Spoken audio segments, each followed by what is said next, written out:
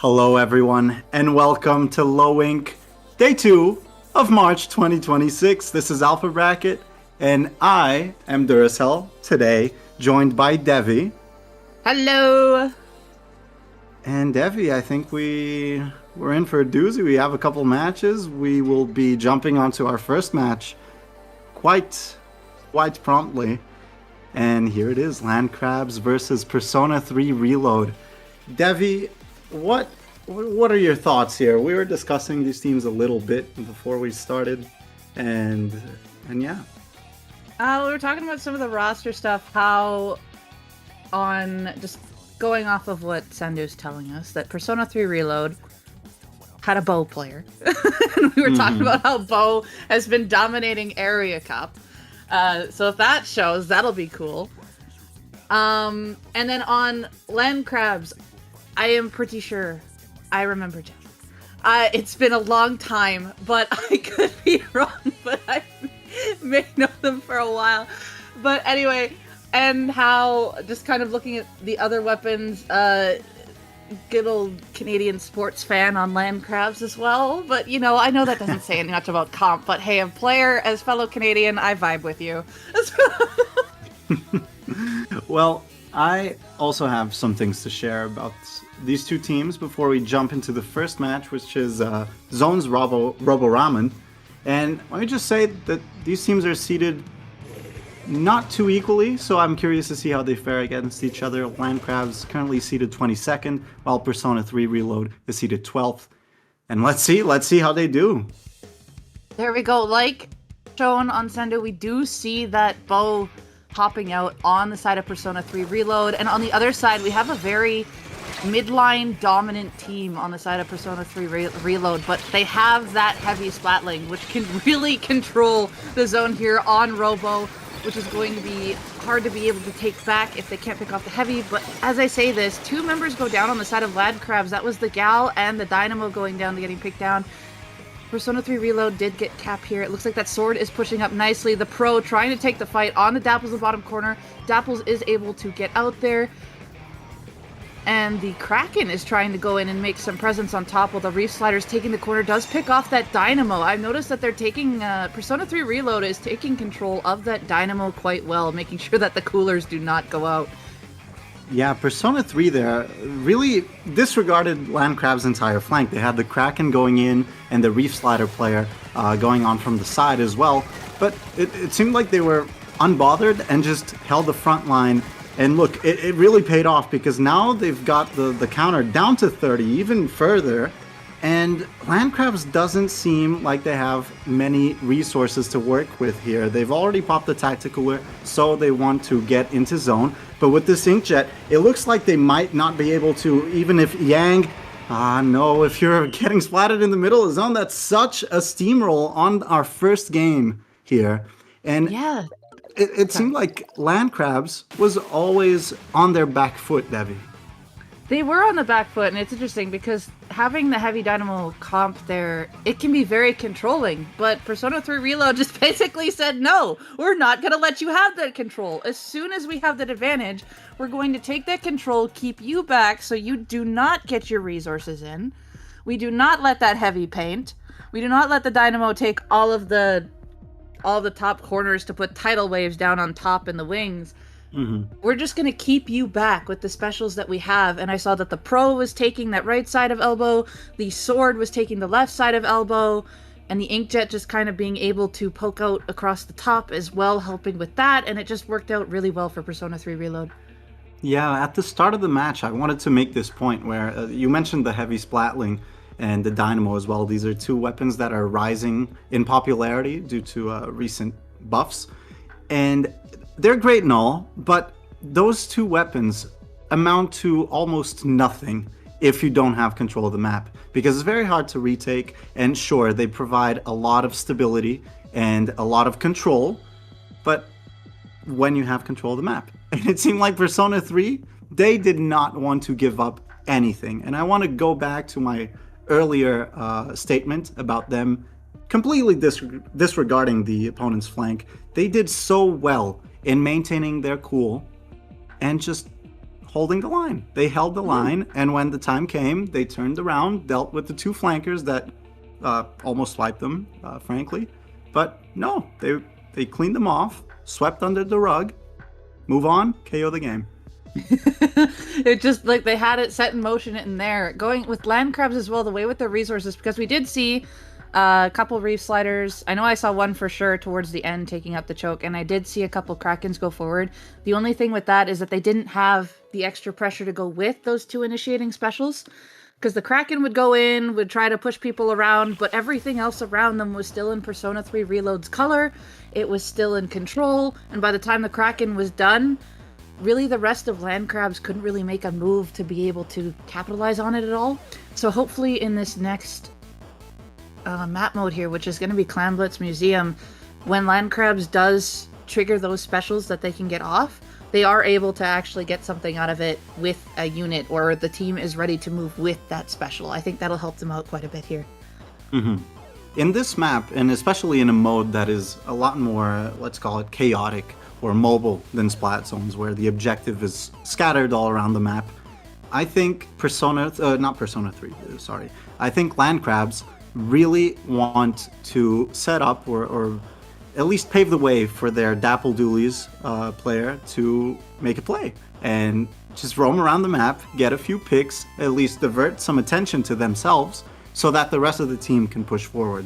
And I'm very curious to see how they fare in this in such a different setting, right? Because Persona 3, they proved themselves to be a much stronger team from the looks of it, based on that first game. So this is land crab's opportunity to answer back. All right, looks like we see the Frozen Pro coming out here instead of the Forge, which I can see quite well with the bomb, the missiles location, but also on the other team, instead of the Heavy, we have the Vanilla Ballpoint. We've got two ink jets now on the field, one on each side that can be used for each team's pushing power.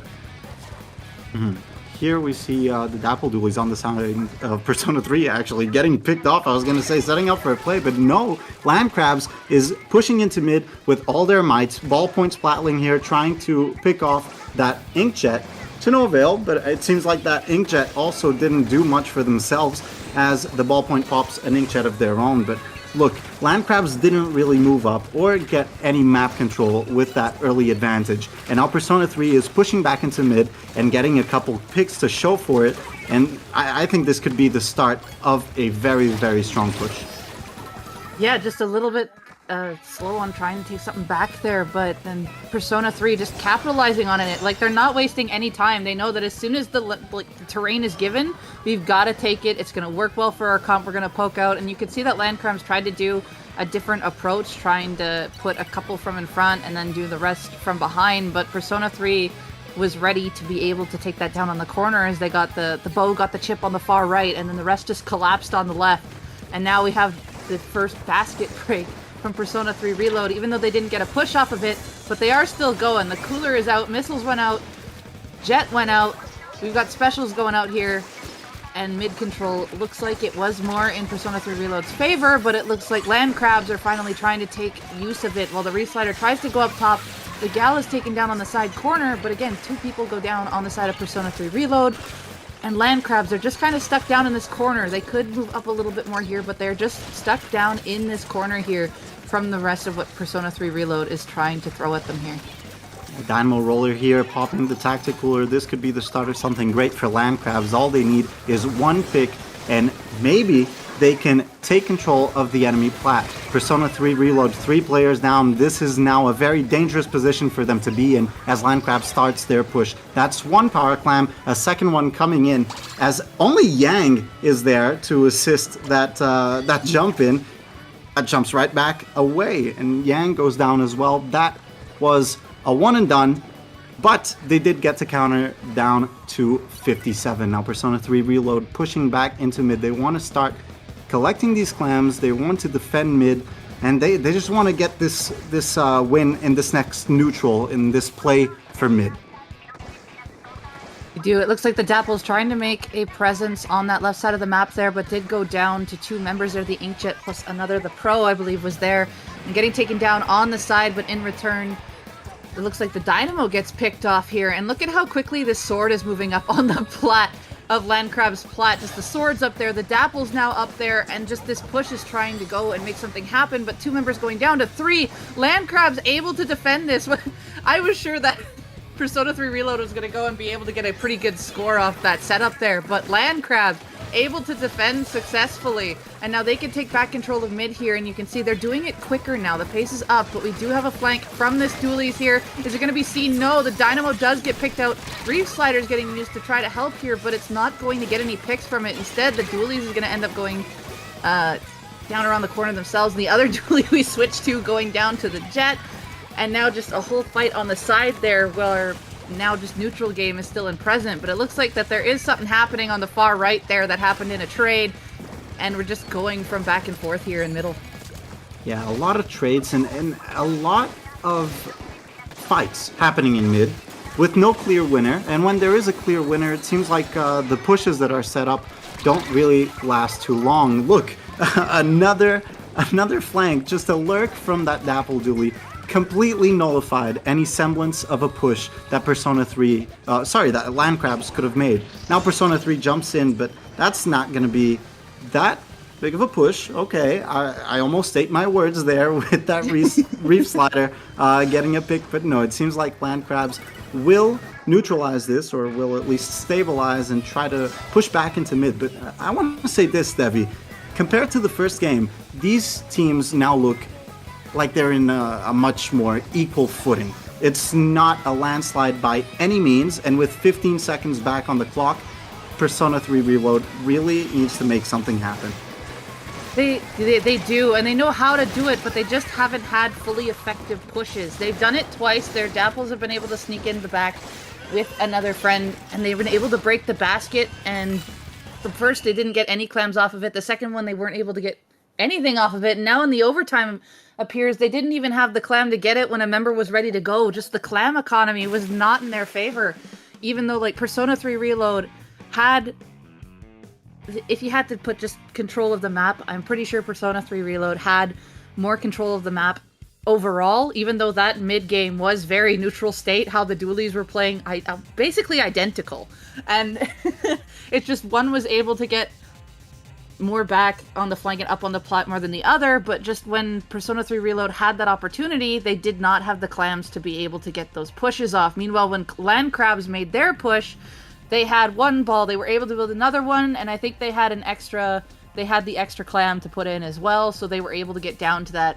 57, which we're seeing on the replay here of how they were able to do that. And their defense, they were just able to hold that defense because the clam economy wasn't there. They had the resources to help stop it and just control it. Like at the end when that Reef Slider, how you said that Reef Slider was gonna could have made you eat your words, I was for sure was like, okay, this is set up really nicely, really well, but just no clams.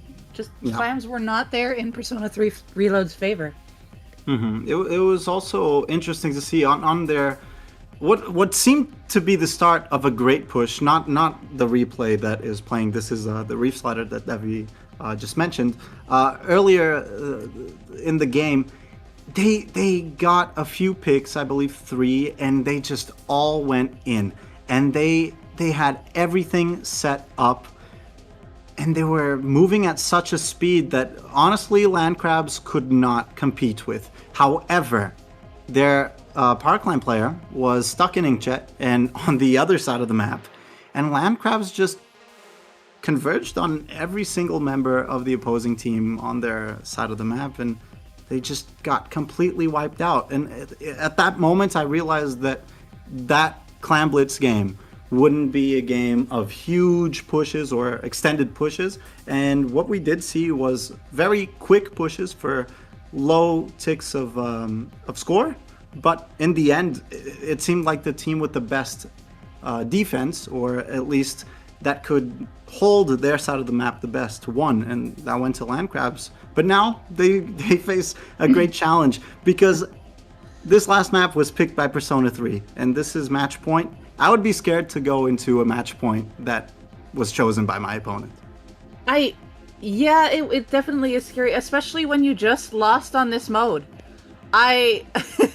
by Part of me is a little bit confused by the choice, but it was a relatively quick lock-in. So there is a chance that Persona 3 Reload knows what they want to do here.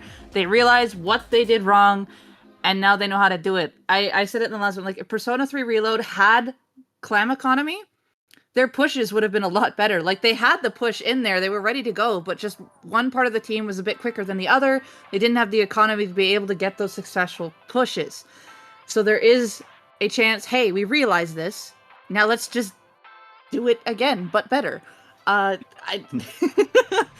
my theory on this, or it's just a fully ready to go map that they have, just ready to roll on it. So, well, let's see. We see essentially the same team comps. We see that 96. The pro changed back again, yeah, and the pro changed back. And look, what I'm thinking is that Persona 3 is confident in their Clan Blades capabilities, and they know, okay, that was a fluke. And if we manage to get one strong push in, we can win the game. But that will certainly happen if you start the game off with 2 picks in your favor and they start moving towards the enemy spawn. But as you said, their clam economy, not the best. They finally built that power clam, but with just 5 other clams at their disposal, I don't think this can last very long, especially when you're getting inkjetted. But no, get it a pick or 2, and you can keep that going. Look, this can be dangerous, and Landcrabs they just need to wipe them once, and that's exactly what happens. And now we're back to mid. Compared to the start of the first push that they had on the last game, so much better though. Persona 3 Reload went in onto Landcrabs, got 2, went with it.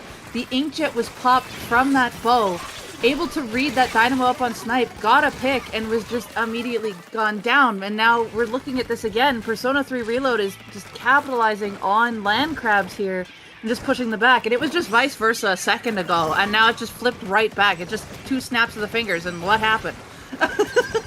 And now we got the Kraken out. We see the pros hanging onto the ball here. We see members of Persona 3 Reload are still trying to hold up onto this top corner. They're just putting all of the aggression in the face. The Reef Slider getting 2. A lot of the clams are gone. They're gonna score this, but the dualies are gonna go down. There's nobody to follow up here, giving Landcrabs another clam to be able to work with here, and they still have mid control, but Landcrabs now has the extra clam at their disposal. Dooley's getting picked off, but you can see Landcrabs is trying to take mid here, but it's definitely not as quick as Persona 3 Reload is trying to take it back. No, maybe with this tactic cooler, it will help them a little bit as Yang is back on the battlefield.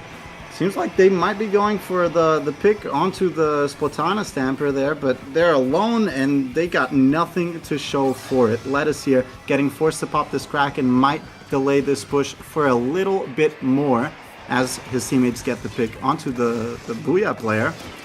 And look, Persona 3 here finally forced to just put their foot on the brakes, because it seemed like up until now they controlled the entire game and they just never really stopped going in and fighting, and it seemed like they were always at an advantage. Now finally, Landcrabs found a window to move in, but it's back to spawn with them, and Persona 3 Reload again has map control, even with their bow player going down. Okay, maybe with 2 this will change, but if they get a couple picks here, Landcrabs will have made no progress in 3 minutes of this map.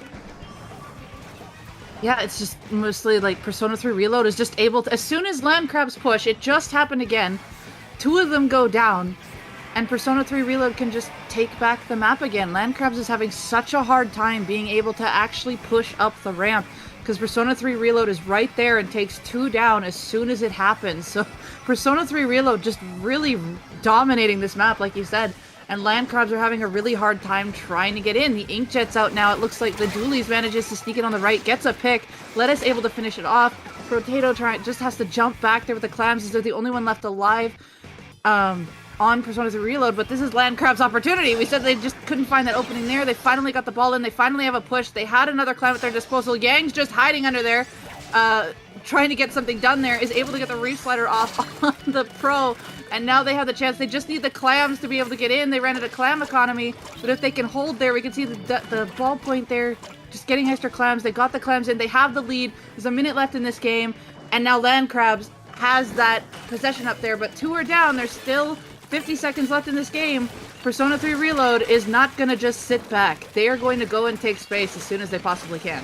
Yes, and Landcrabs better not take this lead for granted because right now they're backed against a wall. And Persona 3 Reload, although they don't have many clams, they do have a lot of specials coming online, and they want to start this push. And it's going to be explosive. Reef Slider coming out. That's 3 picks. Oh. It's going to be a flip in the lead for sure. All they need is a couple more clams, but as Landcrabs is all coming from spawn, Persona 3 has free reign to score these and keep that lead going. Actually, I thought maybe they would stabilize, go back to mid, and just assure that they win this game, but no, it seems like they want to keep this push going, get the pick onto Yang, and now it's going to be the defense game as Landcrabs has one final opportunity to flip this game.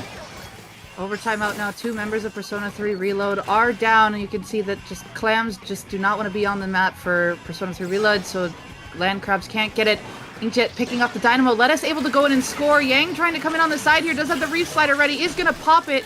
Not going to be able to find anyone from it, but is trying to keep things stable here. Trying to keep the basket open here. Best possible with the ballpoint here. 2 members up there. They're still going. They just need a few more clams to be able to pull this off. It looks like the jump-in's coming up on Snipe with a few clams, but they can't get around the pole. They couldn't get around the pole. And now the basket's going to close. Oh my goodness. That was a lot closer at the very end than we think. Just that jump-in just stuck right behind the one place where it's just not going to be able to get the clams in the basket. Oh. Unlucky positioning there. And let me just say, that was a much stronger finish for Landcrabs than I thought they would have. I'll say it. I really will say it. I thought Persona 3 was gonna just wipe them, and as they got 3 players in their push, as they got 1 or 2 picks as Landcrabs was pushing, I thought surely that's finished. But no, they got the ball in, and I thought, okay, no, they don't have any clams to follow up with. It's okay, that's game over. But they kept going, and they kind of gave me a false sense of hope that they would maybe flip this, but no, Persona 3 Reload come back on top, and look, that game 3, going to game 3 on round 1 of Alpha Bracket, that bodes well for the rest of the day. It really does. That they came back, fought that back. Again, most of this game was in Persona 3 Reload's control. Landcrabs were having a really hard time trying to get to the basket. And finally, right at the end, it's just they managed to find their footing. They got the picks on Persona 3. Were able to move in, get that one lead. Persona 3 brought it right back. And then in the overtime, Landcrabs were so close. They had it there, too. It was right there with that jump in on the Snipe. But it was just unfortunate spot for them to land in because they couldn't get through. It was, oh my goodness. I felt that one. Well, they really could have done it. That's for me what they should be holding on to. They could have done it, but not in a bad way. Like, don't feel remorse. Don't think that it was 2 seconds away or maybe 2 inches away in terms of where that jump landing was. But you just need to think, okay, we almost won that. Now we got to power through this loser side of the bracket. And if we face this team again, we can surely beat them. And look, Persona 3 Reload was firstly yesterday seeded 12th. And after Swiss in day 1, they were actually number 9 in standings. So theoretically, there's at least 7 teams that Landcrabs should be able to beat here. It's always possible if you want it that much. It really is. You just gotta put your mind to it, and then it is very possible to make that run back. Mm-hmm. Definitely. I think that is one of the most important skills a team should develop, is just resilience. It doesn't matter if you lose the first round, because it's double elimination. You just got to learn to power through, to reset your mental, and to just think, okay, we're not out, so let's win. That's true. And now we're already prepping for our next match right away. I love how quick these go. we're just on the ball going, and now we've got Payback versus Neowave. I believe Neowave was on stream yesterday as well. I kind of look to see kind of who made it up, how it all went. Can I remember half of it? No, but I do know that they were. I do know that they were there, and I was taking notes the best I could. But we're going to Splat Zones. Mahi Mahi. There's usually a lot of explosions on this map. Yes, and there's usually a lot of range on this map, which I'm curious to see because from what I could tell, based on the weapon pool in the players of Payback, is that they don't seem to deal that well with range. It seems like most of their players play very close range weapons. And look, this might be my ignorance, it might be outdated Sendu.Inc profiles, but I would say, just based on that little, very minuscule information, that Neowave does have the upper hand on this first map. There's a possibility. From what I saw, like there's access to Brella, Pencil, Nautilus, a bunch of different things that can collapse on short range. But we're looking here. There's Pencil. We got the Dread. That's the Crab Dreadringer. Oh yeah. Okay, there's the short range. Okay, I see it. But they're also very quick, very explodey, and they should be very quick at taking space. So if Payback isn't prepared for it, I think, is that Payback? No.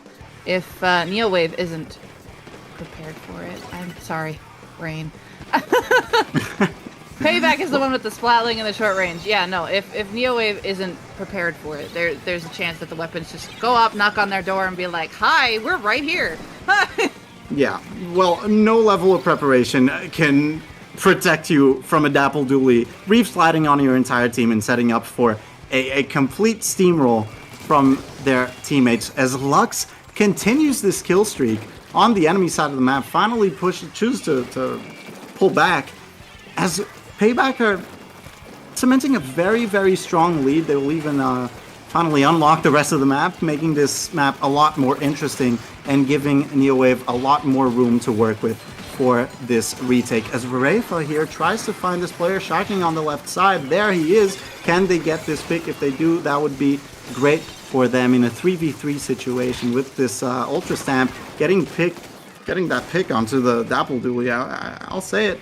I didn't expect that. Neowave, I don't know if they can even flip this zone now. Payback are just on a roll. They're on a roll, and one thing we didn't highlight is how like paint heavy Payback's comp is. Even though it may be close there, it can be very paint heavy. Very good job at getting the cap from Neowave there and being able to finally push back members of Payback. But just the comps that they have the Reef Slider from the Dapples, they have that Sploosh, which can already paint a lot, move around. The Heavy, followed by the Tri-Strike Splatter Shot. Like, that's a really good combo for these weapons to be able to keep that paint control. But now that Crab's out, able to find that pick, and now Payback is stuck in the back. And this is what this team fears, is getting stuck in the lockout. Now they really have to rely on their two main pushing out resources here, which can be the strikes and that hammer, to be able to get them back out in the middle here. And it looks like they were able to get pick on one, but in return 2 members go down. But this shot, just trying to maintain something in the zone, just dodging this Reef Slider. But the points are ticking down now in the favor of Neowave. Yeah, Neowave here. Peely really showed up for themselves, as Payback is saying, no, let's have Payback for that counter push. We have control of the map now. We'll even maybe take out your Snipe Rider. No, not at all. Seems like Payback is having a little bit of a struggle going back into this map, but that's okay, because Neowave is also coming from spawn, as Nico here trying to hold zone by themselves, providing jumps for the enemy team. It seems like we'll have a full team fight going here. And in a 3v3 situation, I was going to say, as Neowave got the upper hand, not anymore.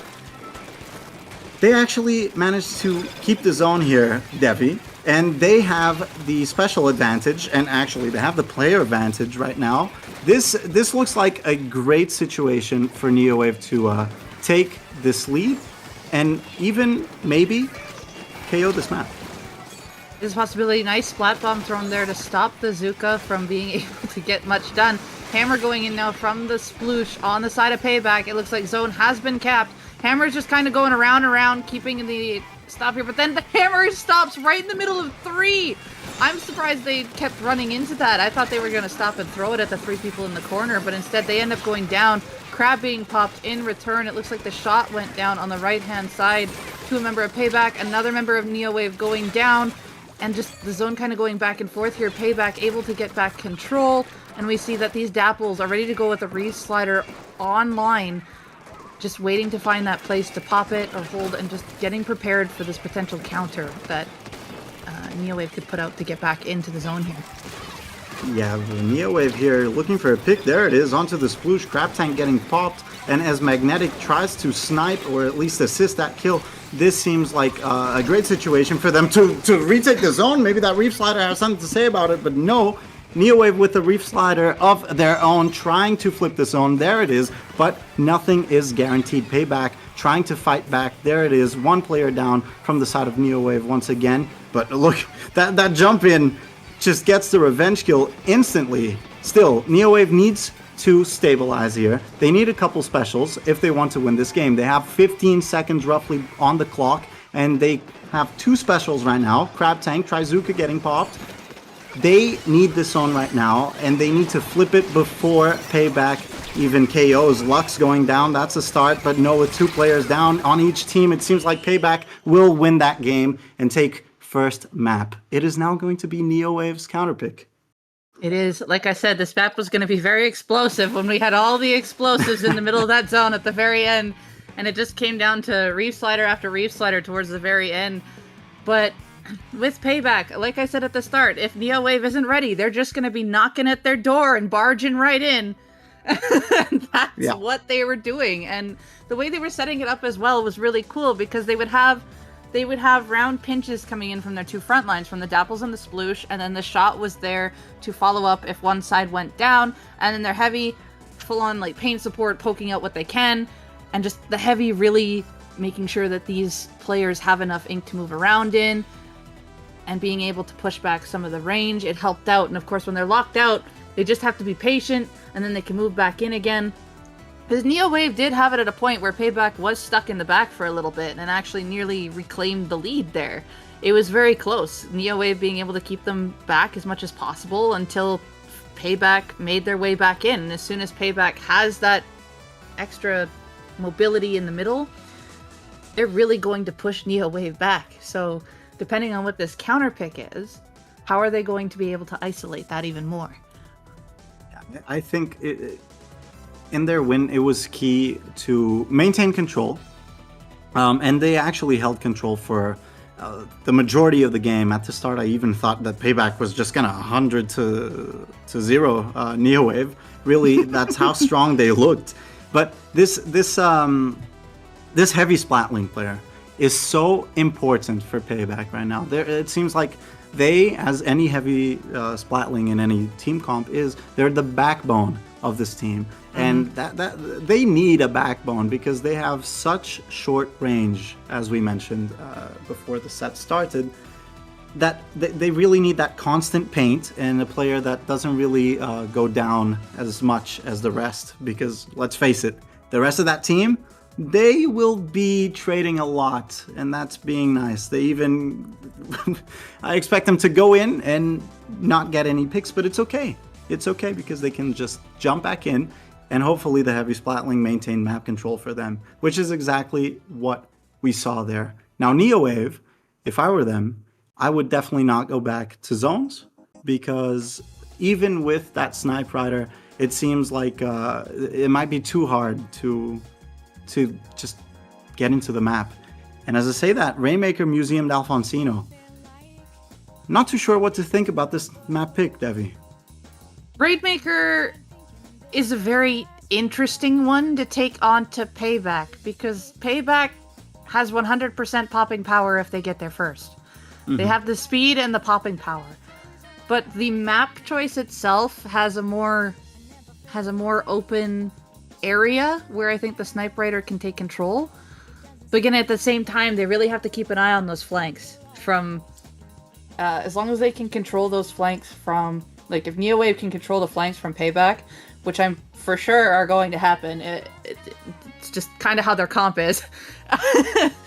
If it's not controlled, their Payback can just kind of roll in on the side and take down the Snipe Rider, and then they don't have any worry. So I kind of understand the map choice a little bit from Neowave because they can see more, and the flank point is more... It's not really in much of an open area, like you can just push them into a corner. But for Rainmaker, the mode is an interesting choice for me, yeah. in my opinion. As you said, popping power is a big thing here. So I would love to see Neowave identify that fact that they might not win the pop wars, which, to be honest, in this map is not too important at the start, but as the game develops, and maybe just give up the pop and then collapse onto Payback. And maybe that's how they plan on dealing with that. However, this map does favor range, once again, barring the eventual and inevitable flanks that we'll be seeing, as you mentioned, Devi, because this map is flank heavy. So I think that Neowave just has to have a lot of map awareness here, as we see that... oh, actually, we see that Heavy Splatling is getting turned into a mini. Getting turned into a mini, and then there's also the Dapples have turned into a Vanilla 96. There's already a quick flank and a trade-off in the corner right off the get-go, and of course, like you mentioned, oh, there's a flank hiding in the left corner. I'm just going to point that out right now. That they weren't going for pop right away. They are waiting. They were waiting to have something happen before they went for pop, but of course this flank just was waiting in the corner, not able to find a pick right now, but is just making sure that the presence was known, did safely jump out. They jumped out and then I think jumped into a corner and ended up going down by the looks of it. So it looks like Crab going here, going to pop out. Looks like a pick from the shot went down right underneath the ledge. Crab is trying to space members of Payback onto the side, but that vac gets popped to be able to absorb majority of it and launch the fire right back at them. And now you can see just the neutral. Look how neutral this is until one's trying to break through and make something happen. So the Dooley's trying to sneak across, just going in on their own. A trade does happen there. Hammer's online, Zuka's online. And then Neowave just trying to hold this map control, but Payback is just keeping it to a point where their half is still mostly painted. Now the Zuka for Zuka, and it looks like both of them trade each other. Hammer going out, the Doolies again just in behind. They don't want them to pick up the Rainmaker. It's just one there. Rainmaker's going to go across, and this is going to be a quick checkpoint for Neowave. Yeah, quite a good play from the Dapple player on the side of Neowave. Identified that, okay, I think none of my enemies are here. Most of them are coming from spawn. Let me just clear this checkpoint and make way for a push here as the crab tank gets popped. But it looks like the push was kind of short-lived. Definitely short-lived with that double now, because I really doubt Neowave will be making any more progress here, especially with that ink vac here delaying this possible push. Okay, getting trade. It's just been trade after trade after trade in this map, Devi. It has been trade after trade, and there's only just been that one breakthrough when just the one went down to grab the Rainmaker. Wait, Neowave has the Rainmaker again. They're just sneaking through, being able to just get the Rainmaker and pushing through for Payback. I think Payback, the way that they're doing this is that they're recognizing Payback's players are playing more up. So then their front line, the Dapples on Neowave, is just getting around behind them, and then another member's also getting around behind them and just able to slowly push forward with little bits of points. It's working out for them for now, but Payback immediately having complete map control here. Strikes going out, Hammer going out, the Rainmaker only now just hitting check, and there's only, the crab just popped and does get splatted. Payback immediately up in Neowave's face. Yeah, this is exactly what I wanted to see from Payback. As they get the lead, they might be getting wiped by the time I finish the sentence. But okay, great pick for Magnetic there. There you go. But that's exactly what I wanted to see from them. It seemed like Payback was playing with a little bit of fear and a little bit of patience, and that patience somehow even turned into inertia. Because it seemed like they didn't really want to make a move. And that resulted in them just getting that casualty of a push down to 41 from the side of Neowave. Finally, they responded, And now they got to defend again. But I really want this team to realize you have a sploosh. Your defense might as well just be throwing yourselves at them. I know you have to pick the right time to do so, but you really have to play aggressively if you want to win this. I like this Inkvac protection play for the Ultra Stamp as the... actually, no, as the Reef Slider gets all the picks it needs to get, and now Neowave in a great position to get this pop, and if they manage to displace that mini Splatling, they can even start another push. They really can. It was just kind of all there, just a mini just being able to give enough time to be able to get their teammates back in, and yeah, that vacuum hammer defense play was great. Reef Slider countered it, but now here we go. Neowave is popping a bunch of resources right now, trying to get a pick in the corner. Does have a way around the side here, but the shot is in the way, so they're not going to be able to get very far. There's 30 seconds left in this game. Oh the Reef Slider are able to get two! That Reef Slider made a whole impact! What timing for that? Just able for them to sneak lead, and there's only 15 seconds left in this game. Now Payback has to be able to stop Neowave from being there. They were able to get the dualies out last second. I'm surprised the Rainmaker didn't actually go on to the dualies. And now Payback here with overtime just beginning. Do not have a lot of time to be able to take this back. And now they're looking. They think somebody's still there. I don't think they realize that the Dapples were elsewhere. We're just thinking that somebody else is there. But overtime now, a quarter of the way over. Yeah. But the Zuka from middle. Yeah, don't just... Oh, there was just... Neowave making an impression, thinking like, hey, somebody's still sharking here on the stack. Like, you could just see the look, like, where are they? Where are they? Where are they? You could see that in the play. And just couldn't find them, but yeah. Yeah, and that's exactly what I was talking about earlier. It seemed like Payback was playing so scared.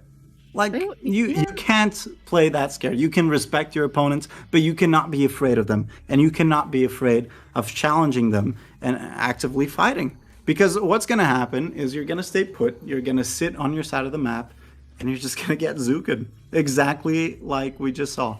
Now, I do want to say, that Reef Slider play to save the game for Neowave, that was absolutely illegal. I think Payback should just... They should continue. They should go forth with legal prosecution. I'm being honest here. In no way should a Reef Slider go through the Rainmaker shield, and in no way should that same Reef Slider get a double kill. Like that's not something that should happen. And I know that Payback could have avoided it with maybe better positioning further away from the Reef Slider explosion, but at the same time, I really don't think they expected the Reef Slider to just phase through the Rainmaker shield. I don't think so either. I looked at it and I'm like, the barrier just does nothing to it. It's now invincible. It just goes. It can't be stopped. And it just got the two, and at that point, it's just accepting that, and then thinking that somebody was still on the plat, and then, of course, with them playing back, they got hit by that Zuka. There was a moment in time in middle there, like, where Payback fully took advantage, though, where they weren't playing scared. There's the infamous Reef Slider that won the game.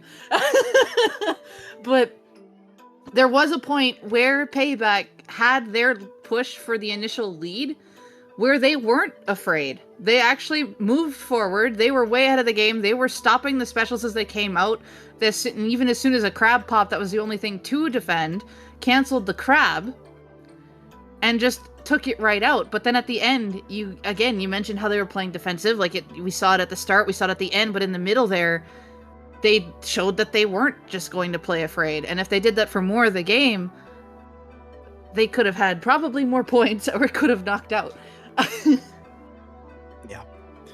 Well, that being said, we're going into Tower Control Inkblot Art Academy, a classic encounter pick culture. And this is Payback's map, right? So if I'm Neowave, I'm very, very scared. However, I don't really see how a sploosh can excel in this map. And look, I'll say it. I'm a bit of a sploosh hater. A bit of a sploosh non-believer. I don't know what Kevio is doing on this weapon, but I've seen him win at least one game in my life, so I'll trust it. I'll trust it. But I'm really curious to see what they do here. There was something that they did on Mahi that I pointed out before, is how Payback had a point where the Dapples and the Sploosh went on two different sides and met in the middle with either a special or just themselves. They were able to get around. Inkblot has a similar thing that they can do, but it's not flat to do it. There's two ramps. There's one that you basically jump over, and then there's one that you just go over that's uninkable. There is a way for them to be able to meet in the middle and do it, but they have to be able to get there to do it, and they have to get through the range that Neowave has to be able to do it. But there's stacks trying to protect them a little bit more. They have those wings to move around for fights to follow up with each other, so it's there. It's just being able to get up and over. If they play back like they did in the last game, that's going to be hard to do. But if they play forward like they did in the middle of it, then they should be able to take it and lock out Neowave. And here we go, fighting in the corner. There goes Payback, immediately knocking on the door saying, hello, I'm here. We are not holding back now. We are just in your house.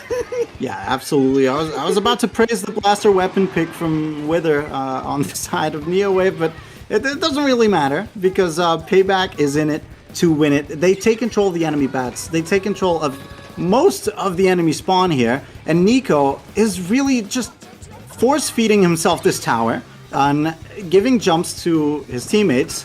And look, Payback is not stopping this push at all. Leo here struggling to get the pick onto the Dapple Dooley. Finally, after that Reef Slider gets invested, they do so, and with this Trizuka, they are looking to finish this push. Finally, and I'm glad that Neowave did so, because it would be a shame for Game 3 to just go down like that. However, it's going to be a fight in mid as both teams try to advance into it, and it seems like Neowave is going out on top of this exchange. Now, Tacticooler's out, but this hammer is putting a dent into Neowave, Devi, and I fear that it has created way too much space for Payback to move in and do something just like that. That's a double, and they're back on tower, and a second push ensues. This is a great way to go. Something else to note here is that they brought back that heavy, and something else that we don't realize, like when heavy paints a lot, it also deals out that wave breaker, which also adds more location for these two front lines to be able to get something out of and to be able to keep map control a lot better if those front lines have to stay back or something like that. It can pace up with a pen and help out this comp really well. But yeah, Payback just going right in with special after special here. You can see it's like it doesn't take long for them to get their special back, and they're able to just capitalize on Neowave trying to take the center, but that's where Payback lives. That's where they live and dominate. So Neowave having trouble being able to take those middle fights, but they are trying to secure this top left here. They're trying to make it so Payback can't get up onto their bats, but the strikes coming out, the shot going in with those after the strikes. 3 down now on the side of Neowave, and Payback is just up in their base. Like, just way up going there. Look Jesus. At the Sploosh. The Sploosh is just running around being a rat right now. Look at it! My it God. Just destroyed everything up there. I think Neowave needs to call pest control. I think... My God. What a way to just invalidate any argument that I've made against Sploosh in the past 5 minutes. Jesus, what an impressive showing here from Kevio. What an impressive showing. And here's the craziest part. Before that play, and while I was listening to you, I was thinking, okay, next time it is my turn to speak, I'll say, well, sorry, folks. I said Kevio is picking the Sploosh. I was wrong. His main weapon is the Ultra Stamp, because I haven't seen this player do anything else in this game except pop that special. But no, I was wrong. The Sploosh made a splash. And just, oh my God, the way Kevio just went into the enemy spawn and got, what, every single 3 player on the enemy team? I think 3 to delayed 4. I couldn't tell, but there was at least 3 for sure. Jesus, what an MVP. That is my MVP for this entire set, actually, just based on the last map, because that was absolutely incredible. It was, yeah, they're just already up there. There's where it starts, goes up with the stamp, and then that's where the Sploosh is. Puts out the curling bomb to chip the dread, and then just goes in. So that's 1, that's 2, going in for the 3rd, and then the torpedo help for the 4th. So I'm going to say that's basically a quad for the sploosh up in the top, right on the very top there. I don't know if the torpedo got that last pick or it was a sploosh, but either way, the sploosh helped. Yeah, maybe the kill credit went to the torpedo, but my credit is going to the sploosh, honestly. That was an incredible, incredible showing. And Neowave, not doing half bad either, but in that last game, they really couldn't find their footing. They couldn't find their window to defend, or not even to defend. I don't think they were past the center line of the map even once. I think it was Payback pushing the entire length of that map. Pretty much, yep. They had it locked and just ready to go. So Payback picked their third map. They were ready to go. We saw it in the last one. Like, these teams, when they have their counter picks ready, you can see how, like, that final counter pick that they're putting is doing a lot of work. Like, in the last set, that Scorched Clans game was going right back. Of course, it almost flipped in the final seconds, but we saw how dominating it could be. And then, of course, just this third pick for the counter pick right here. Just immediate tower Inkblot was ready to go, had it set, and just took control of the areas where their comp works best and just kept throwing aggression at the other team, and it just worked in their favor, and voila, done deal. Yeah. It's like, we're taking it home. That's we're ready, we're going, we're taking it home. Well, Devi, looking at this bracket right now, we saw, well, not at the beta bracket, that was unfortunate timing, but looking at alpha bracket, out of the 12 matches that happened, thank you, production, for putting it back. Out of the 12 matches that happened, all of them best of threes, seven of them went to game 3, which tells me that even the loser side of this bracket that we're not currently seeing right now, and that hasn't had many games yet, this will be tough. This will be a tough losers run for any of these teams that are currently in the losers bracket, or that will show up later in here. Because look at losers bracket, it's like there's only been one true, like, thing there. It's just done. Wow, yeah, it's proven your point.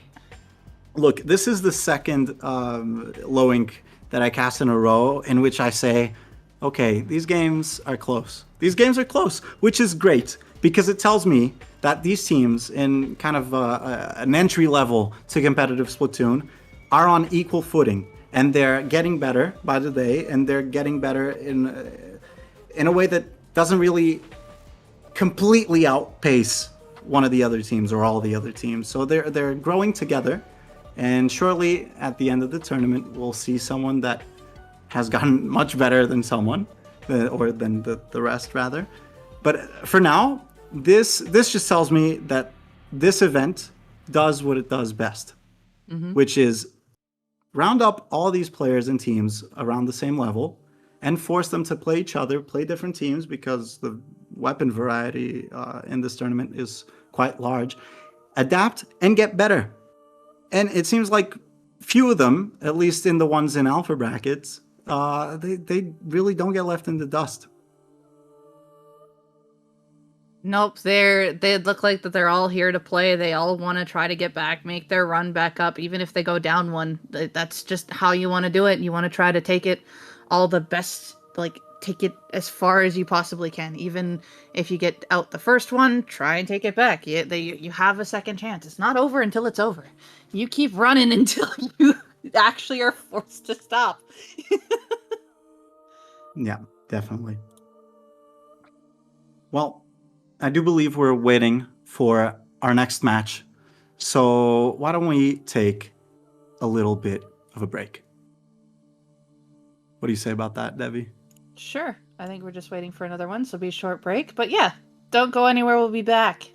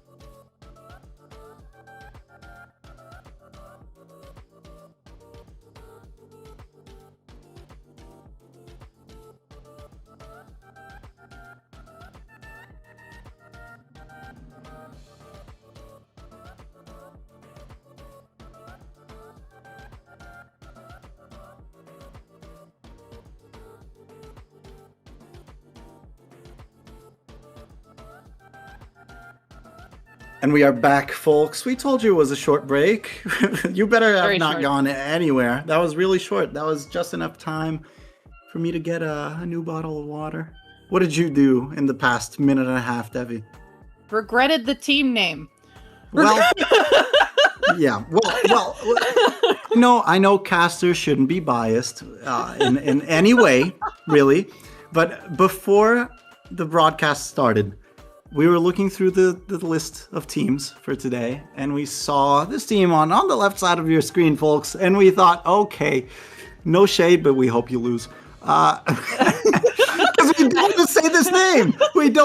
How do you say? Okay, so for reference, we'll be calling them either Thoc, which could be an issue, or call them by their team color in-game, or Devi had a different idea.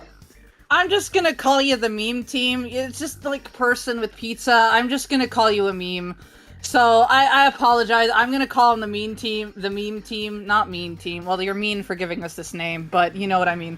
Anyway, we're going into the game now. Let's hope they're mean on the battlefield as well, because we're jumping into Splat Zone's Umami Ruins. There's a double zones map, as everybody knows, and it's very key to maintain map control, and even for retakes it's key to neutralize one of the zones so you kind of stall your team for more time. And let me talk about these comps. I see actually an NZAP. I was going to say a colorless comp, but no, that's an NZAP, and a splatter scope, a ZF splatter scope, which is not at all common. And I know Dynamo is quite strong, but one of Dynamo's middling weaknesses is that its movement is not too great, and having a laser getting pointed at you from across the map is not something you want to see. Another thing you don't want to see is these triple ink strikes as Thoc starts to push back into the map. Of Vantablack here, trying to fight it. Okay, I was gonna say, surely you get a pick. They do, and they maintain zones. Now Vantablack has the upper hand, and I think this lead is going to grow and grow and grow. It's gonna grow, but the Charger getting that pick on that Dynamo in the middle. Something else as well noted is that there is double strikes on the side of Vantablack. So if you think you get away from, or not Vantablack, off of the meme team, sorry. Anyway, there's double strikes on the side of that team in Azuka, so there's always going to be ink flying that way, in that direction. So when you think you got rid of one thing, there's going to be another right away, and it's going to be in the form of strikes. But even so, Vantablack has been able to get all the way down to 27. The meme crew has been able to get the cap on the zone. We see that there's two fights going down, one by the dome on one side and one on like the back pillow area here. Vantablack able to get the advantage here, pushing this meme crew all the way back into their spawn. And you can see they're not overextending here because they know that the Charger's there. This bubble's going to be up just to maintain space, but the strikes are going to counter that with the bombs in the bubble. Cooler is now out on the side of the meme crew. and they're trying to find a pick on the way in, but in return the zap ends up going down. But they are coolered. I believe they should be coolered, and they're back right away. And it looks like 2 members on the side of Vantablack go down, and finally there is a little bit more control in the middle here as the Charger now takes mid, trying to keep Vantablack at bay. Yeah, this Charger needs to be displaced pronto with that crab tank that I see online from the side of Vantablack. As soon as they are ready, they will pop these triple ink strikes. Here we go, and the crab tank forcing the Charger back. But look, triple ink strikes of the green team as well, trying to displace that crab tank, works wonders. And that splatter scope getting a beautiful, beautiful pick onto the Dynamo. But still, I don't know if Vantablack is out, because they seem to be fighting for zone. Actually, they seem to be capping it and still fighting mid, getting a couple picks. They're showing themselves to be the stronger team right now, in my opinion, Devi. And I really don't think this performance allows for different opinions right now.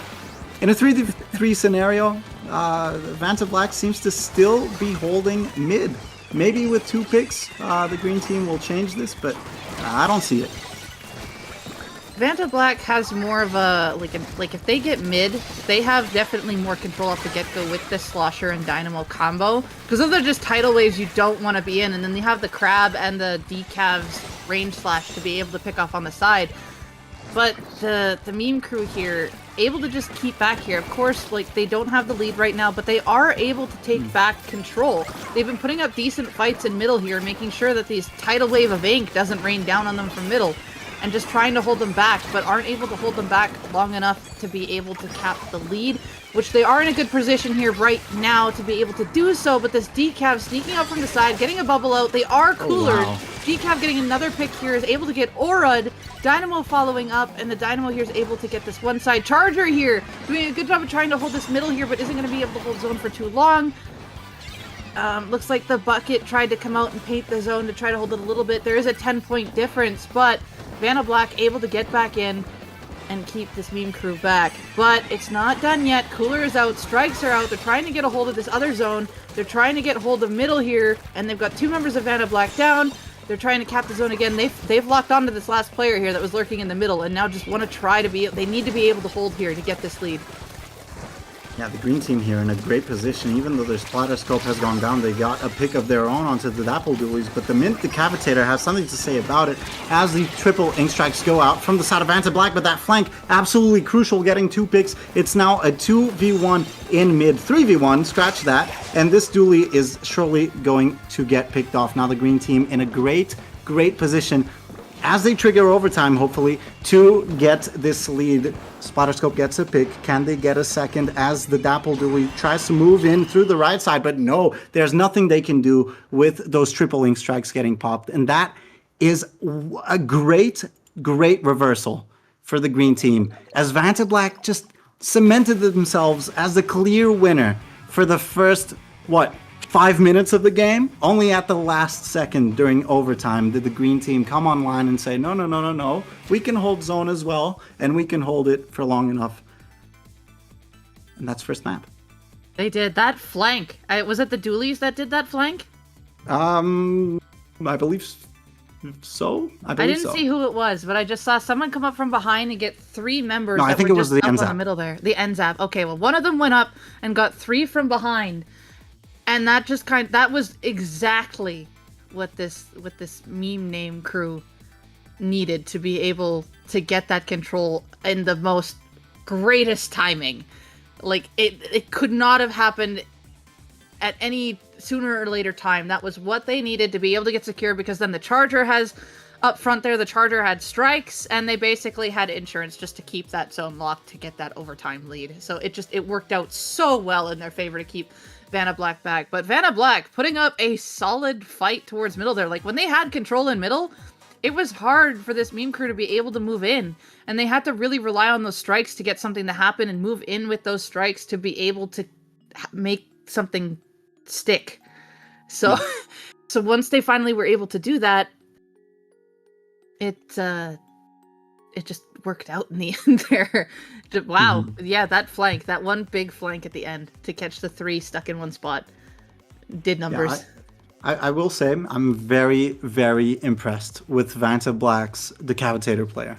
Yes. They played like a true decav. It's always go forward, always go. It doesn't matter if you get picked off, because you might as well get a triple. And which is exactly what happened this one time where this player made an absolute clutch play to flip the zone right before they lost the lead, to no avail towards the end, as we know, but still got a couple picks, and it doesn't matter that the other times didn't go as well, because that's exactly what that weapons excels in. It's just go in, make a possible explosive play, and just give your team the entire map like that, which is great. However, that splatter scope was so oppressive, and Vantablack really didn't have much in their arsenal to deal with that kind of range. Not even that many bombs. They had 2 suction bombs, I believe. Oh, sorry, no, I'm thinking of the green team. Vantablack had a suction bomb,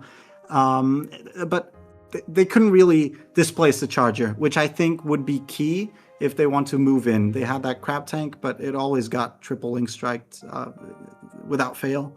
Mm-hmm. Which kudos to the green team. I was going to try to attempt to say their name, but their I just name couldn't. has been stated in chat. Would you like to know what their name is? Yes, I would love to. Their name, it is an acronym, so I'm going to call them acronym from here on out. Okay. It stands for me when I want to blow their head off clean. Me when I want to blow their head off clean. Right. That's a sane name for a team, I think. Yeah, okay, so now you're just acronym, or just either way, you know. All right. So now we know. Thank you, Debbie. And thank you, Larry. Thank you, Larry. For clearing the air. Rainmaker Humpback. This is... Let's see. I see this being a pick. If there's a map that screams for Vantablack's comp, it would probably be Humpback. I'm not gonna lie. Mm-hmm. What I'm looking for here is a map where the charger isn't that much of a nuisance, because you can pop crab tank as many times as you want. If the enemy team has triple link strikes online, that crab won't be helping much against the splatter scope. So really, I like Humpback, although in my experience, great map for a scope, but not on Rainmaker. And I really like that they picked a game mode that really rewards being fast and just playing explosively. And as we were talking about earlier, Vantablack has very explosive weapons, or at least they have the capability to play in such a style. They also have the dynamo, which in this map can be very frustrating with all the slopes. You can be getting one shot from places that you're thinking, oh, that shouldn't be happening. But I like this. I just think they need to be careful with the range, and they just need to try to outpace Acronym. They really do. Yep, they really do. But there is, again, this map, I feel like screams for them, and you mentioned how the dynamo has the impact on here, and like it can limit the charger, but I know that solid charger players can find those angles. There's a Kraken brush. Oh my. Squirrel moment. Kraken brush, but that is a good choke pushing special on this map as well. Plus the Octobrush can have that tidal wave of paint itself. But of course, looking at Vantablack's comp, they are using the same weapons. So this is definitely in their comp favor. I can see the brush being able to do a good amount of things here, especially if they get around, trying to take control of the hill. They're looking for that Kraken. They want it right away. Able to use that Kraken. They're going to go around from the side. They want to try to find these picks. It looks like they had an opportunity, but ended up switching the sides. Kraken, you're trying to get that one. Isn't going to be able to get it, but is going to get that pick in the detransformation.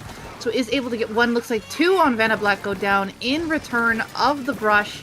I'm not sure what happened in the middle there afterwards. Larry here just trying to paint up, but still, no, the map really isn't truly in anybody's favor right now. It looks like Vantablack, though, is trying to push with it, but the members of Acronym are, like, right there. The brush is on the rail, able to stop that down, but now we have the two down on Acronym side. The Zuka! The Zuka from behind! The flanking Zuka.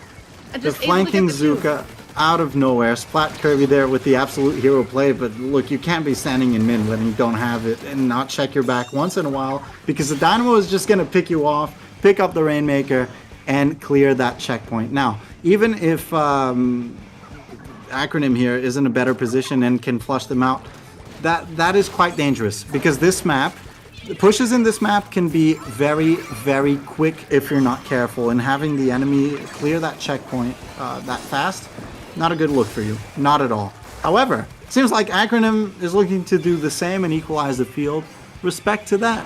Respect to that. And look, those triple link strikes aiding in keeping Vantablack in their spawn. They even took the lead, even if it doesn't mean much at this stage in the game. Larry getting a pick and getting forced to move back. Now, I want to see Acronym maintain control the map in mid and not let Vantablack push in. They've popped that Tacticooler, which will aid them in pushing. But look, Adley here posted up on the slope and posing a big threat to Acronym right now. Oh, yeah, there it is. There's the threat. That's 2 picks right off the bat. In a really solid spot, just not getting too close, not getting too far, just waiting for someone to peek the corner to be able to get those picks, to help control middle if something happens. Is able to get the pick, but this whole battle just in middle right now. The Dynamo here trying to get something there. Oh, there we go. It looks like the Vantablack picked it up. They're running. They're running for their lives. They're able to get the lead. They get down to 32 by just running it across the map. And again, no lead is really truly safe on this map. So you really just still need to play at it as if it's still just the full game. It's right at the very end where it truly counts. So we still got 2 minutes left in this game. The Rainmaker is being held on the window there on Acronym's side. And now even keeping it down here in this area is a little scary. Because if they get splatted here, they have the other way up. But good, they finally were able to move it up. They're taking it slow and steady here. They know that Vantablack's really far back. It looks like a pick was able to get someone off your decap, bubbling up, trying to get some extra space here. And we can see the bucket trying to get another pick on the side. But I love how like, protect the president mode Acronym is in right now for this Rainmaker, while Vantablack is slowly trying to make their way in. Finally, the barrier breaks around the Rainmaker, as in, like, you know, the team body barrier breaks. And Vantablack able to pick it off, and now it is in their hands. Yeah, it seems like the president might need to hire new bodyguards after that one, Debbie. Because Vantablack just completely just nullified any semblance of a push that Acronym could have done or could have made. And look, they can keep picking up the Rainmaker as they are right now, but if they don't try to do so in a coordinated effort and as a team, they will never break through these defenses. They need to charge their specials as they have.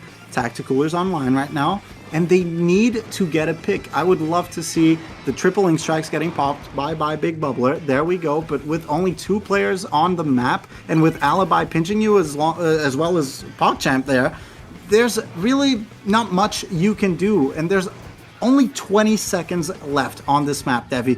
And look, the brush drops, gets 1, gets 2, but this is not the type of play that you want to be seeing. And you can feel that Acronym right now is stressing because the timer is running low, and they really have nothing to push with right now. And look, they can pick up the Rainmaker, but I highly doubt they can make something happen without a pick. Decap tried to get a trade there, is able to get help, but there's still a bucket here in the way. The brush able to pick it off, but look at just all of this extra ink pressure going on. This Doolies is hightailing the Rainmaker. Larry here just trying to find ways to go down in middle here. There we go. Good movement from the NZAP. Watch out for the bomb! Okay, Kraken is trying to lead the way, was that a bomb? I think there was another bomb there. No, it was just a slosher. I think it was just a slosher. Okay. Slosher and another bomb was there. I know I saw a bomb and other ink happening, but yeah, just Kraken trying to make a way forward, but it was the only one there and just couldn't quite find the other one in the meantime. It was a bomb. Okay, thank you for that. Oh, it was a bomb? Oh, yeah, God. There was another splat bomb in front of the Rainmaker, and I was like, was it? I did see the bucket, but I just like, where did the splat bomb come from the bucket? Sorry, my attention was fully on the Kraken running down the bucket, and I thought, that's okay. You need to get this pick if you want to win the game, because That's such a shame, because if the rest of the team, barring the Kraken, was positioned a little bit, or just was a little bit slower, which they could afford at that moment in time, they would have gotten the pick onto the bucket, and that probably would have been a lead flip. But Very but well no. could have been, yeah. But look, Devi, I welcome this. We're now 1-1, so we're back on ground zero. It seems like We are back on round zero. This is a trend for majority of the lowings, which is a good thing. I love it when it always goes like this. It's like, okay, we see what both of these teams are fully capable of now. From the first game, we just like, okay, this one's been doing this, and this, and the counter pick. Okay, this is what we think that they're gonna do, and now, and then they show how they want to do it, while the other team going, wait a minute, but we can still also do this at the same time.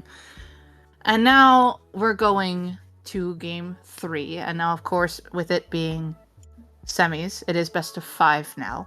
So, but we are still zeroed out, and we have the pick from the acronym crew being Tower Control Ship Shape. Interesting. Very interesting. This is the map pick from acronym, and I think they really want to leverage on this splatter scope, because from a former Charger player, let me just say, Charger, as strong or as weak as it may be, playing Charger on a map that doesn't favor it is just brutal. So by setting up this player, even if they don't hit many shots, by posting them up on some certain parts of the map, they just instantly apply a lot of pressure just by pointing a laser at the enemy, especially when the enemy has a dynamo as kind of like, not really the backline or the anchor of the team, but let's assume that it fulfills that role. Because staple in the middle. Yeah, it's not fun if you're getting gunned down by a Charger, or if you can't make it past a certain line in the map because you're going to be in range of the Charger. Now, Tower Control, I like the pick, I'll be honest, but I think this still could be anyone's map. It truly can be. We've seen what both teams can dish out, and like you said, this is definitely wants to favor the Charger player, and they're bringing out the E-leader now for this one. I was like, okay, if they bring out still the strikes one, they have the control, they have the wall to protect the ledges, and this Charger player is doing a good job at taking their positions and holding them well until they get rushed down by specials. Then, of course, all you have to do is back up. But they're doing a really good job at taking their positions early, being able to make these ways for their teammates to move in, because as we saw, they immediately got that first pick up on that left-hand side, and you can see that acronym really wants to try to take this left-hand side now after when they deal with the middle area, just to try to get something rolling. They have Booyah Bomb going out here, and it looks like Kirby's just getting stuck on the side here, getting 2v1 right now, and it looks like the Charger is trying to get out. It looks like Vantablack made a statement, got 2 down, and is now taking the tower for the first push. Even though acronym got the first pick, Vantablack is getting the first push. Yeah, the great crab tank there, as we said before, an amazing asset to deal with Chargers when you're getting outranged, and that's exactly what happened there. Now finally, Vantablack getting forced out. They did clear that first checkpoint, which is great for them. It will assist them in future pushes, but I really want to see acronym try to punish that. Okay, no, they can't. They just can't punish the decav, because Bubbler plus the triple link strikes to cover for them finally goes down. But look, Vantablack has made a lot of space once again, and they keep winning these duels. Larry in a 2v1, not a favorable position at all, as Alibi pushes this right side of the map, instantly gets picked off by the leader. And with these specials, finally, this will be the end of the push. But they need to push back into mid, and acronym just needs to get control and set themselves up, or else they will get steamrolled once again. I think Vantablack is recognizing that if they let acronym set up, it's not going to bode well for them, and what they're doing is that they're taking down 2 in the middle. The Charger can't really get to where it wants to be right off the top. It's just they're dealing with a lot of ink being put in front of them. That bubble just being placed right in front of the Charger's shot, just the Charger can't do anything with it now. It's just they're trying to make sure that this Charger can't get anything done. But now acronym here getting that 3 down and able to push Vantablack back finally. And now I'm hoping that they are able to take this top left and take this space so that Vantablack can't get control of it, because that is the number one space you want to get to be able to get this first checkpoint for yourself. Look, Devi, 2 picks. Great situation. They did invest the Trizuka there. No picks from it, but that's okay. Forced the rest of Vantablack to go back and splat Kirby there. Actually moving up and getting that pick with a Suction Bomb, I believe. Booyah Bomb displacing Vantablack even further. And they've cleared the first checkpoint. They have the E-Leaders set up on that box. Crab Tank to help verse it. And even with Splat Kirby trying to flank it, it is not enough. And Adley getting a beautiful pick. Can they get a second? Maybe not. They need to be wary of that Slosher, and they need to be wary of that Doolies. Thankfully, with the assistance of their teammate, they do so, or they pick them off. And this Decav trying to back away. It seems like Vantablack suddenly playing in a very disorganized manner and allowing for Acronym to move up in the map and to Acronym's praise, they're actually playing a lot more coordinated, which is great and absolutely necessary if they want to beat this incredible push to 18. Yeah, that is a crazy push. And now, again, still just trying to be able to fight to take this top left corner. This top left corner is key just to be able to get by here. Getting right back forward here. Just now trying to look at the other area of the Charger here, trying to find the right angles here, but strikes are being pushed in their way. You can see the Charger's trying to take the top corner. This decap here was doing a good job at getting forward, but then found a Zuka shot. But now Larry here painting up the control, just trying to keep tapping this tower. It looks like they found a member on the other side. They were able to pick it down. The Dooley Powell here trying to contest this tower. The decap back, trying to also keep it down here. And just this fight in the corner. 2 members of Acronym go down. Just unfortunate there that they're able to go down, but good defense on the side of Vantablack with it being as close as it was and then getting to that checkpoint, but they still haven't found a way to be able to break that lead. Vantablack doing a good job at just holding Acronym back right now. Oh my, okay, absolutely vile that the Decav got that trade, but nonetheless, Acronym still in control of the objective. This is their last opportunity to get this lead. They need to take that tactical before it gets destroyed by the tower. There we go. Now, oh wow, okay, great follow-up with the Trizuka. I was gonna say, such a shame if the Dynamo completely nullifies that push. Great Booyah placement, and that is gonna be in the nick of time. Vantablack gets defeated, and Acronym takes map 3, thankfully, as that was their counterpick. Wow, what a beautifully executed push at the end. That was exactly what they locked in. They absolutely locked in at the very end, and I'm like, okay, they are having such a hard time taking this corner, and now Vantablack is defending well. They always have one in the way, and then finally the specials were in their favor for Acronym, and they were able to just secure that top side. Checkpoint broken, lead taken, game done. Beautiful. Absolutely agree, but look, for the first time today, we're looking at a best of 5, so it's not over. It isn't over. There's still 2 maps left, and it's now Vantablack's counterpick, which does mean that if they win the map, Acronym has the counterpick advantage for the last map of the set. However, I wouldn't be too scared, because for the first 4 minutes of that map, I was thinking, wow, did they really choose this map? It doesn't seem like it's going too well for them. But thankfully they pulled through. And I was very impressed with that last push.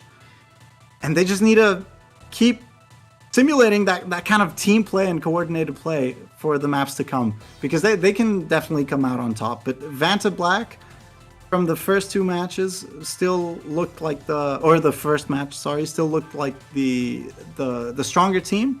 And I think they can really play to their strengths. They need a reset. I know they just lost this map, but it doesn't matter. You got 2 more chances. 2 more chances, and of course now with Vantablack with counterpick control again, they very well have a good opportunity to bring it back. In the Humpback Rainmaker game, it almost looked like it could have been the other way around, but then they just were to get that runaway with the Rainmaker and take it on their counterpick. And on this one, Vantablack again showing that they were dominant for a lot of that game, and it just came right down to the end where specials were online for Acronym. And just were able to allow it there. But this counter pick, I'm not sure what this counter pick could be, in all honesty. Well, I'm I'll thinking, tell you. yeah. Yeah, go ahead. Sorry. I was just trying to think here, and then I'm like, no, I kind of just lost it. And I was just like, thinking here this, and I'm like, no. What are your theories? Well, I was going to say, well, now we know what it is. I was going to tell you what it couldn't be and take the opportunity to remind everybody watching of the rules. Of course, for this counter pick, or for these counter picks, teams can't pick the mode that they previously won on, or that they won last, rather. And they can't pick maps that were already played in the series. But nonetheless, we're going into Tower Control Mako. And it makes sense. It's not great for Charger. It can be a bit overwhelming, but at the same time, a good Charger with a good setup can be very, very scary here. However, this map is prone to snowballs. It's either a snowball or it's either a stall fest, Devi.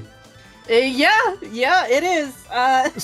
So with the way Vantablack has been positioning themselves as the dominant team, seemingly, at the start of every match, they can start a very strong push, and one that could very well end the game within a couple minutes.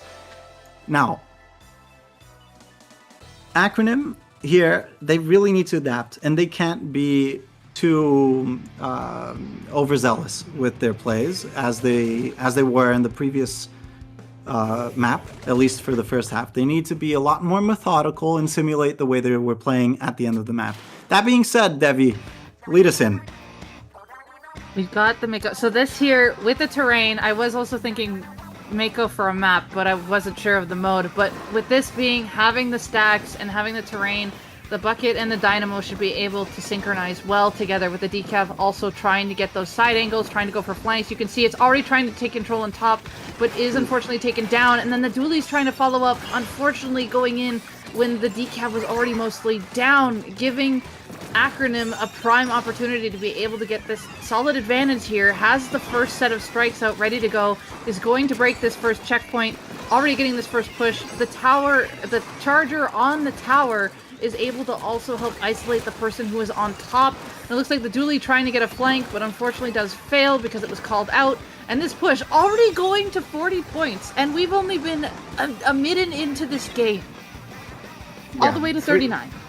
That's a great starting push, but unlike what we said, for the opposite team that we're thinking would show up with this performance. Now, Decavitator, popping that big bubbler on the right side of the map. That's the only place where enemy players are still at. And Splat Kirby here just lurking, waiting for an opportunity. When will they move? There it is, but you're moving into a decav in a big bubbler. So yeah, back up, buddy. I agree with that decision. Meanwhile, Tower is getting pushed, and those triple ink strikes are aiding in that. And look, Vantablack got 2 picks seemingly out of nowhere, Devi. So they could very well be taking lead here. They very well could be. The crab is just rolling around on the tower, just getting those extra points. They are able to take lead here, and just as quick as Acronym pushed, Vantablack brings it right back and just pushes it right back forward, and they're still going. Bubbler's on the tower now. That's going to be a hard one to go. You see the bucket coming from behind the decav with a quick turn pick, but now it's just the dynamo left alive, trying to go up to take this stack here. But then it's just like, nope, maybe I shouldn't. Nope, now I'm going up. The charger is on the tower, so the dynamo doesn't want to give themselves up right away. They want to be able to make it so that if somebody does push them, they can get there, but does opt to jump out in the end, which is a good, safer option to be able to make sure to keep those coolers online. Charger here trying to find this bucket that is hiding behind the wall, and then the bucket strikes, the charger strikes back and forth, and 2 end up going down on the side of Vantablack. Acronym now winning that fight, 3 down, just the dynamo left alive. They're getting paint back in middle, and they're looking to take tower back around. It looks like members of Vantablack are trying to get on the defensive spot up on the top right, but the tower's going to keep cruising as the decav gets a pick on top. Is now looking to try to find the charger and the shot on the side, but is defended there. That decav with that nice jump in there, not jump in, but like dash in, getting that pick on the side. Yeah, great defense there from Vantablack. The Acronym there having the charger posted up on the tower is quite dangerous, especially for clearing that left side of the map, or at least of the path that the tower takes. It's so close to the enemy spawn. I would love to see the charger set up on this right stack and try to just throw some oppressing fire onto the enemy side of the map as they start yet another push. It seems like they're relentless with this, and Vantablack finally in their back foot once again. It seems like they can't really put themselves back on the map as Alibi takes a beautiful, beautiful pick, and there it is. With 2 picks, they're back in mid. This is their map control, and they can start another counter push. If Splat Kirby has nothing to say about it, yeah, okay, all right, 1 pick is enough. I agree with that. I like that from Vantablack. Now, Acronym, they can get a couple picks here. That's 1, almost 2 onto the Dynamo, but PogChamp has something to say about it. There we go. That's a clean wipe. Vantablack with 1 minute left, standing on top of the world right now. They do have that bubbler at the ready at the disposal, but they do have to get that tower around the corner. Well, they don't actually have to. They have the lead, but they have that bubble at the ready. The charger able to get a pick. It looks like the decaf is just holding that stack. Strikes to be able to counter it. It does end up getting that pick. 2 members now down on the side of Vantablack. Make that 3. Okay, delay 3. 30 seconds left in this game. Acronym is looking to push this tower. Strikes are online for the bucket for the end. The thing is, when is they going to use them? Probably not till the end, so they're going to try and hang on to them. But the Dynamo Zuka, all I saw was a tidal wave of ink, and the bucket just goes down. Hey, but a tidal wave of ink is sometimes all you need. I mean, just look at this Dynamo, almost getting 2. Okay, Dynamo actually saved the game right there. Yes. As Vantablack, it might be going down. There's still a bucket. There could be a hero play here. Nope, never mind. Those tripling strikes are enough to just clean house. We're going to game 5, folks. Ta-da! The teams are playing to their counter picks. Even though at the start or middle it might not look like it, they end up locking it at the end and bring it right back. So yeah, we're going to game 5, and this is Acronym's pick. So they can pick another map to be able to really let their charger shine. Mm-hmm. I could think of a map, but not mode. You can say that. Oh, all right. I was like, the first map pick would be Haggle, but then with zones, they've already did a zones thing. So I'm like, eh. Well, it's difficult because now suddenly it seems like Vantablack has a lot of tools to deal with the charger, and I mean they have the possibility of a crab tank. They can have the tripling strikes, just throwing bombs at it. So I would love a mode that isn't as mobile. I think that would really benefit. I'm missing the word. That would benefit Acronym. So I'm thinking Splat Zones could be a good map pick or mode pick for them. They did win the first map of the series, which was on Splat Zone, so that could be great. But I think regardless of map or mode, it could really be anyone's game. These teams are obviously very close in skill, and in terms of team comp, they're very even. They're very even team comps. There's not any screaming weakness in any of these two teams. So they each have their way in. Exactly. It would be very hard to capitalize off of one crucial thing to win a match. And look, we're seeing this pattern in victories, AB, so that itself speaks for it.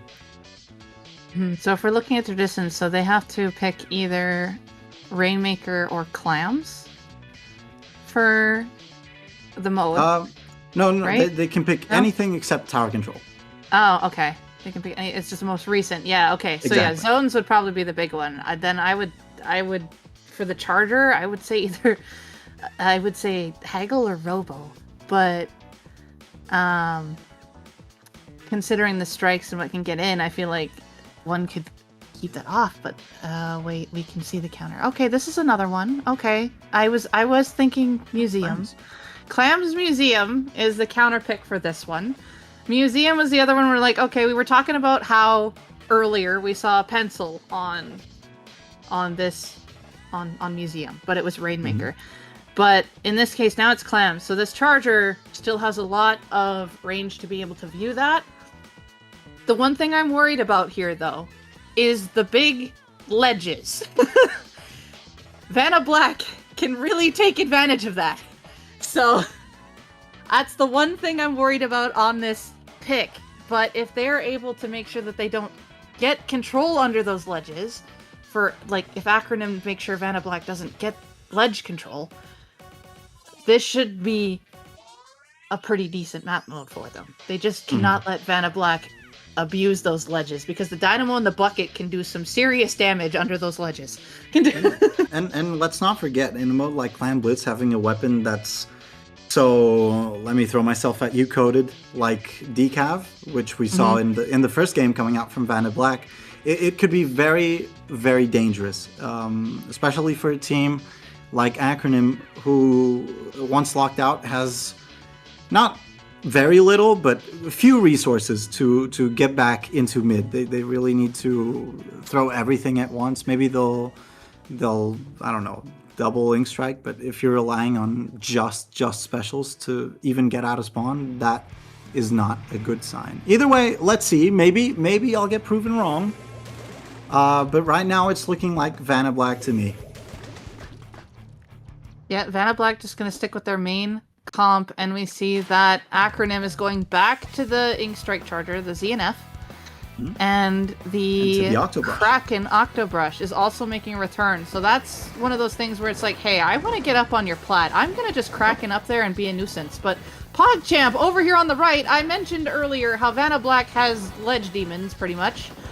PogChamp already doing just that. The Bucket's following it up pretty quickly, but of course isn't going to overstep their grounds, knowing that the Charger's there and the other extra members of Acronym were there. But it looks like the brush got picked off on the side. I didn't see how that went off. The brush went for a swim. Let's say that. Oh, okay. I was like, wait, what happened to the brush? And I'm like, oh. Either way, finally now, Acronym trying to make a move. The brush might be getting a pick. No, okay. Only Acronym with their tactical are online. And Vantablack getting one of their players picked off. I was going to say, in the first minute, there's been a lot of splats, a lot of duels happening, but really no consequence for either team. There's been a lot of map control flips, but no clam counts, no egregious clam counts, I mean. It's been relatively tame when it comes to the objective, and it seems like the teams are opting to play a more team deathmatch kind of game. Because, look, congratulations, Vantablack. You have the entirety of the map for yourselves, but okay, now the clams are starting to rack up, but you don't have a power clam, you have no specials, you just got 2 picks, which might as well be the start of a push, and okay. Here we go. Vantablack finally playing the game called Clam Blitz and not the game called Deathmatch. But it's gonna just not last any time. That is hardly a push. I wouldn't call that a push even, Debbie. I would call that throw a power climb in, go back to spawn, and give the enemy team the control of the map. Yeah, I mean, I have seen a strategy where teams will do a thing where they'll throw a power clam in, look at a couple clams, and then they'll rinse and repeat, and they'll do that for the entirety of the game. It has worked. It's not the most common strategy that works, but it is a strategy that can work. But in this case, the Acronym crew has the capability just to be able to push right back up quickly and make it so that they can't do it again right away. But Vantablack, again, is getting underneath those ledges, making sure that people just can't stand up on things just because they have all of that wave of ink going from down up, and it's making it really hard for Acronym to be able to keep that control right now in the middle of the game.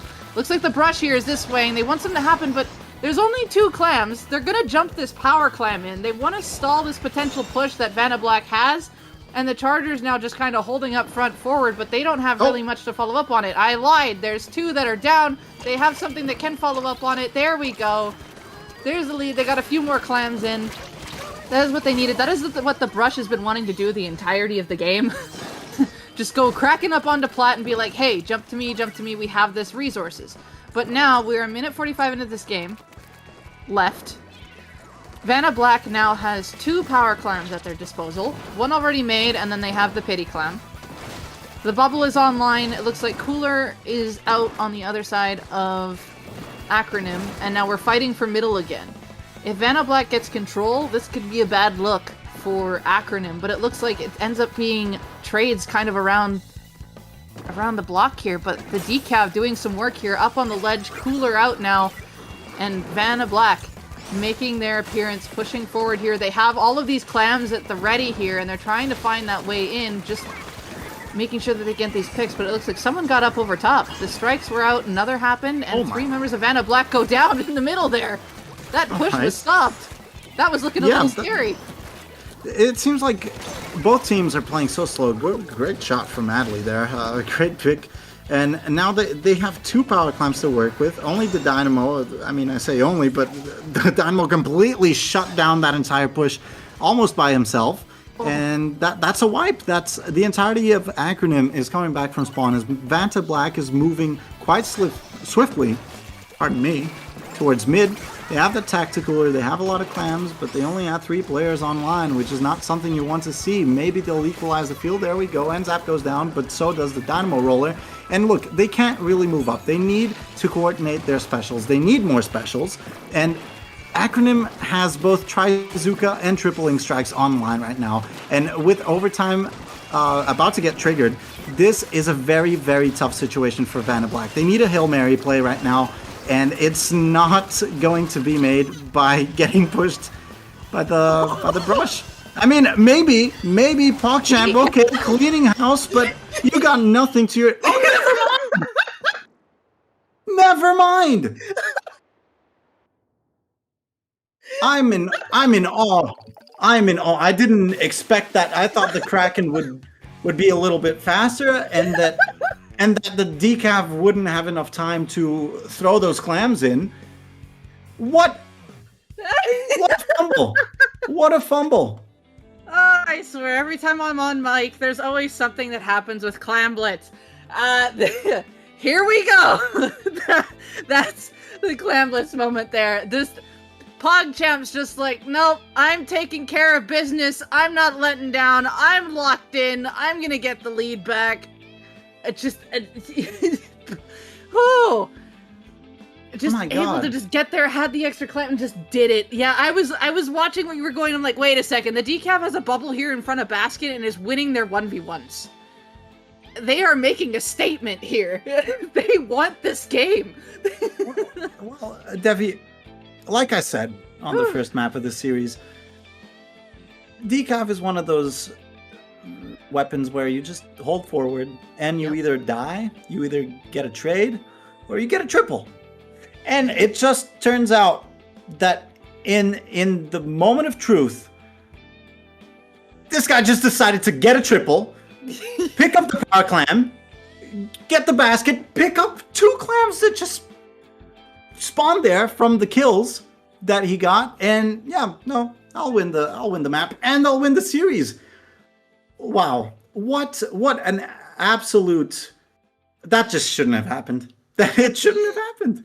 I mean, we said it earlier, we had a law-breaking Reef Slider, and now we have a law-breaking Decav. Oh my goodness. That unbelievable. What are words right now? Unbelievable. No, that's a very serious question, Devi, because I think there are no words to describe what just happened there, except fumble. I'm sorry. Sometimes you have to be blunt. And Acronym kind of fumbled the bag there. I know there's a big bubbler, but still, there shouldn't be 3 players going down to the same person at the same time. Oh my goodness. Focusing on the positives, that was a great turnaround from Vantablack and a great turnaround from their Decav player. That was amazing. That was just amazing.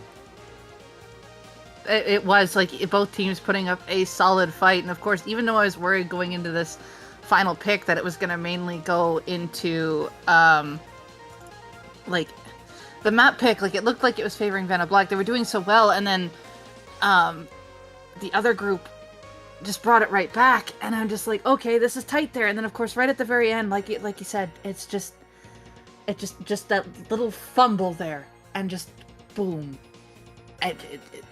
just the Decav ended up taking it home there. The bucket tried to get it there, and then the decav came in and helped and finished it off. So saw the bucket did try to start it, and then the decav finished it off. But yeah, that was wild. Well, let me just put some things into perspective as we move on with this bracket. Currently, we're looking at the next match, which will be winners finals. It's Vantablack versus Altruist, and I don't think Vantablack can afford to win off of that kind of Hail Mary play. They need to go back to their dominant selves as they were presenting themselves as for the rest of that series. Because let me give you some stats on Altruist, their next opponent. So Altruist has been sitting here in the finals waiting for their opponent. They 3-0'd their previous match.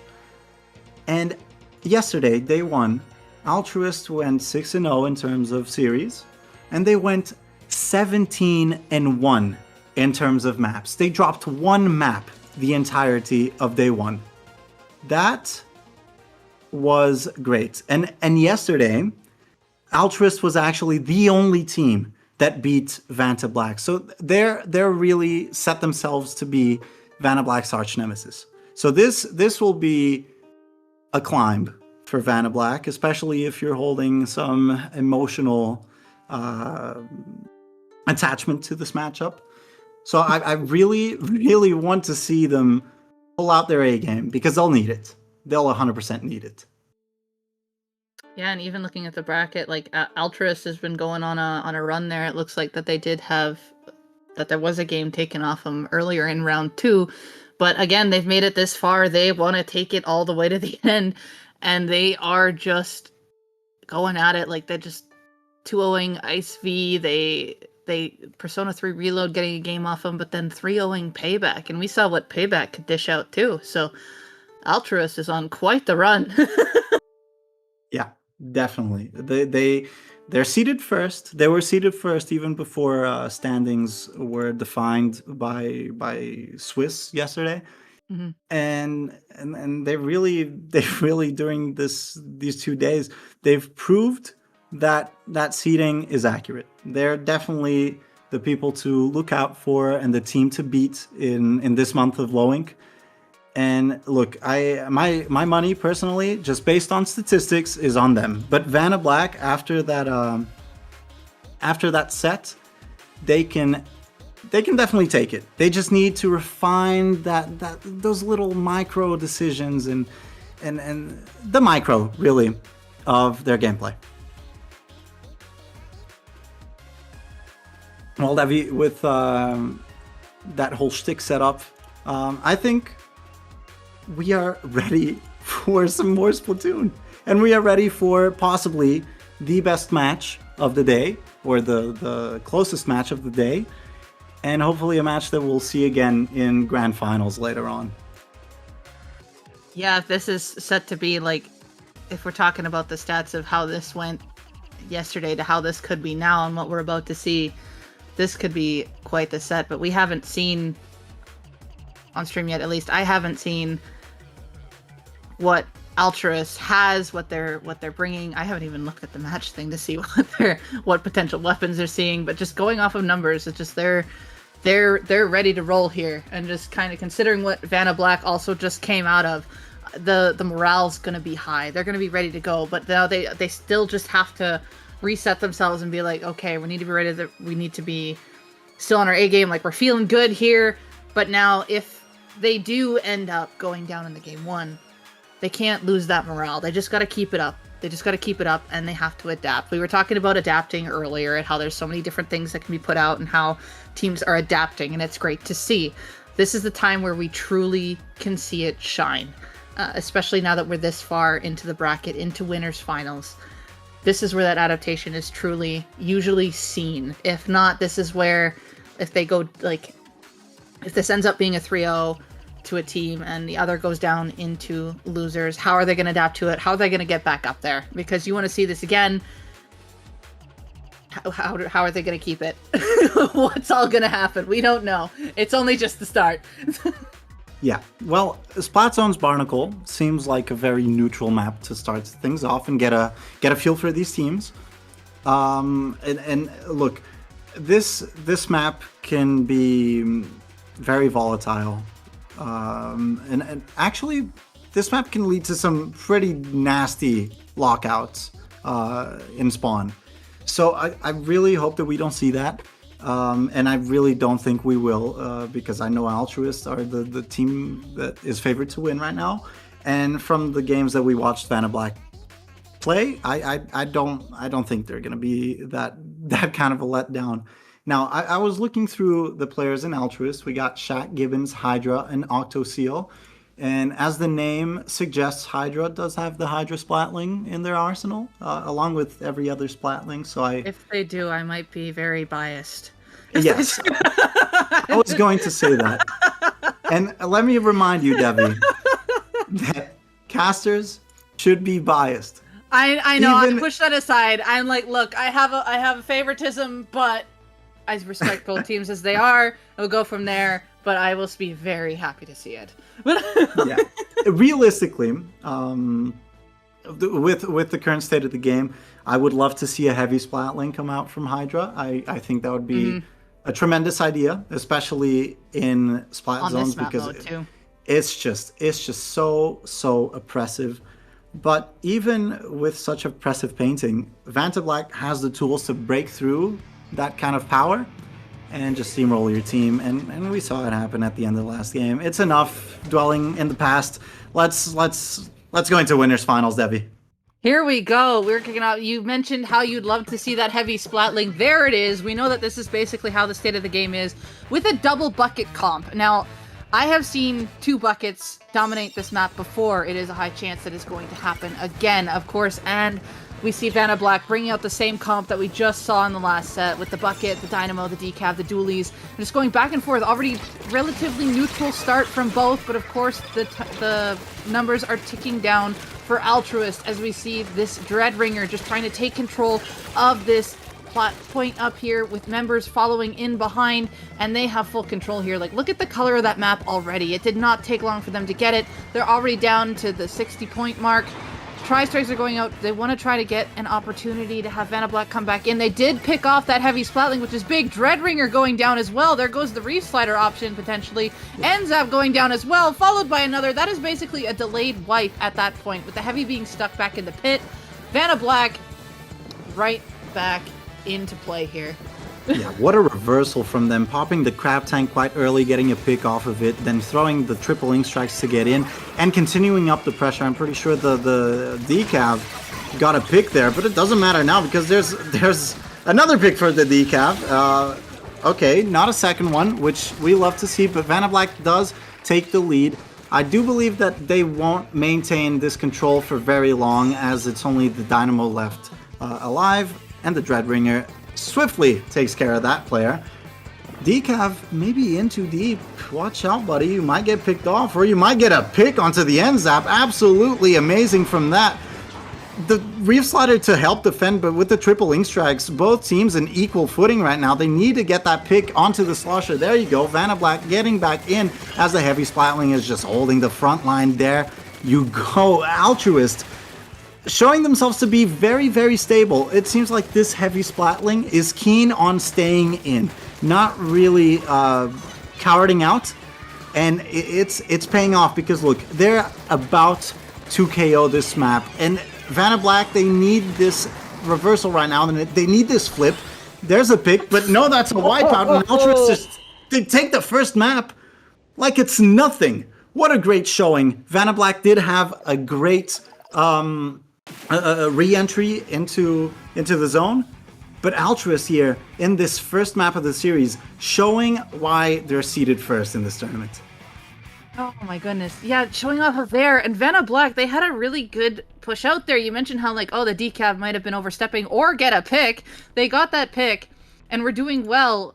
And then it's actually the slosher afterwards was like, hold on a second, but the slosher on Vantablack is actually overstepping into a 3v1 right now. I don't know if they recognize that, but I do think if that was noticed a little bit there sooner, the Slosher probably could have still lived, had some other members of Vantablack to help him, and they could have been able to push back in on that second run down there. But wow, lots of good in-betweens in the middle, and then Altruist just bringing it home towards the end, being able to just paint up and catch out those little errors that Vantablack made. Yeah, and can I just say that Altruist held the zone, or they had 2 holds. That was it. That was all they needed. They had that fantastic opening in this game where I even thought, oh my god, is Vantablack going to get locked out and spawn? And that's just game over.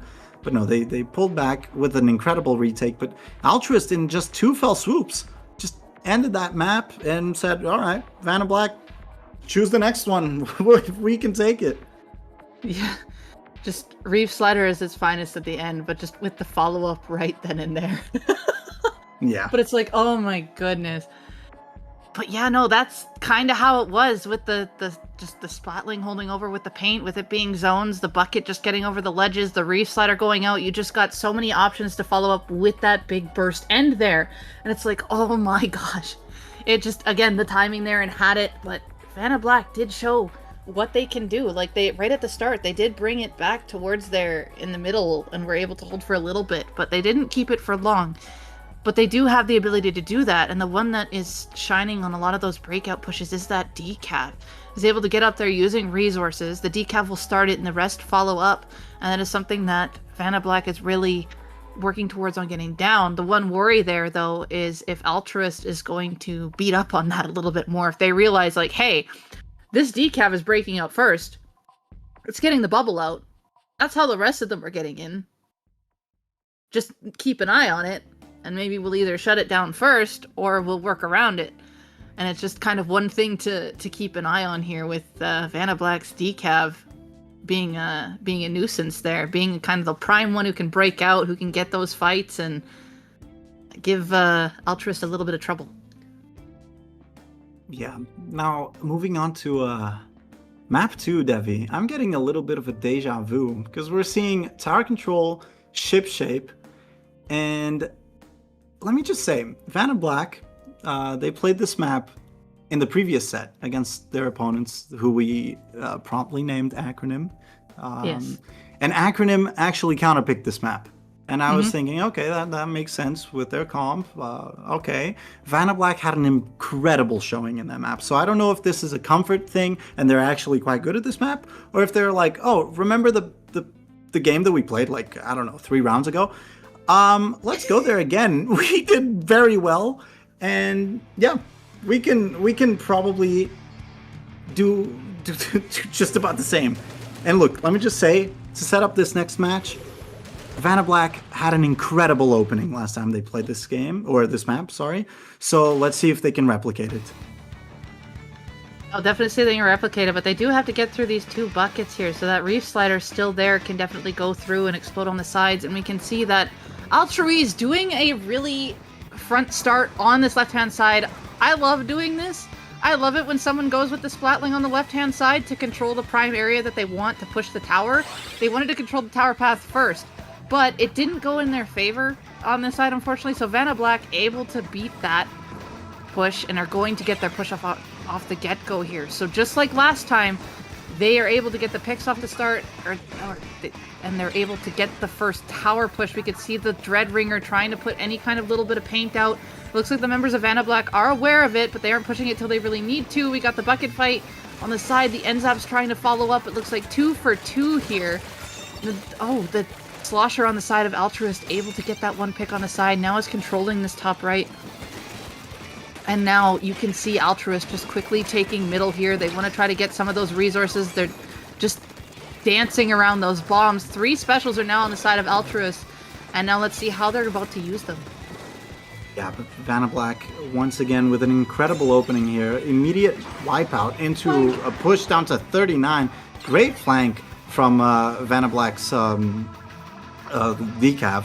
And now, look, they sent the entirety of the enemy team back to spawn once again, and they've already positioned themselves so aggressively with that big bubbler, but it doesn't matter because Octoseal says, hey, I have a Reef Slider for you, gets a double with that, and opens up the entirety, or the entire game, for the rest of this team. Now, Vantablack positioning themselves very aggressively already with those super jumps onto the right side and wiping the floor with Altruist's members. That was so impressive. Vantablack here looking so strong on their retakes as they did the previous match. And unlike the splat zones that we just watched, Altruist can do nothing with their holds. Actually, they're not holding anything because Vantablack is controlling the entire pace of this match right now. They really are. They have the corners taken. Decaf has that bubble ready even to put wherever they need to, and it looks like they're going to use it to be able to allow to keep their aggression on that left-hand side. Tower's just up in this corner. Looks like the Dynamo gets taken down by the Slosher, and we see the Strikes trying to get something on this top right corner. Isn't quite able to find it. Actually, it's the other way around where Altruist Slosher is getting the few picks from above with the Heavy supporting it. And Heavy able to finish off a pick there is going to try to get control back in middle here and is immediately going to push up aggressively with teammates as it's going to pinch with that Reese slider, but it does end up trading. Heavy here is poking people off. They really want to be able to try to keep this top side taken, but at the same time, Howl here on the dualies is trying to keep the other side at the same time. It gets one pick but traded in return while the members of Altruist rotate back to it, and now we're back into a kind of a neutral setting here. Very neutral as both teams pop a couple specials. Vantablack still has the special advantage, but they don't have the player advantage. Certainly not. Only the dualies coming back from spawn. Oh my god, they're taking that fight. Howl, you madman. You should be converging with your team and waving. Octoseal at 1 HP. Getting the pick onto the Dynamo. That's really unexpected, but look, Vantablack does seem to come in on top of that exchange once again. Oh, PogChamp, what are you doing here? What are you doing? Are you going to get that pick, get that trade at least? There you go. Yeah, Heavy, definitely. But look, Altruist now has a couple specials online. Not the most players online, though. And Vantablack in a great position to pop that crab tank, get a couple picks, as they just did. And Altruist is back to spawn, except that Slosher, which almost got 3. Not a small feat. Wasn't bad. I do like how the Heavy tried to take down the crab, used the tower's protection, and was like, okay, no, I didn't quite get it. I'm going to jump back and reset. We are at a minute left in this game. PogChamp down, popped the bubble on the side, trying to keep aggression there, but the other two teammates on the side of Vantablack went down in return. PogChamp was still up there, finally going down. The Heavy here taking the tower, making sure that all the paint control in the world is in the Heavy's favor. Has the wave breaker at the ready to be able to locate. It'd be really good on that left-hand side if anyone drops down underneath. And is going to use it on the side here, make sure we can control that bridge so everyone has to jump looking down underneath. And you can see a lot of the members were down. They were forcing themselves to go through the choke, which Altruist actually capitalized on. But look at where Altruist is. They got one bucket on the left, they got one bucket on the right, and it looks like PogChamp, able to take down the bucket on the left, is going in. Strikes are happening here to stop this. 5 seconds left, and it's just the bucket there. And Howl and PogChamp are going to be able to find that bucket. Yeah, it does seem like earlier Acronym picked the wrong map. they did win, but look, Vantablack's showing in this map was just amazing. The roles just flipped from the previous game. It seemed like Altruist was in control and like just in control of the entire game in Barnacle. And suddenly Vantablack was like, nah, this is our home. This is our home, sorry. That opening was absolutely essential to their victory in that map. They got a wipeout at the start, which you can see pretty shortly. There we go. That's 2, 3, and Gibbons is going down right now. And then off of that wipeout, they managed to push it down to 39 on one push within like a minute of the map, which is absolutely amazing. And I do firmly believe that if they hadn't opened up with that strong of a push, it could have definitely been Altruist's map. Because with the way they pushed at the end, thankfully, Vantablack managed to defend that, but it could have been very, very scary. Very, very scary. Yes, it could have. There were all moments there that could have happened, and then like Altruist at the very end had a really solid setup towards the end.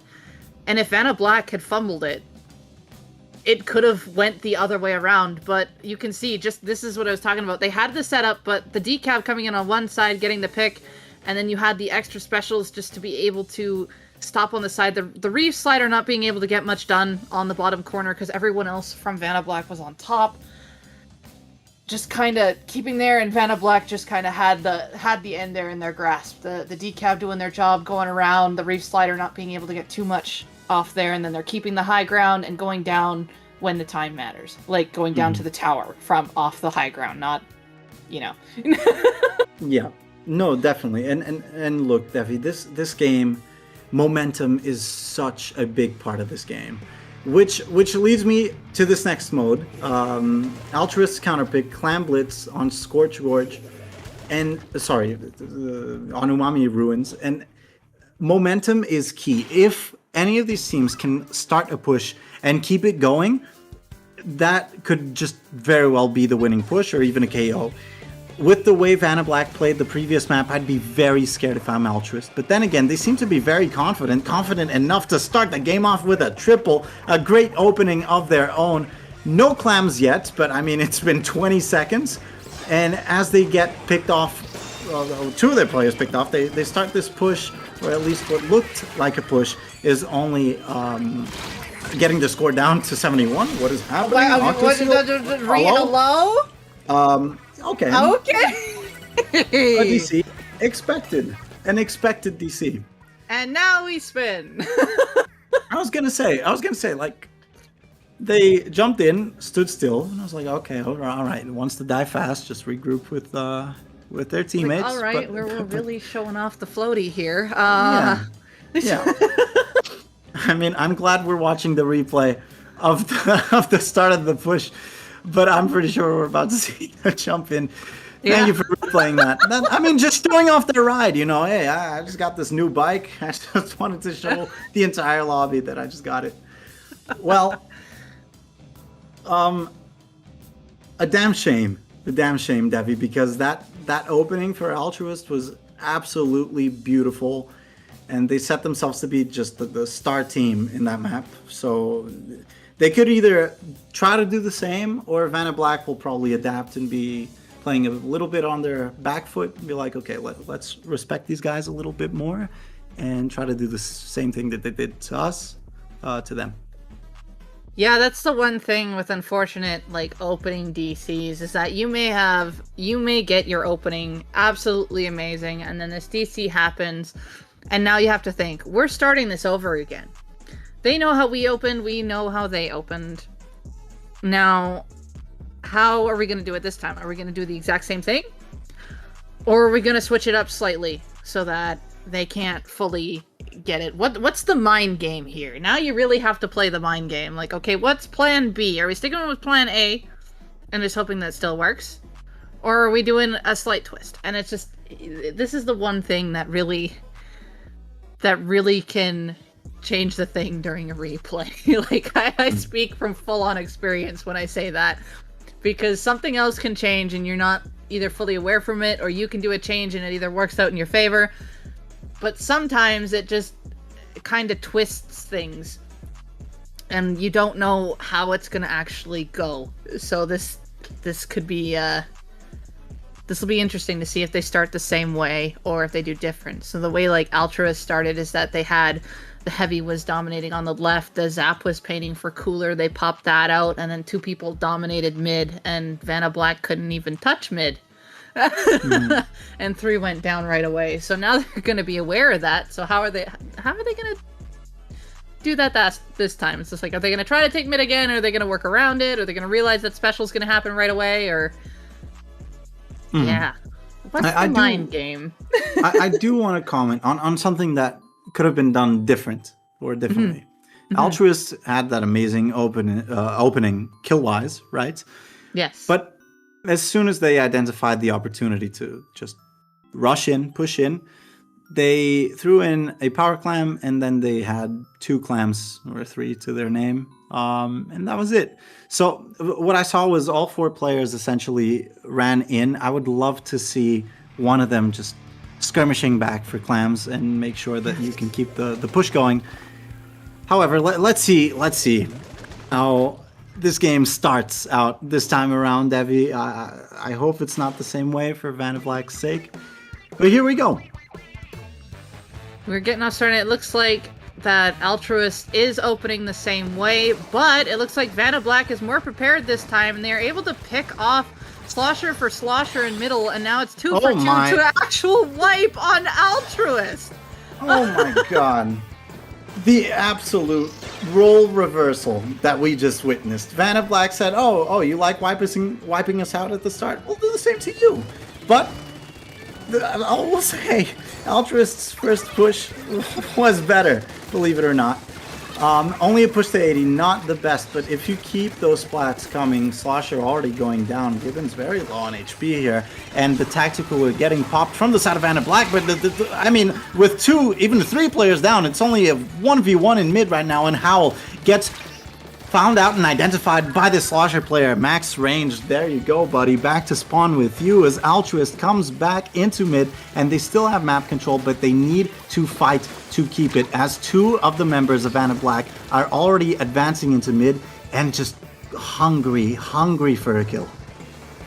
Yeah, they really want it. You can see that Vantablack is just making sure, like, Altruist cannot take middle. That Reef Slider goes pop, gets 1 trade return, followed by another trade, just back and forth there. But it looks like the Splatling has identified this decav and is only looking when it's needed. But the decav getting 2! Oh, PogChamp just going around getting 2 from the backside, and now is forcing a couple of members of Altruist to move back. But it looks like the Slosher on the side of Vantablack goes down, and just you can see all of the waves of ink coming off of middle from Vantablack, from the Dynamo and the Slosher, and they're just trying to hold their Crab out with the strikes also in return. Crab looking to try to put a little bit of pressure there. It looks like it did get a little bit of chip on the Heavy, but that Heavy and the Slosher were going to go and take it down in return. Just fight after fight here. Yeah, Vantablack there invested all 4 of their specials for that push.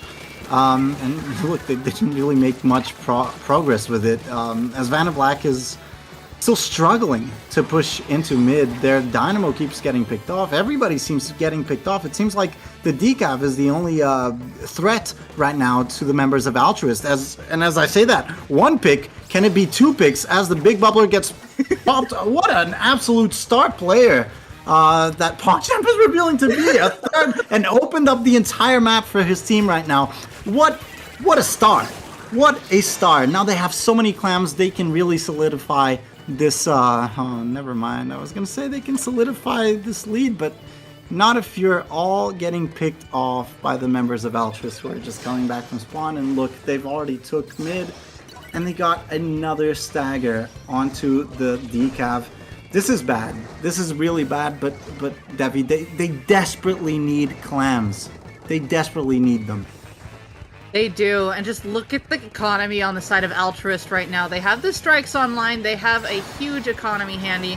PogChamp here is coming from the side, is able to get 1 as well there, and this looks like basket broke, but PogChamp just coming in and just throwing an absolute wrench in Altruist plans. They just, they lose sight of PogChamp for a second when they're trying to make a massive push, and all of a sudden, Altruist is stuck. Even though that they look like they're in good spot and everything, the decav just slips right by and is able to take 2 off of the side there. And now Vantablack is maintaining the control here. Reef Slider goes out. You can see that the Slosher and the Dynamo are in middle. Looks like the Slosher is able to get that pick. Cooler is out. The decav's trying to find a way up front. Gibbons here just trying to paint for dear life. And just getting the Cooler here, the bubble. PogChamp's trying to go in, doing the jump just to try to jump and get safety, make sure that the clam goes in. Yeah. The lead is going down to 48, but it looks like that push is going to be over for now. Heavy putting out the wave breaker immediately, and it gets deleted. But that means that they'll get another one soon. Well, PogChamp here also getting another pick soon. There it is in the form of the NZAP in a 3v3 scenario here. As the NZAP is coolered and jumps right back in, I suppose. Triple Ink Strikes going out for the side of Altruist as they try to start this push, but Vantablack responds with Ink Strikes of their own, and PogChamp trying to throw themselves in, but no, gets picked off. Dreadbringer goes down as well. It seems like Altruist can't really find their footing. They try to get these picks, but it's not enough. It's not enough. Every time they get a pick, they don't really find a window to move in, and every time they move in, they don't really find the follow-up that they need to just strengthen that lead. There it is. That's what you need to start it off. A Reef Slider, a couple picks, and a wipeout to your team. That is actually not what you want, Devi, believe it or not. That's not how you win a game of Clan Blitz. But Vantablack, in a great reversal from the start of a possible different timeline that we watched earlier, just grabs this victory, and honestly, I can't believe it, Devi. From the start of that game that got canceled by the DC, I was so sure that Altruist was going to just wipe the floor with Vantablack, but no. Vantablack got defeated by Altruist yesterday, and they're back for vengeance. They are definitely back for vengeance. The one thing that you can take after playing a certain team the day before is that you know how they've played before, and you can be like, okay, well, they did this to us last time. This is how we do it now.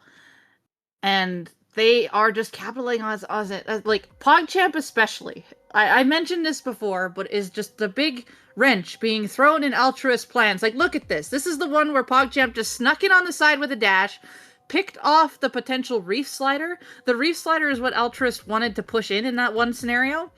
And PogChamp picked it off and was just able to go in, get another one, and then ended up following it up with a third.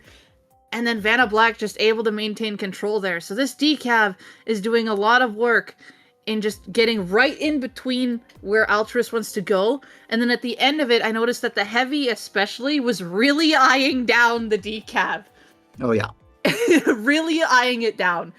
And it was working for them. It's just unfortunate that the push that they had, all of the members of Altruist ended up going down when the push just barely started. Mm-hmm. Well, Altruist here in a really tough position. They've been waiting for this set in winners finals, and they're seeded first. They're favored to win.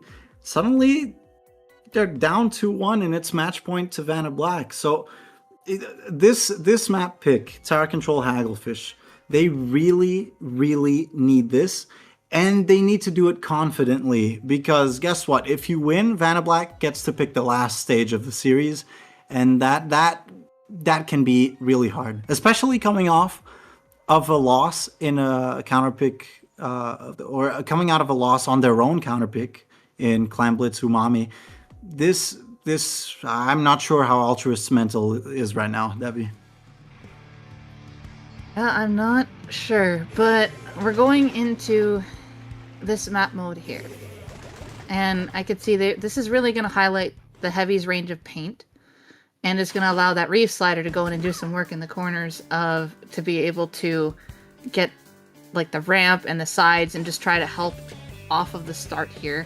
And the buckets can look off of those ledges. But of course, at the same times, when I say ledges, Vantablack, again, is full of ledge demons. So they can just go in, get control of the sides. And of course, the hardest part for them is going to be getting through the middle. But that's going to be mainly, I was going to say it's mainly when the decav goes through and gets a bubble. But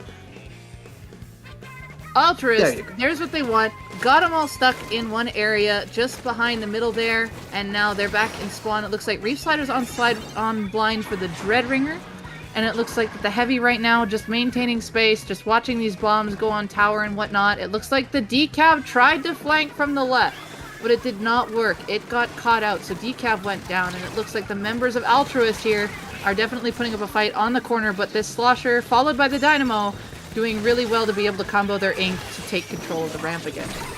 Ooh, okay. I was going to say, not too sure about that Reef Slider, but to get 2 picks off of it, absolutely incredible. It's a wipeout, but I mean, Altruist just bounced back so fast. They're already all back. They popped the triple ink strikes. They don't currently have the tactical online, but Vantablack in a tough position. They're so close to all of their specials. But look at Altruist. They have that Reef Slider online as well. It does seem like they're choosing to neutralize in mid. One of them goes down, so only 2 players here. Octoseal, you need to stay alive. No, never mind. Okay, choosing to get picked off and back fast with that, with the tactical. PogChamp trying to hold the front line. Devi, Vantablack seemingly in a good position to push a minute ago. Actually, I was going to say not the best position right now, but it seems I have eaten my words and they are about to clear this checkpoint and they're about to make an even stronger push than I even thought was possible. Yeah, as soon as that one Reef Slider went off, the Dread Ringer was already down, so that means Vantablack already had the advantage, and they just kind of went up on it, and I noticed that the Heavy and the Decav were having a one-on-one fight. The Decav was pushing the Heavy back further and further, Vantablack able to make more of a presence. Oh my. But, oh my goodness. And then Vantablack just kind of going up there. It's a 1 point difference. That's how close it got. PogChamp, they're able to get off of that. They are so close, but yet it's so far. So now all they have to do is do that again. And the biggest thing is what's happening is that Altruist is dishing out a Reef Slider. Vantablack is capitalizing on that Reef Slider and moving in off of the man advantage. So it is helping them there, but then they just have to make sure that they can get that control because both of them do have tidal waves of ink that they can throw at each other. Vantablack, though, 2 down, Dika goes down, Enzap goes down. This Heavy's just kind of running around here, trying to find a safe spot, going around, going to look to keep that map control in middle the best they can. And we're just having a full-on fight for mid right now. Oh my, Liko, absolute unit there. Getting the pick onto the Heavy Splatling, that was absolutely key to maintaining this this push, or to keep this push going. Oh my, I think Vantablack might just get an even stronger push. Altruist really on their back foot. This is not the same Altruist that we watched in the first 30 seconds of the game. Howl here, almost getting the pick onto the Slosher, decides to go back as the Decaf player goes down, as well as Howl. That seems to be the end of Vantablack's push. And Altruist, they need to move fast. They need to get this pick onto the dually, paint mid, get their specials, and they need to be an oppressive force with roughly only 20% of the match left. This is one of their last chances, Devi.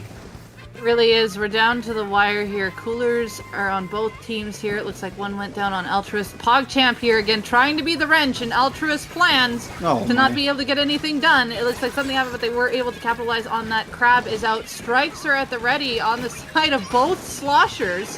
And it looks like both of them are being released at the same time. They are really covering this checkpoint. It is so close right now. The Heavy just trying to dance around. 1 point difference again. Octoseal. If Octoseal pulled that quad out of the bag, I would have screamed, but no, only 10 seconds left. Altruist needs to take a risk. Stakes are high. This is winners finals, people. Whoever loses goes down to losers. And with only 2 seconds left, they managed to get on tower, but with the triple ink strikes and Liko swimming at the tower, that is game. And that is set. Vantablack gets revenge for yesterday, where Altruist beat them. Now Vantablack is advancing to Grands, and Altruist gets knocked down to losers. Wow, this was definitely probably not what people predicted, but Vantablack here making a statement. They put Altruist down into losers bracket. It's not over yet. Vantablack is now going to wait in Grands, but now there's going to be a losers bracket run. Oh my goodness.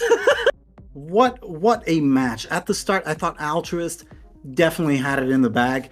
Vantablack with that push, they got the lead. I thought, okay, nothing you can't recover from, but they just kept going, and Altruist just couldn't really get anything to go their way.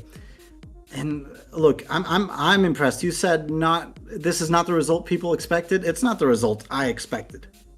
I'll be very, very honest. But it's great to see. And now Vantablack, you said they're gonna wait in grand finals. It's not like it's not a bad waiting room. I mean, you're sitting on the throne waiting for the last challenger to approach you. That what a set. If I'm Vantablack, I'm very confident. If I'm Altruist, I'm kind of nervous. But you've got to shake those nerves off, Debbie, because you got to make a run now. You really do, and it's just don't shake. Like you don't want to get overconfident, and you don't want to get cold when you're sitting in the grand finals throne chair, because these other teams still have to definitely they're going to be sweating to get back up here. So you cannot be either overconfident or cold waiting for your next opponent. But good job to Vantablack for bringing that set home there. And now they're sitting in the grands, and they are now just waiting for whoever's going to make it out of loser's bracket. It looks like we're waiting on Persona 3 Reload and the acronym team to finish up their set to see who go fights 11-foot-8 bridge. Well, with that being said, Devi, that I'm glad we're finishing on a great set like that, because we should get going. We're going to be taking a small break, and then we'll be back. We'll be back with loser semis, but it won't be Devi and I anymore. But it'll be a short break, people, so don't go anywhere. In the meantime, all we can do is see ourselves out. So, Devi, any parting words? I don't think I have too many parting words at all. What about you? I'm just blown back by what we just witnessed. So, well, Devi, where can the people find you? If you want to find socials are at Devi Doovie, Blue Sky, and YouTube, and then at Devi_Doovie on Twitch. Now I get to go make a fool of myself for content for Silly Comp Sunday. And that's where I'll be. How about you? That's great. Well, at Duracell_DLC on every platform. That is it. And I got nothing else. So, folks, stay tuned. This will be a short break. We'll be back with semis, loser semis, with Popgun and Rose.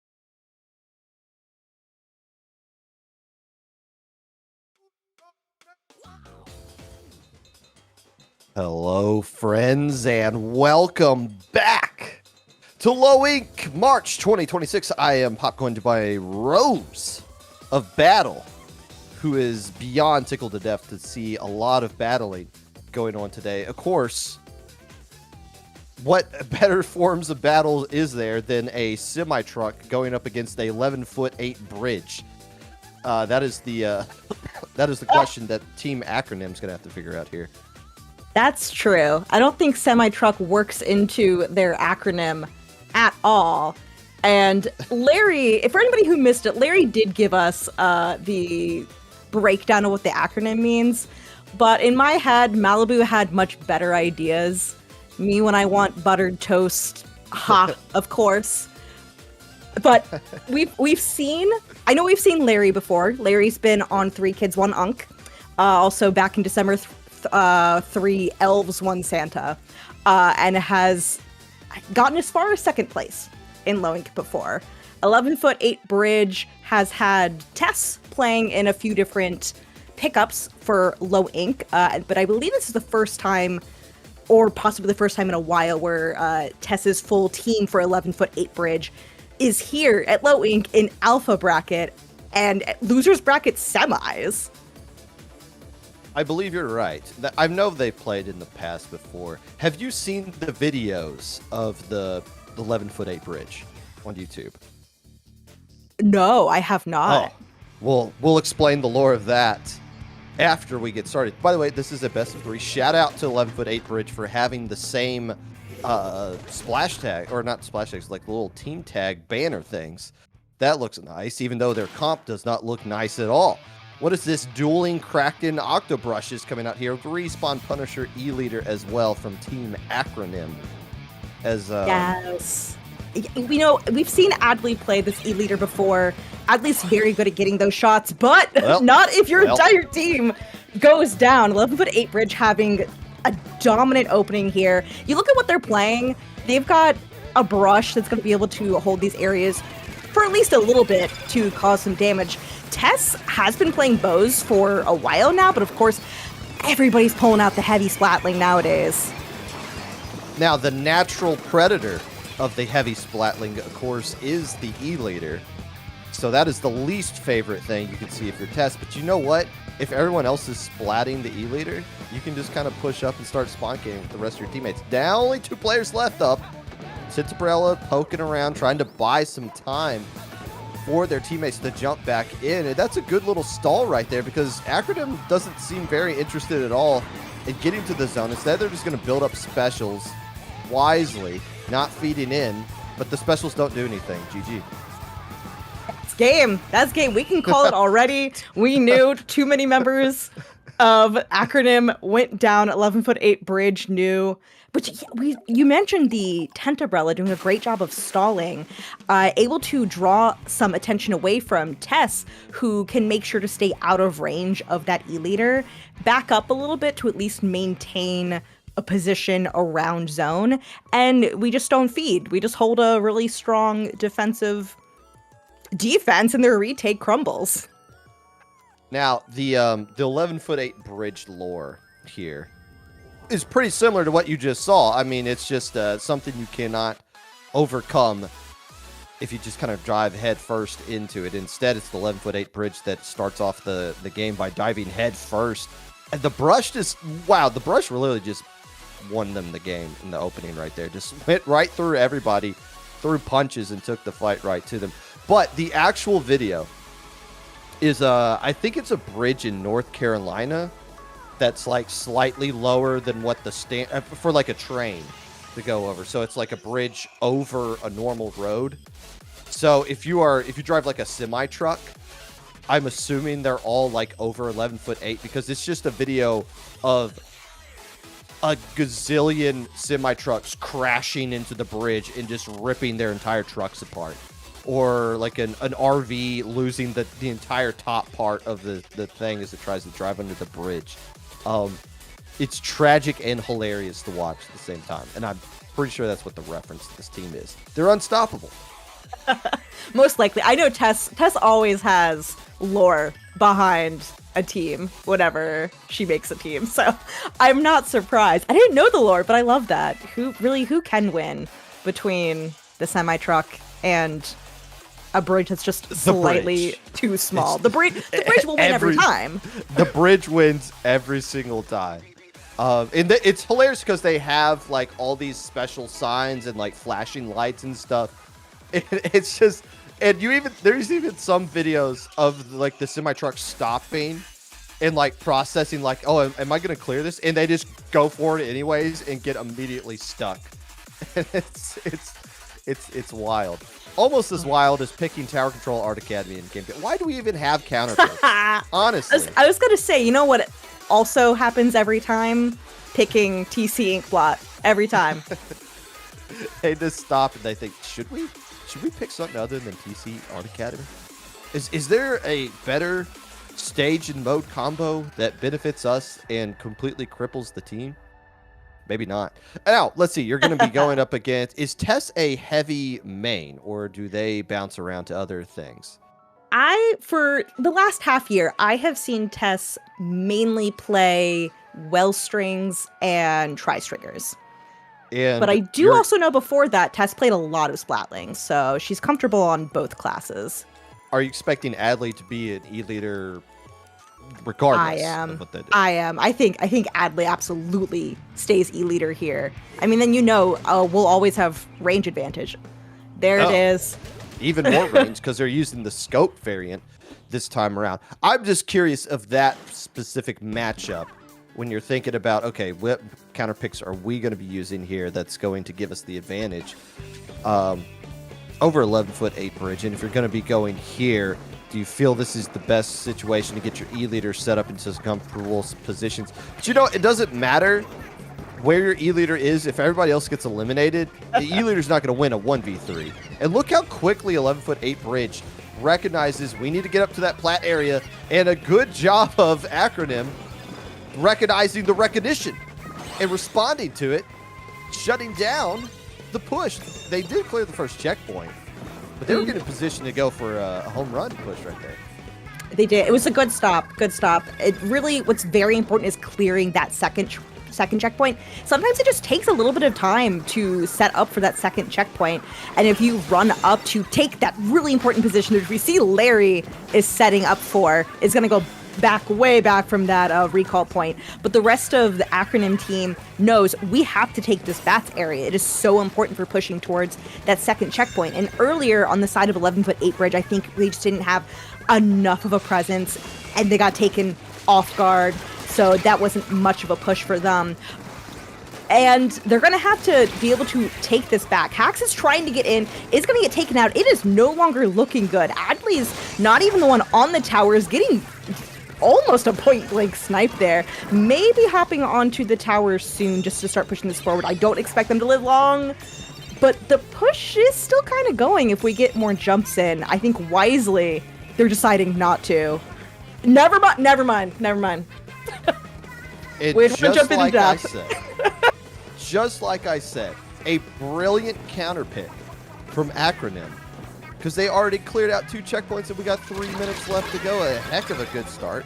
Now, what's your defensive strategy? You don't have the GG strikes or the missiles or the Booyah Bomb, so you can't really just sit back and wait for things. You got to keep the aggression up. You got to keep the tower on the 11'8" bridge side of the stage. And 11'8" bridge says we're actually not cool with that, but we don't have enough bodies to start pushing forward. Things are going to come to a bit of a screeching halt here in the mid. So how are we going to get back in this one if we're 11'8" bridge? I don't know. Maybe do the same thing you did before. Take care of everybody else first, other than the E-leader. Save the E-leader for last, force them to back up, and just get to that plat a little bit faster. Yeah, because what's an E-leader going to do when it's got 3 people rushing at them? It is very unlikely they're going to be able to snipe all 3 players before they get run down. Likely they're going to have to give up that space.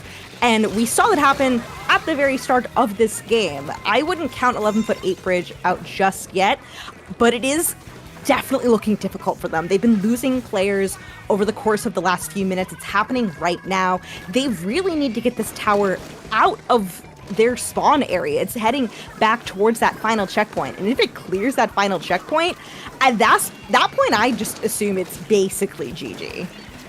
Keep in mind, this is a best of 3, not a best of 5 like you've been seeing up to this point on stream. So this is a must-win for Acronym or they're out. As we approach a minute and 20 seconds remaining, a full checkpoint lead for Team Acronym.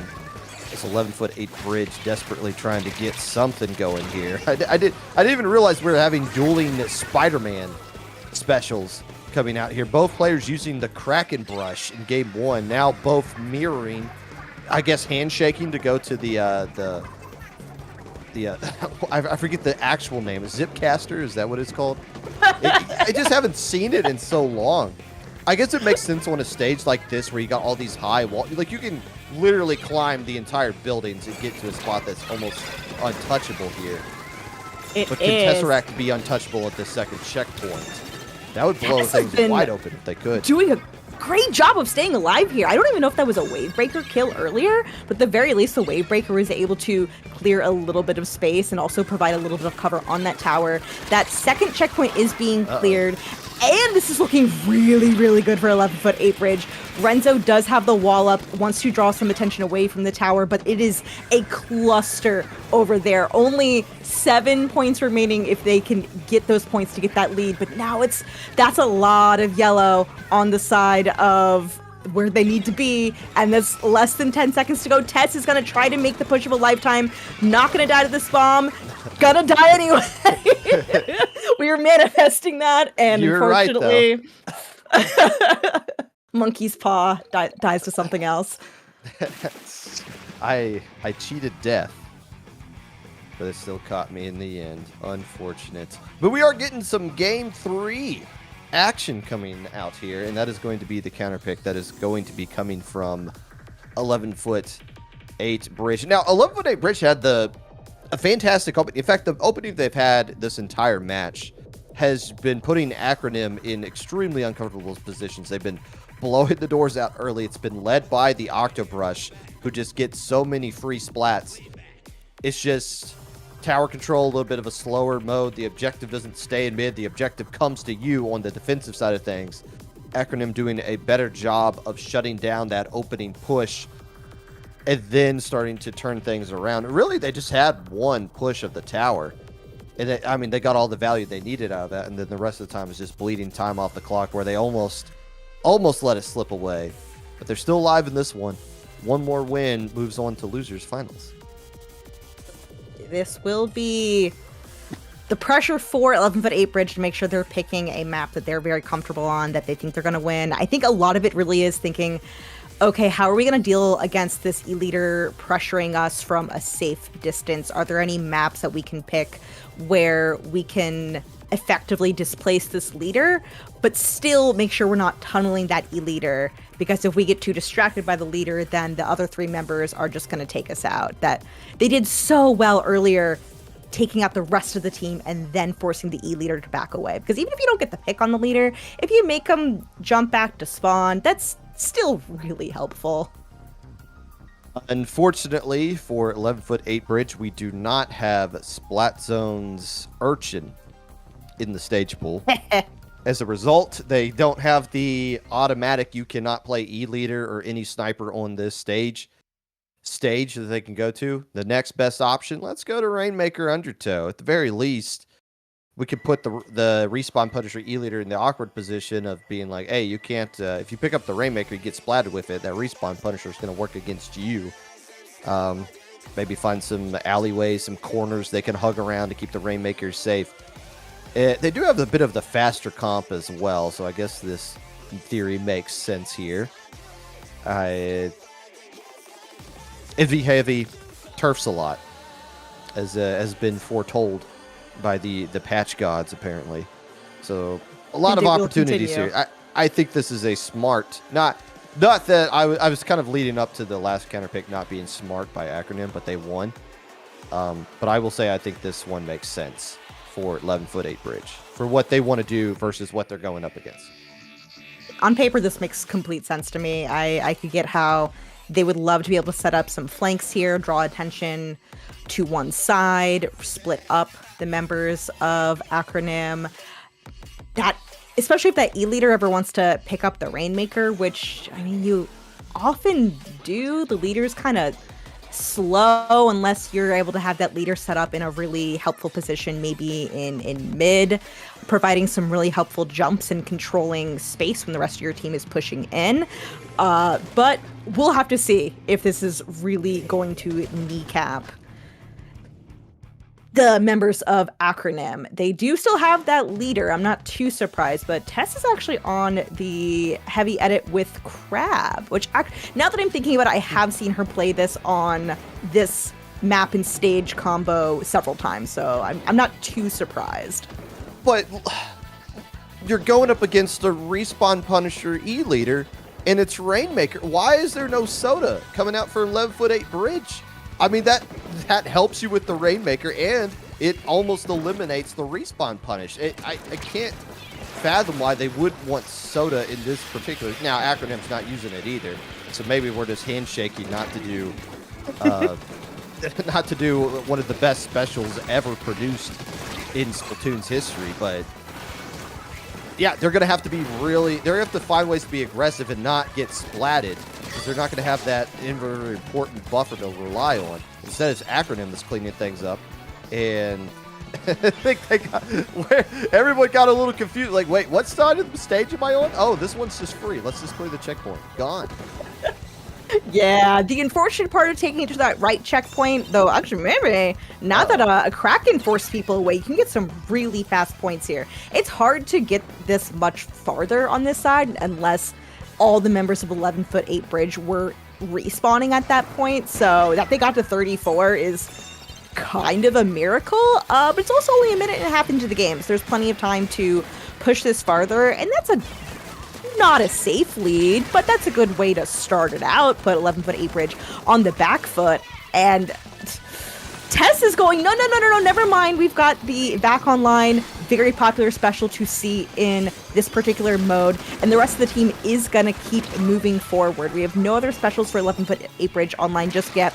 2 members are down. Algorithmic is getting the lead. What? Well, not only is it not a safe lead, it's not even a lead anymore. Schmovin' and schmovin', squid rolling through the enemy ink, diving forward to get a touchdown across the goal line. What a heck of a play with the Rainmaker. They did get wiped out in the process, and as you pointed out, Rose, there's still a ton of time left on here, but I was going to allude to the fact that I think 11'8" Bridge, I was critical of them not using Soda against what they're going up against, but they are using the one special that it seems like top level is requiring for Rainmaker, which is Vacuum. They didn't even have to rely on Vacuum to get the lead right there. They might have something ready to go here. In fact, they do. There's nothing you can do. The Rainmaker just moves forward in the shell of the Vacuum, and now they get to 5 remaining.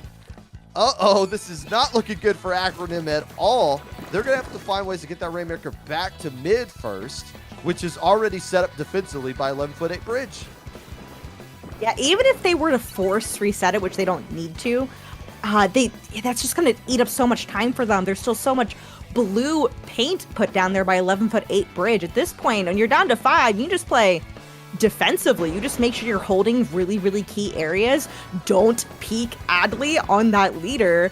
Hold your very important positions. You have a tent trying to draw attention away. I don't know that anybody else is helping out Agaric, so Agaric does go down there. That looked really risky when you're in such a good lead at this point. This does open up the right side of the map for Acronyms to start pushing through. They have a few specials online that Bubble's gonna come out, but nobody can take any use of it when the rest of the team goes down. Renzo's able to clean up that area nicely.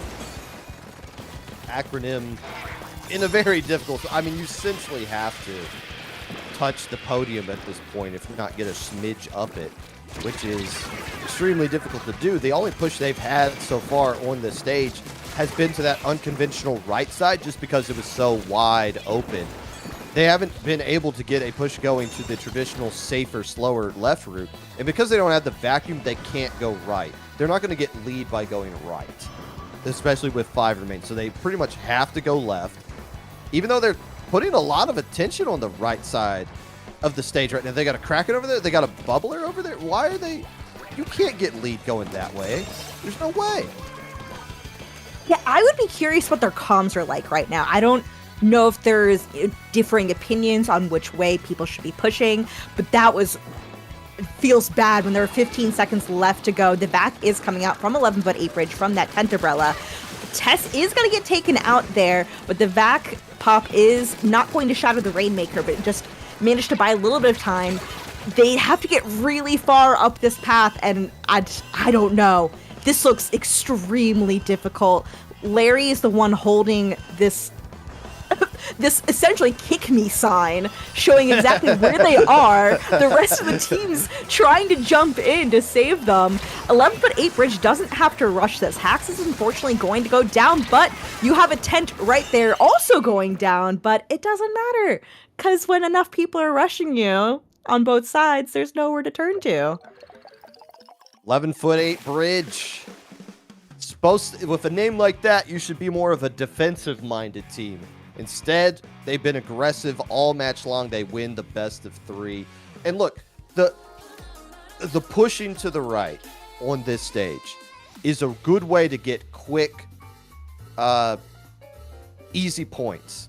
I say easy as in like, of course it's not easy to go that way.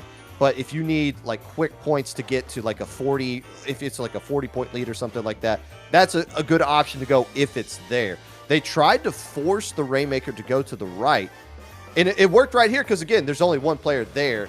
You have the lead already, and you can get 26 points immediately off just by barely going anywhere. But the problem, again, when you have to get to 5 remaining, you can't go that way because it's right in front of the enemy's spawn. Even if you clear it out, you're going to have everybody spawn right on top of you, and it's going to be difficult to get to that 4 remaining. Their only option was to go left, and I think they just had a miscommunication, tournament nerves getting to them because they threw all their specials on the right side where it's like, okay, we'll shut that down. Thank you very much. But that's the beauty of the tournaments. It's not always easy to make the right call in the right kind of moment, and it's a question of can you shut down or take advantage of the mistakes that the enemy team presents to you. And look at this right here. How do you stop this? You got a Kraken leading the way and a vacuum supporting from behind. How do you stop that? At that point, you have to know in Rainmaker, if your opponents have a vacuum, you have to really be tracking when that vacuum is ready to be used and see if you can have somebody set up an angle behind them to attack the vacuum user behind their back and just go, okay, I'm going to take you out because you're not paying attention to your flank. But that didn't work out at all. It did not. 11-foot 8 bridge used that vacuum very effectively with the Kraken. I also like that they didn't just pop the vacuum and run forward with the Rainmaker. They also made sure they had somebody keeping an eye behind to at least, even if they get taken out by Kirby, to at least buy enough time for the vacuum to get real value for the Rainmaker. And it worked fantastically. 11-foot 8 bridge moves on. They've been spending most of the day in losers brackets, winning 4 straight matches. This one will now be their 5th that they want to win in a row. The team that sent them down, Vantablack, who's currently in the IPL break room waiting for grand finals to start. It's a very nice place. I don't know if you've been there yet, Rose, but we take care of our players in grand finals by making them wait a very long time to play their next match and ice them out. They're going to be going up against, as I choke out, Altruist. Altruist? I don't even know what that word means. But this altruist, like from altruism. Like to be an altruist. I don't know what a person who has selfless concern for the well-being of others. Yes. Who care for their own interest, an unselfish person. Does that mean they're going to throw? I was going to say that sounds like they're going to throw. Be the true path of the altruist way to go is to help out somebody else, or maybe they're just like selfless and playing for each other. which is adorable. Uh, Well, they've been very selfish throughout this entire tournament. They haven't dropped a match at all until they went up against Vantablack, a team they beat yesterday, who got revenge on them 3-1 in winners final. So they're coming off their first loss the entire weekend. And at worst, they're going to finish in podium. Altruist is playing in Ludi, Division 5. They're currently 2-1. There is a world where they win this low ink and at the same time not even make playoffs in Division 5 because they lost 2-5 to the Appreciation Collective, who also signed up and played in this tournament under the Appreciation pickup. Is it low ink it fun? is interesting. It is interesting. I feel like Ludi is a very different beast of such longer, you know, it's not a gauntlet of multiple, mainly best of 3 until you get later on for the best of 5s. It's a best, you know, you're doing one best of 9 per week. It feels very different if you're not good at shaking off a mental loss of losing several games in a row. There's a reason so many Ludi matches end in 5-0, 5-1, or 5-2, and we don't get nearly as many like 5-4s. A lot of people's mentals just doesn't tend to hold out quite like that. Altruist has had a lot of game wins this weekend, and I'm sure they would love to get back, play against Vantablack. Both these teams knocked out into losers bracket by Vantablack, would love to have the chance to run it back. Whoever does manage to escape from losers bracket finals to go up into grand finals will have to win 2 sets in order to take that back. But Altruist on paper, I think, is the team to win here. It's gonna depend on, have they had a nice refresher, stayed warm, but not exhausted themselves during the not super long break, but enough of a break that I think you have to make sure your team knows that go use the bathroom, get some water, get some food, shake off getting knocked into losers bracket finals. We'll get back up there. I mentioned that 11-foot 8 bridge has the one match they've lost today was to Vantablack. I just looked through their record yesterday. They went 5-1 yesterday. Can you guess who's the one team that beat them yesterday was? Oh, I looked this up earlier. Was it Altruist? It was Vantablack again. Ah. I believe both going 2-1 into the favor of Vantablack. Both going 2-1. So that's the only team that has been able to knock out 11-foot 8 bridge so far, and it's not been an easy thing for them to do. Altruist looking to become the second here and avenge their only loss in the tournament. And there is the stringer you were talking about. Where are my Super Chump fans in chat? All 2 of you. You must be thrilled to pieces to see Super Chumps coming out here. And maybe not super thrilled to see that the gal's already been eliminated. And, well, that hold forward strategy at the start worked out really well in the last match. Altruist ready for it. Did not pay off right here. Tess is going to start deploying the boys, or a little. Hey, you can't be mad. Look at those happy faces on the little balloons. They're so cute. But yeah, you can't deny it. Super Chumps, not a particularly strong special. Not surprising to see it over on something like Splat Zones. It can at least help out with some paint here. But I think what's going to be really important is more than just the paint output, is being able to make sure that we are not feeding into anybody. Optoseal's red, doing a great job of holding areas where buckets are going to excel at. No, I don't need to see you to get the splat on you. Well, how do you think Altruist feels about losing their first match of the entire weekend? You think they're taking some frustration out right here? They got another reslider ready to go. And the Kraken, really great on the stage. The Chumps don't seem to be really bothering Altruist that much, although they haven't really been an opportunity to use them other than just trying to throw something onto the zone. Is finally 11-foot 8 bridge able to settle down, and they're going to be able to get set up to create a bit of a lockout. The zone already lowered, the tent being deployed a bit awkwardly there. But, you know, Altruist, it's now up to them to break out of their own spawn. See how they respond to that. Retake's very, very important here, and it looks like it's going all into their favor. A very nice wipeout here. Renzo dropping already, and yeah, get out of there. 11-foot 8 bridge is not ready to do that retake just yet. Renzo going to be forced to regroup with the rest of the team. The tent shield's going to come out. I would be interested to see how 11-foot 8 bridge can really use this tent to take spaces and whatnot, or possibly force Altruist to feel like they have to burn resources on that tent shield. And right now, they've got numbers advantage on Altruist. Altruist only has this Zap, who's currently alive. Gibbons is gonna have to give up that space, being forced to be running away. Renzo already peeking that ledge is going to go down. You know, when you've got a Dread being able to reach you from all the way over there, over a ledge, you gotta respect the range that it has. I saw a little moment there where a suction bomb got thrown in front of a tent shield, and I don't think the Tenebrota players saw it because it was on the other side of the shield, and they went past it and exploded. So that shield kind of working against them in some spots, especially in these kind of tight corridors where they can't just deploy the tent across the entire zone. So right now, Ultra is doing a good job of dealing with everything. And here's the problem with 11-foot 8 bridge. You can throw everything just to get the zone back, but how are you going to hold on to it long enough? You got a lot of penalty points you got to go through.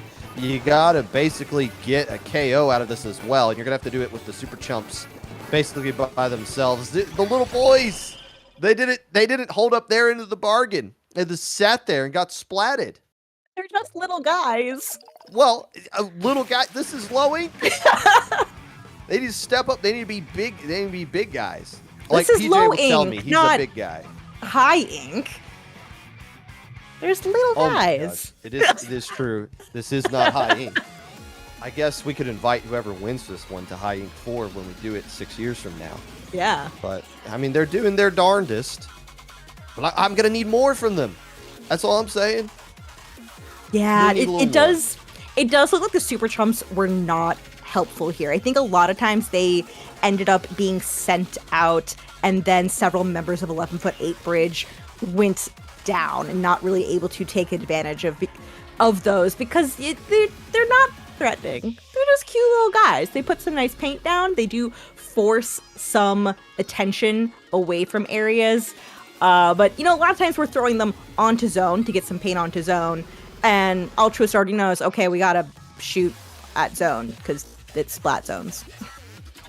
Well, you got really no situation there over the course of that game where 11-foot 8 bridge could use their specials in some sort of meaningful way offensively. Everything was just, we got to stop the bleeding. Throw stuff at the zone. Let's see if it kind of works there. They had one opportunity where they could start pushing up.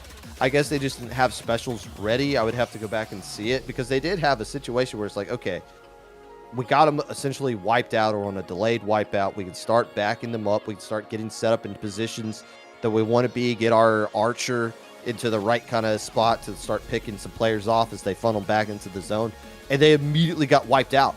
Like, immediately. And then the game just slowly died out over the course of that. So 11-foot 8 bridge, whatever they were, gosh, I hate commentators say the word cooking way too much. That's the only time I'm going to use it here. We didn't get to see what they were cooking because they never got set up in the right position to do that with their specials. But they get the counter pick here. So now we get to see what they're really... Are they going to go back to Rainmaker, Undertow, like they just counterpicked? Or they got something else up their sleeve? Let's see, and it is back to Rainmaker Undertow.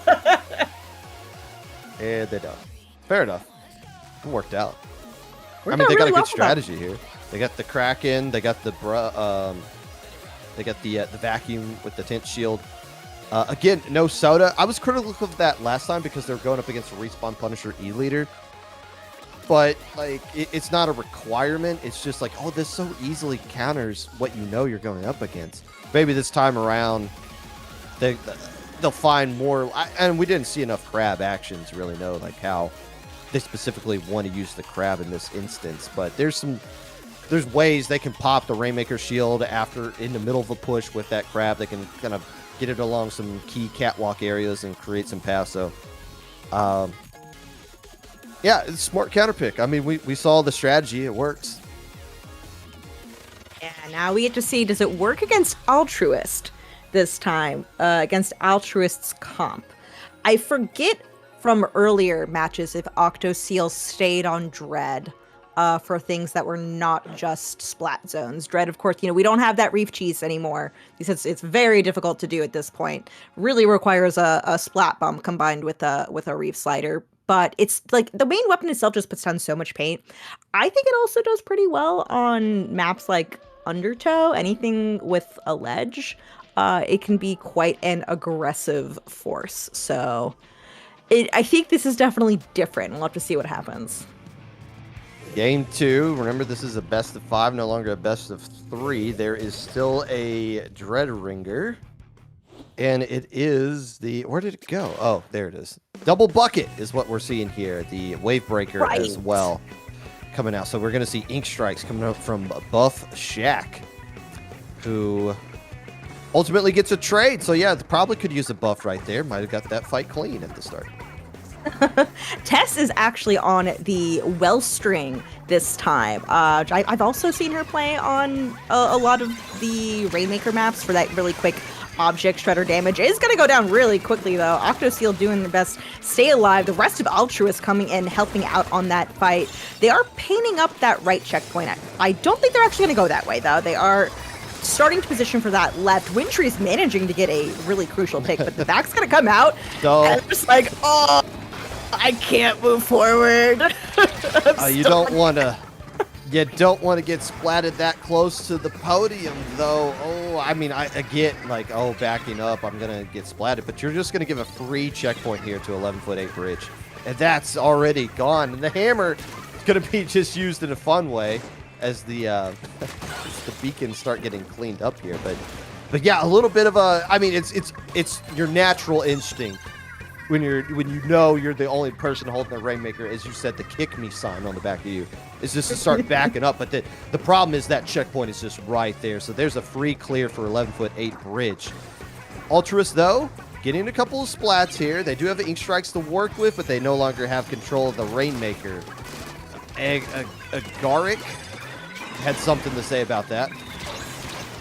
Indeed. Tess has very little HP, manages to stay alive, chucks that hammer, doesn't get a whole lot of use out of it, but we've already lost Buffer, and the rest of Altruist is starting to move forward. That Reap is going to come out and does get a pick here.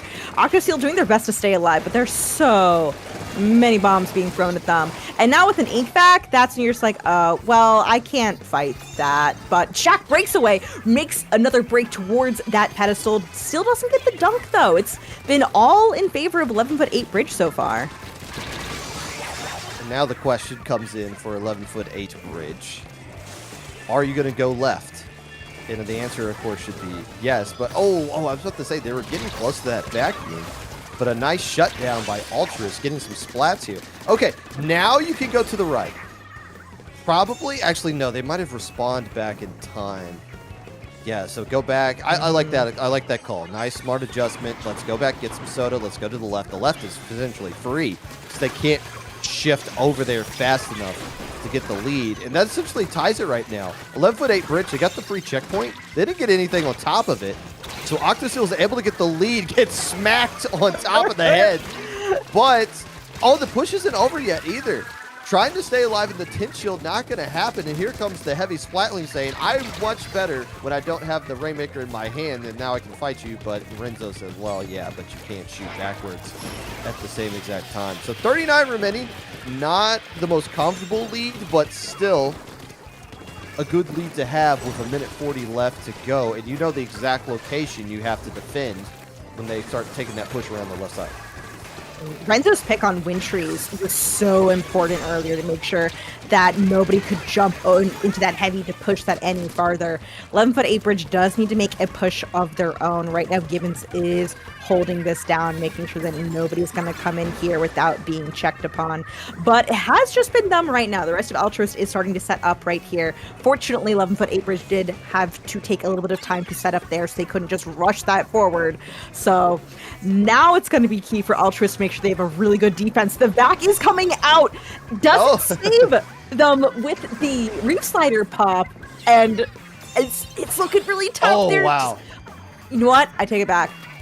If they pop this, they get it.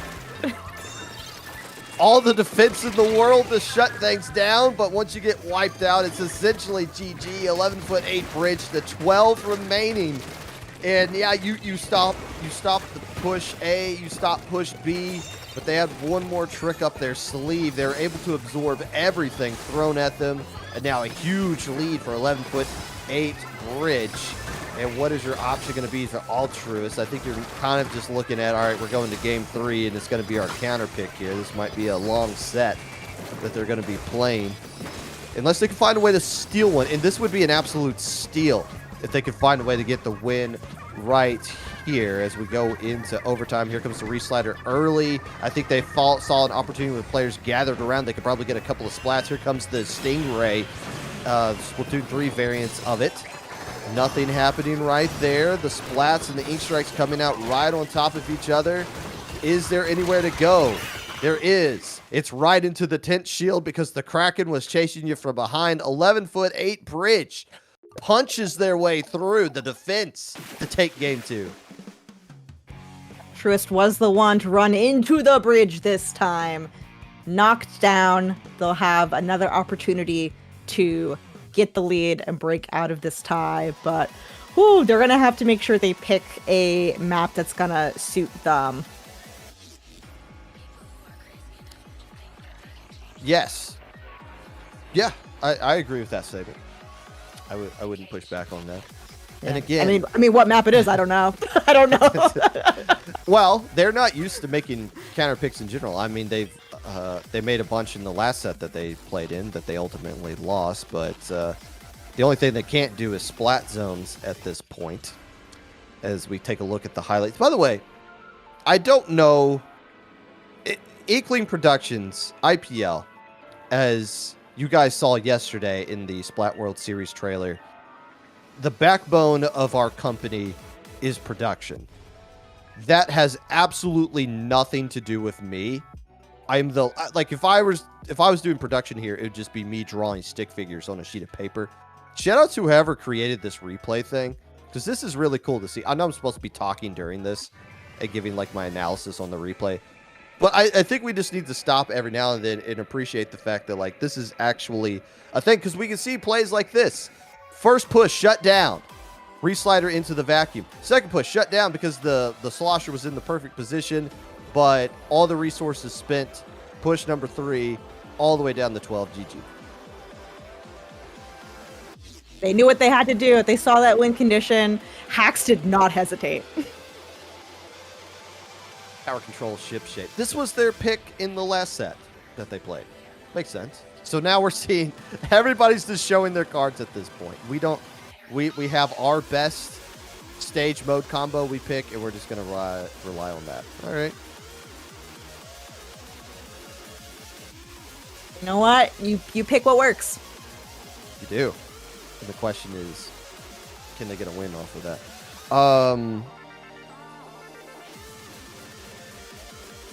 Okay. Altruist, 11'8" bridge, tied at 1 apiece.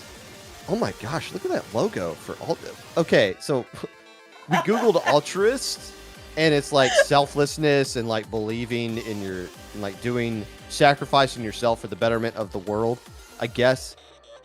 What is that? What is that cat just staring at us? That's a sweet, lovely little baby cat.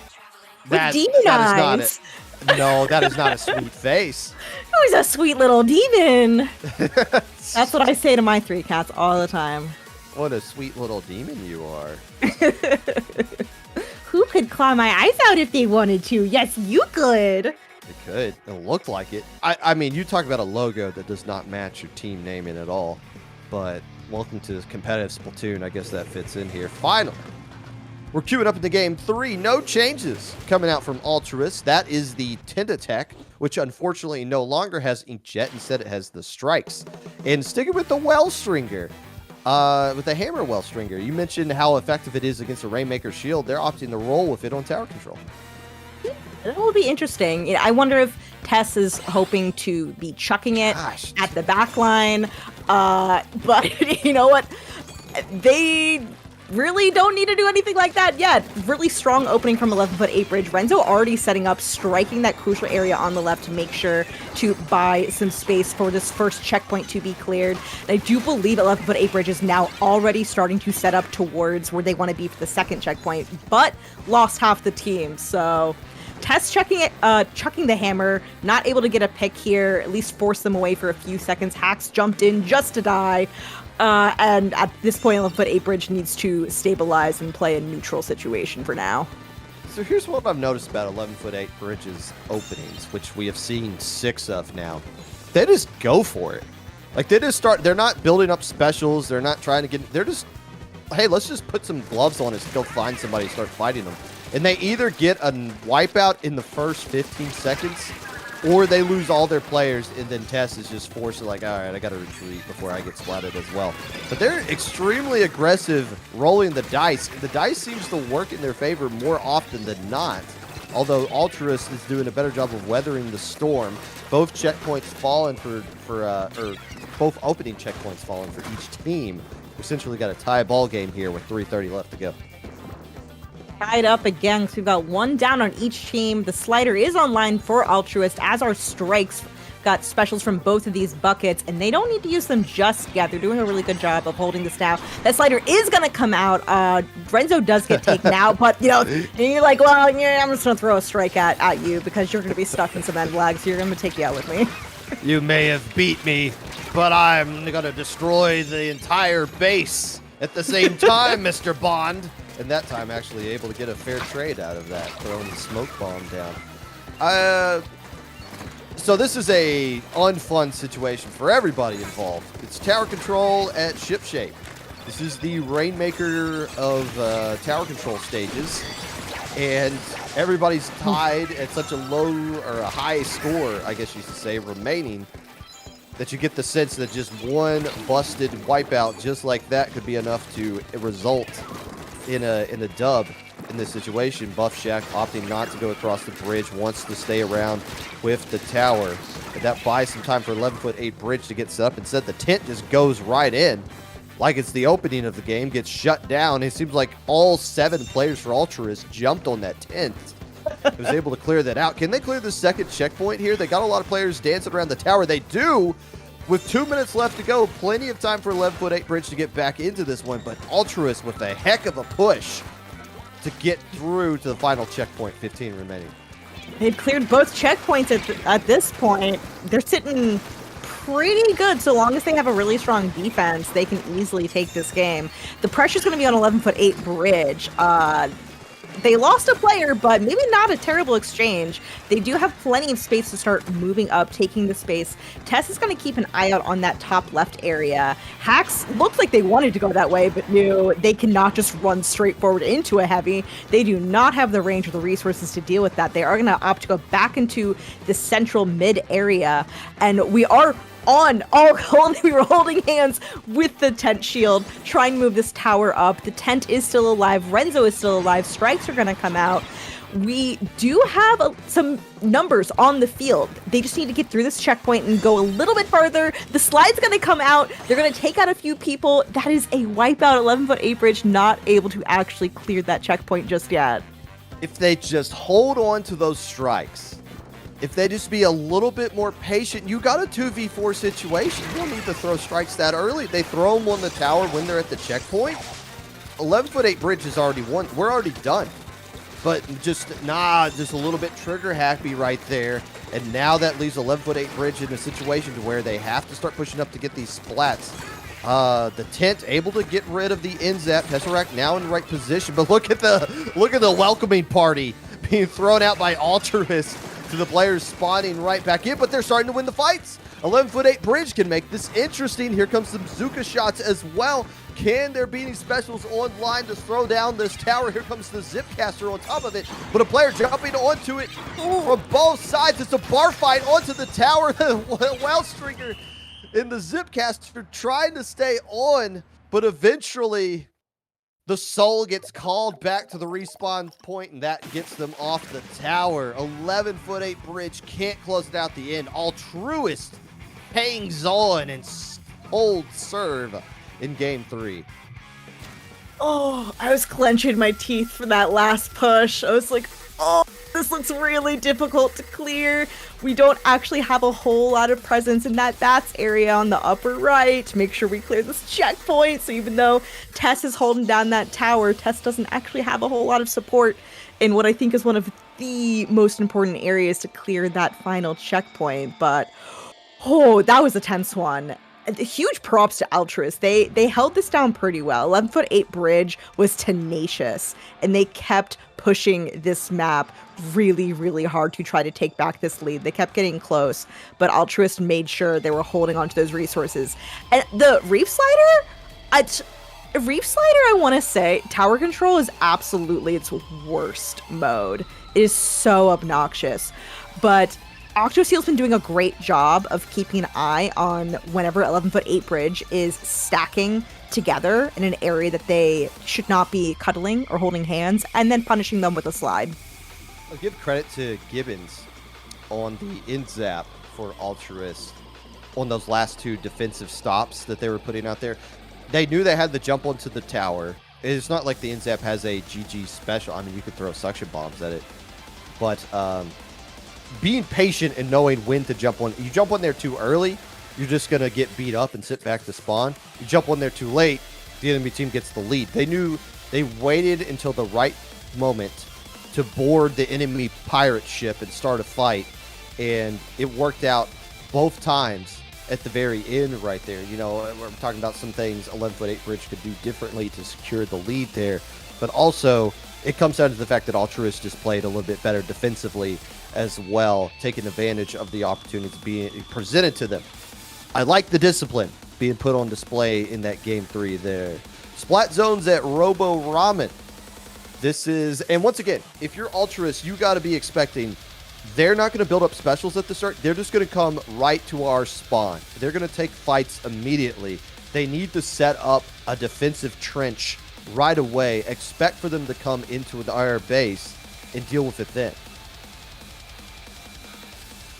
That will be what they need to expect going into this. If Altruist has an idea of they're going to run in at us, let's just make sure that we're ready for them and we have an idea of where they're probably going to push us. This could be a really good map for 11'8" bridge. I assume they picked it. I assume they feel very confident on this. But I don't know. I'm looking at what Altruist has been playing, and I think it could go very well for Altruist as well. But I'm a Robo Ramen Zone's #1 fan, or ramen fan in general. Oh yeah. I was gonna say, like, ramen, Robo, or otherwise. I love all of these things. And there is a bit of a difference. We do see the Well Stringer coming out. We saw this stage in mode last time at the beginning of the last match for 11'8" bridge, and here comes the Swarm with the tent and the brush, opting to not be as aggressive this time around. Instead, they're just trying to turf down the right side of the lower area. So a little bit of a switch. They didn't go in and throw punches. Instead, they were a little bit more passive. They actually built up specials this time around. What a switch. Are they listening to the commentary? Is somebody revealing their strategy to them? They switched it up, and it seems to have worked out. How about that? I'm gonna start doing that. I'm gonna have Malibu's team manager. I'll be like, your job is whenever we're on mainstream, you have to listen to a commentary saying, and then if they have a suggestion, you should tell us what it is. I bet you there are people who do that. But for whatever reason, the switch up doesn't get the lead to 11'8" bridge. Instead, they're stuck with the funny number, one of 2 funny numbers, I guess, that exist now. Is the lead, and additional points into the lead are going to go for Altruist right here. Hacks basically by themselves with this Kraken, which is the least helpful way to use a Kraken, and Gibbons is going to send them back to their spawn for free as they cross the halfway mark here. So 11'8" bridge, we're not used to seeing them in this defensive position at Robo Ramen, and now they're using the tent shield with the Bazookas. That gets eliminated as well. now they're just trying to funnel to make something happen because they don't have a lot of time to work with. They do take care of the Inzap and the Dreadringer, so no reslider that they're going to have to deal with. But it's basically the 10th versus the world, and the world is going to win. Yeah, and you have to go against this paint-heavy comp. You don't have people in place. Why'd you fall? But wait, they're so close Why'd to getting you fall? Oh my gosh. 11-foot 8 bridge getting so lucky there, or manifesting some kind of miracle. They're still in it. They still got plenty of time. You got 3 minutes on the clock. You know, your opponent's got all the way down to 1, but you know, in any mode, and especially Splat Zones, you're playing for that knockout. You have to knock it out at this point, but so many Zones matches end in a knockout. You know, we just need a really, really good hold here. If we can get numbers on them and set up in really strong places, especially with the tent shield, and with the tent that has Zuka, make sure that you have plenty of paint down for this team. I think it has been a little bit of a struggle right now. Just there's so much paint coming out from Altruist, and that's not even great for Splat Zones, obviously an objective, of course, but great for maintaining control. It's been so difficult for 11-foot 8 bridge to get through, and it's looking really dicey now. Hacks had an opportunity, got a 2-for-1 trade, but the problem is they aren't able to cap zone on top of it. Hacks trying to make one more hero play to keep their team alive in this one, and it's not going to happen. Here comes the Kraken, though. Can they do something onto the zone? They can't stall it out in time. It still turned blue after the time went out. Little Judd, can we go to the monitor? I think 11-foot 8 bridge should have a little bit of time left on the clock there. Instead, Altruist by frames completes the KO. Almost let it slip away, but they bounce back and become the second team all weekend long to take a dub against 11-foot 8 bridge, and they're going back to a rematch with Vantablack in grand finals, winning on Splat Zones yet again. And that opening, it was so different, like you said, from 11-foot 8 bridge. They were playing more carefully, and I don't even think that was the bad call to make here. I think they played it knowing that, okay, the last few openings have been pretty dicey. Like, sometimes they work really well and sometimes they're not so great. So they made sure to get their specials up in time, and both teams were kind of bleeding people, but Altruist was the one just with the superior hold on here. You see, every time the 11-foot 8 bridge tried to break in, they were pushing up with that tent shield with the Zuka ready, but still, I think just didn't position quite right with that tent shield. Gets punished for that, and things like that just kept happening over and over. Altruist, they're just good. 11-foot 8 bridge, it's hard to win low ink when you spend so much time in loser's bracket because you never really get a break. You're just constantly playing in very stressful situations because you know you lose, it's over. But they had a heck of a run through loser's bracket, getting a lot of dubs, a couple of game 3 wins they had to pull out. But just ran into a buzzsaw. I mean, Altruist is a really good team. They're a really good team this weekend. They've, other than the match they lost, they dropped a grand total of 3 games. One of which was what you just saw against 11-foot 8 bridge in that Rainmaker game. So that's just I mean, they obviously tried a lot of different things. They switched up their opening strategy. They had Tess not use the heavy splatling, which they had been using in the match prior. Instead, go to the well stringer. So they tried a bunch of different things. I think this is just a tip your cap kind of moment. Altruist is just the better team today, and they might be destined to get some revenge on the team that sent them down to losers. So we're going to take a quick break here before we get ready for grand finals. Rose, I believe we have a new tournament at IPL that the folks want us to plug. We do. It might be a little tournament that you all are familiar with. A little tournament called From the Ink Up, which is now going to be under the banner of IPL. Yes. I guess we don't have like an actual blurb we're supposed to read out there. But yeah, From the Ink Up, I can tell you behind the scenes, this has been a conversation we've been having for a while. This isn't a IPL trying to absorb more tournaments or become a monopoly or anything like this. This was just more of a... From the Ink Up is a fantastic tournament. They need a home, and what better place than IPL? I mean, I guess They could have gotten the Dapples, but we made a better offer. Bought more of their shares and whatnot. So the 100th edition of From the Ink Up registration is going to close on April 23rd at 8 p.m. Eastern Daylight Time. So stay tuned for that. We're going to take a quick break before we get ready for grand finals. So grab your popcorn and your tent shield and all that good stuff. We will see you right back here for the epic conclusion of the March Low Ink here on IPL.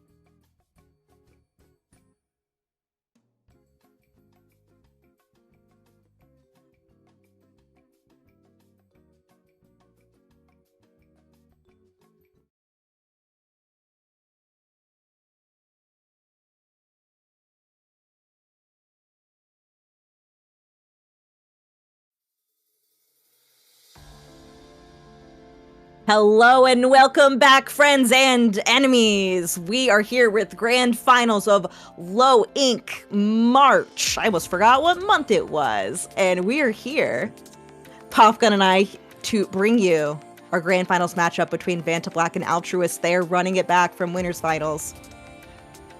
You know what's we just talked about From the Ink Up.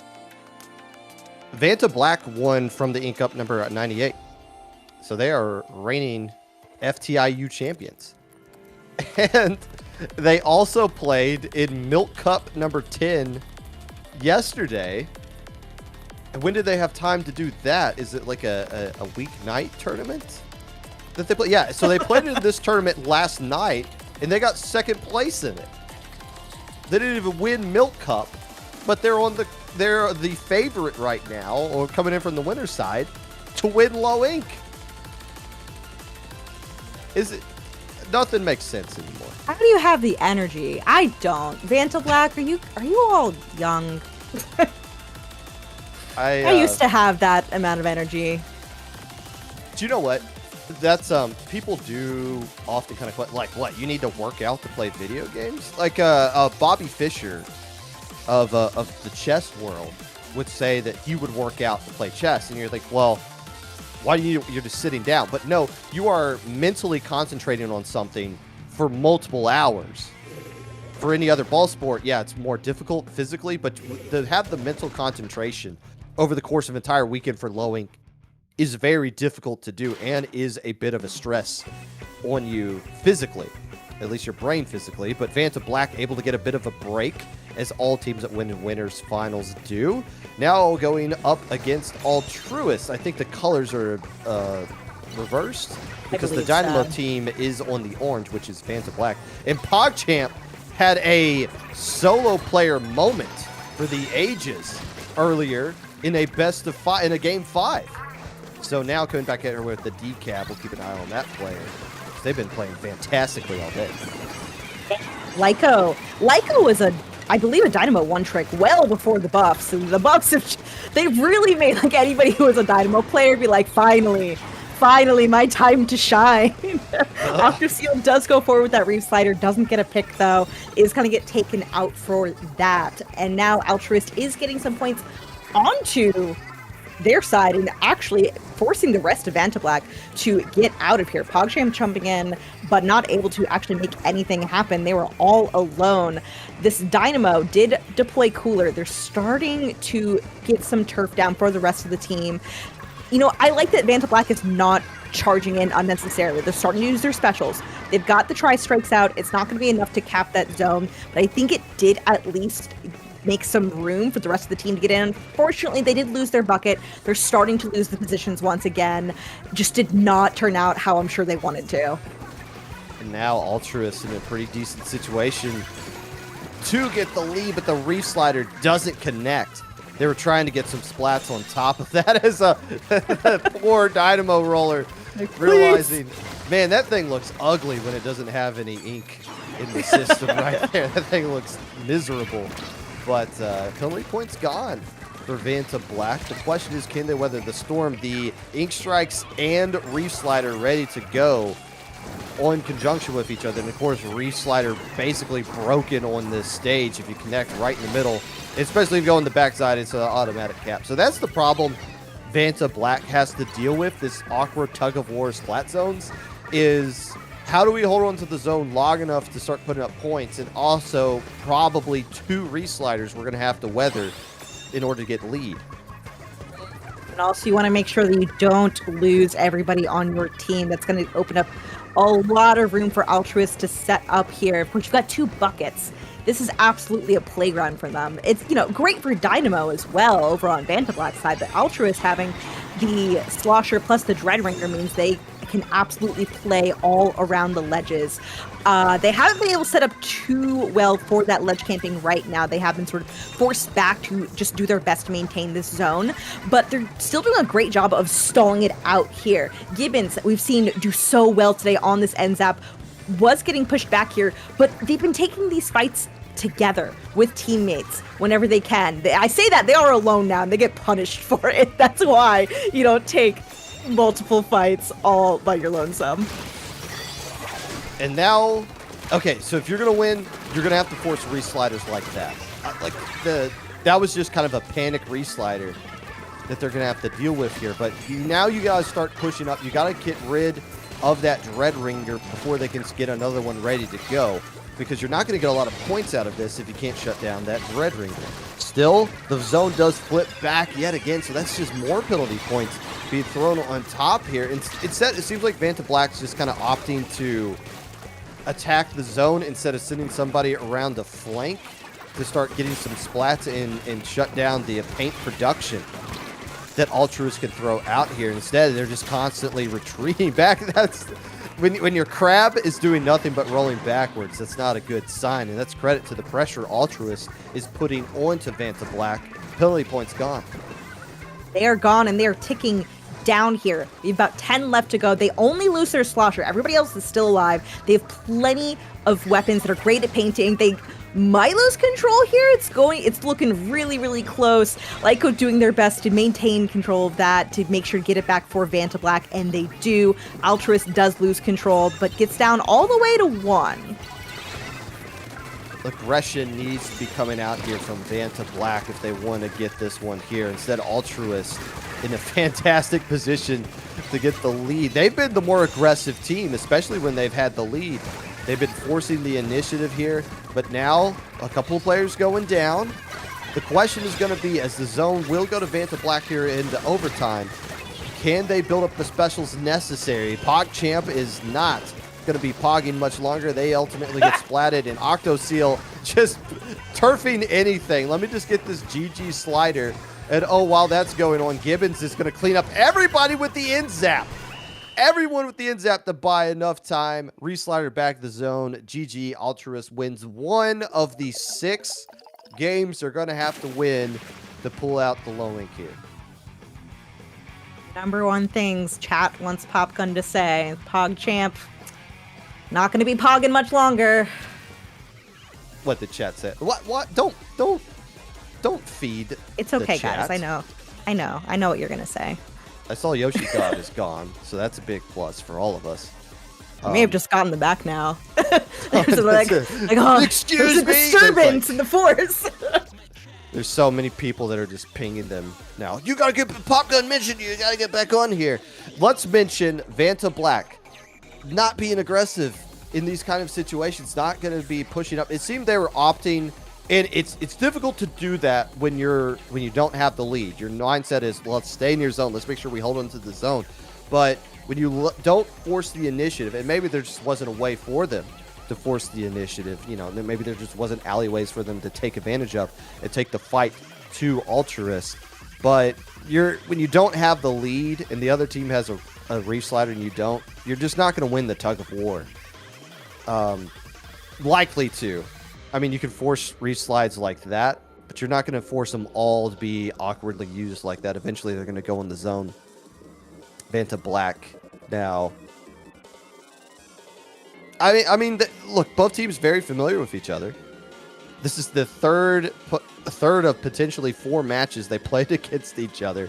They've traded. They did play yesterday, and I think we're just going to see the same stages over and over again, aren't we? We are. Who knew that we'd see a lot of TC ship-shaped cargo company? I've seen so many people be like, I hate this map. It is so annoying to have to retake on. But if you like it, you like it. And if you feel confident on it, and the complaint against it is how hard it is to get back in, then okay, well, we're going to go into this confidently. We're going to take strong positions. We know exactly where we want to be going. The tower control is moving on a fixed path. We know where we want to go. And this was the counter pick that Altruist made in the previous match. That's true. So this is, they're fine going here anyways. This isn't and I think they played against each other last time here. I'm pretty sure Vantablack won that, so that's probably why they're picking it. But this isn't like we gotcha, Altruist. This is where you're not going to be comfortable with. I mean, Gibbons even has the right timing to defend that second checkpoint. And they're fresh, ready to go right here. We'll see how the openings go. A couple of punches thrown, none of them connecting. PogChamp trying to make something happen is finally we get a splat about 30 seconds in as Altruist is going to get control of the tower first. Do they see How? How does get a trade there, and Lyco does already see where they're going, but they're actually one going down there. That is going to be an easy first checkpoint clear for Altruist. They're setting up to now already make sure they've got that bucket already moving in onto that top plat area. They've already got Octoseal on the Dread, putting down some paint in the Bats area. They know where they want to be taking these positions. They're throwing out strikes to buy some time away from the Crab. The slider's going to come in. I think probably an ill-timed slider, didn't end up doing a whole lot there. Probably thought people were going to be more on top of or in front of the tower, but that did not end up happening. So went down in that fight, but a strong opening down all the way down to 28 is not so bad. It's not bad. On a stage like this, it means literally nothing. This is essentially a tie game still until the clock hits 0. If this was Art Academy, a brilliant counter pick, yeah, we'd be essentially over right now. But Vantablack able to get a wipeout here, so this checkpoint's cleared. Now, they don't even have to get past the second checkpoint. They just got to get to it. The question is, defensively, how can Altruist just hold on to that plat area? And by the way, the Dynamo doing a good job of sniffing out the Ink Strike player who's a little bit farther away. Here comes the Re-Slider away from the tower. And that's why you got to use it. You were kind of mentioning before Re-Slider not being good with tower control. Yeah, you can't just aim it at the objective and automatically get it back, just wrestle it away from the enemy team. But they've been using Re-Slider really well against the players that are stuck out in the open. Not that one time, but every other time. And getting key splats on top of it there. But, man, we're just at the halfway mark, and both teams are, as far as the scoreboard is concerned, so close to the KO. Yeah, they're both so close to each other. looks like Altruist is trying to make something happen here, but that bucket's going to get taken out. They already used strikes. They can't use it right now anyway. The dread went down. That was a push that ended up going nowhere. Vantablack is to set up now. They do need to get to 27 or lower to get the lead. They've got almost a little bit less than half the game to go. They're getting some picks down. Right now, trades are happening. The strikes are coming out right now. They look pretty scattered, though. The slider's going to come in. Yeah, that is an example of a... And I say this as somebody who plays a lot of Dread and has done a lot of reef slidering from day one of Splatoon 3. And that was a rough slider, and I would have done it too. And I still would have been like, that was bad. Well, they at least got any value. They got a trade out of it because I think it did take care of the Dynamo. And more importantly, it displaced everybody else. It didn't play a factor of them holding on to the lead, which Altruist is still doing there. But it's doing enough to cause panic, which of course it would. And if you get a splat on top of it, that's just the icing on the cake there. But everything is being thrown at this tower. Desperate attempts to try to get the lead and try to hold on to the lead. And here comes some strikes very early as they try to kill that player. They absolutely do. This should be the lead. I don't think they're in position, but here come the ink strikes at just not the perfect time. Wait, they tie it. They don't get lead. They don't get the lead and the wipeout on top of it. Oh, the ink strikes. I didn't give you enough credit. You know what? We talk about slider is not the best special for zone, for tower, excuse me, because it's not an objective special. You use it very differently, and it can be really strong otherwise, but strike's so good on tower control. They played those exactly when they needed to. Shreds a bubble, and Vantablack just wasn't set up to take bats quite yet, and they really needed that space in order to get down to 27. Getting that tie is going to put you back 1 point. Strikes come out again. Not doing a whole lot just yet. Everything's being thrown at the table right now with 10 seconds left to go, and that is going to be fantastic for Altruist because they get the wipeout here. Altruist coming in from the loser side of the bracket is going to go up 2-0 and knocking on the door of a bracket reset, a very quick bracket reset. They've lost one match. All weekend long, it was to this very same Vantablack team. You're reigning from the Ink Up champions. Not able to get any wins so far in this match. And that was their counter pick too. And again, like you're counter picking this. It's hard to beat one team twice in the same day when skill level's roughly the same, because the losing team is going to be in a situation where, like, okay, we know it didn't work. We could make some adjustments here. But Altruist or Vantablack opting to do the same things they did so far up to this point that worked for them before. Altruist seems to be doing a little bit better on the adjustment side of things. And attacking the tower, I mean, just swarming the tower from all different angles throughout that entire defensive situation they're put in there. Did Altruist only have one push of the tower at the very beginning and then just played 4 minutes of defense on ship shape? I think they did. Yeah, roughly. They That's did crazy. keep pushing it, but you know that you don't have to push it super, super hard. Ideally, you just want to keep it off of your side so you don't have to overcommit to a push. That is the major benefit of getting the early lead, is that you know that you don't have to overcommit. You can just make sure you're playing positions. Octoseal's slides were so fantastic. I wouldn't say that, they worked 100% of the time, but when you get slides so frequently, you have such crazy paint output. You can get, you go down with slide, and then you get another one ready in 15 seconds. And I think just that offensive pressure of making sure you're keeping an eye out for like geometry, being like, okay, and if I slide at this angle and those two people are stuck together over there and they're gonna have nowhere to run to, and I'm gonna slide a little bit past them where I think they're gonna run to, and then I'm gonna explode and I'm gonna take them both with me. Plan Blitz at Umami Ruins. The last-ditch effort here for Vantablack to avoid a bracket reset. They'll have to win this in 2 more counter picks from Altruist if they want to end this tournament right now. Otherwise, if Altruist wins this, we will reset the bracket.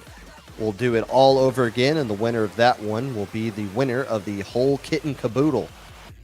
Vantablack, Clan Blitz Umami is what they're opting to go with. I think this is the first time we've seen Clan Blitz since you and me been casting this. For sure. For these teams in particular. And I'll have to do... I did take a nap today. So I was vaguely paying attention when these two teams played in winners finals. I have to see if this is a repeat as well, as far as stages that they picked against each other. Yeah, they did play this before, and it went in Vantablack's favor. They did. You're right. This is another playback. You remember those old days when we were beating these guys? And let's try to play the classic hits again. So, Ship Shape didn't work out. We'll see if Umami can be a little bit different. PogChamp has been very effective with the bubblers in Clan Blitz. And the Slosher instantly going down for Altruist as Vantablack starts pushing up right at the start. Yeah. Additional picks coming out onto Altruist. Lyco is going to go down onto the side of Vantablack, but as long as Vantablack keeps control of this territory in mid, it's going to be very, very important for them, but they're getting pushed back a lot. Buff Shack pushing in on that. Does get one pick, really close to taking out that Dread. Make sure to, that's the perfect place to hide from a slider on this map, is just like, protect me, pillow. You can shield me from all this damage, and it worked out. Took out that Dread slider, and Altruist is moving in here. They've got strikes ready. They're going to strike them around the basket, but you might see that their claim holder backed up quite a bit. You know somebody's frustrated when they use the this way button when you're all in VC with each other. It's like jump to me. But I don't even know if that was the position you would want to jump to. Like, even if you do pop the basket, you weren't in a great spot to get anything out of it other than just giving Vantablack a free Mercy Clam to work with. So maybe a good non-score right there. The problem is the entire stage is flipped. Vantablack with a bubbler to work with. Oh, now they're not going to get anything out of this. Now they're the ones who are going to give it free. Oh, and wiped out too. Oh, this is going to be bad. This is going to be very bad. I think we're staring down a bracket reset. Getting wiped out is the worst thing you can do on your own push, especially when you get nothing out of it. Look at all the resources. That doesn't even include the Mercy Clam that Altruist has to work with, plus 2 specials. This is going to be hard for Vantablack to hold on to. They are using all the specials right now. The strike's coming out. The slide came out. Everybody's got a cooler active. We're throwing in clams. We're down to 48. That is going to be the end of that push, though, which means that Vantablack can take all of this space for free.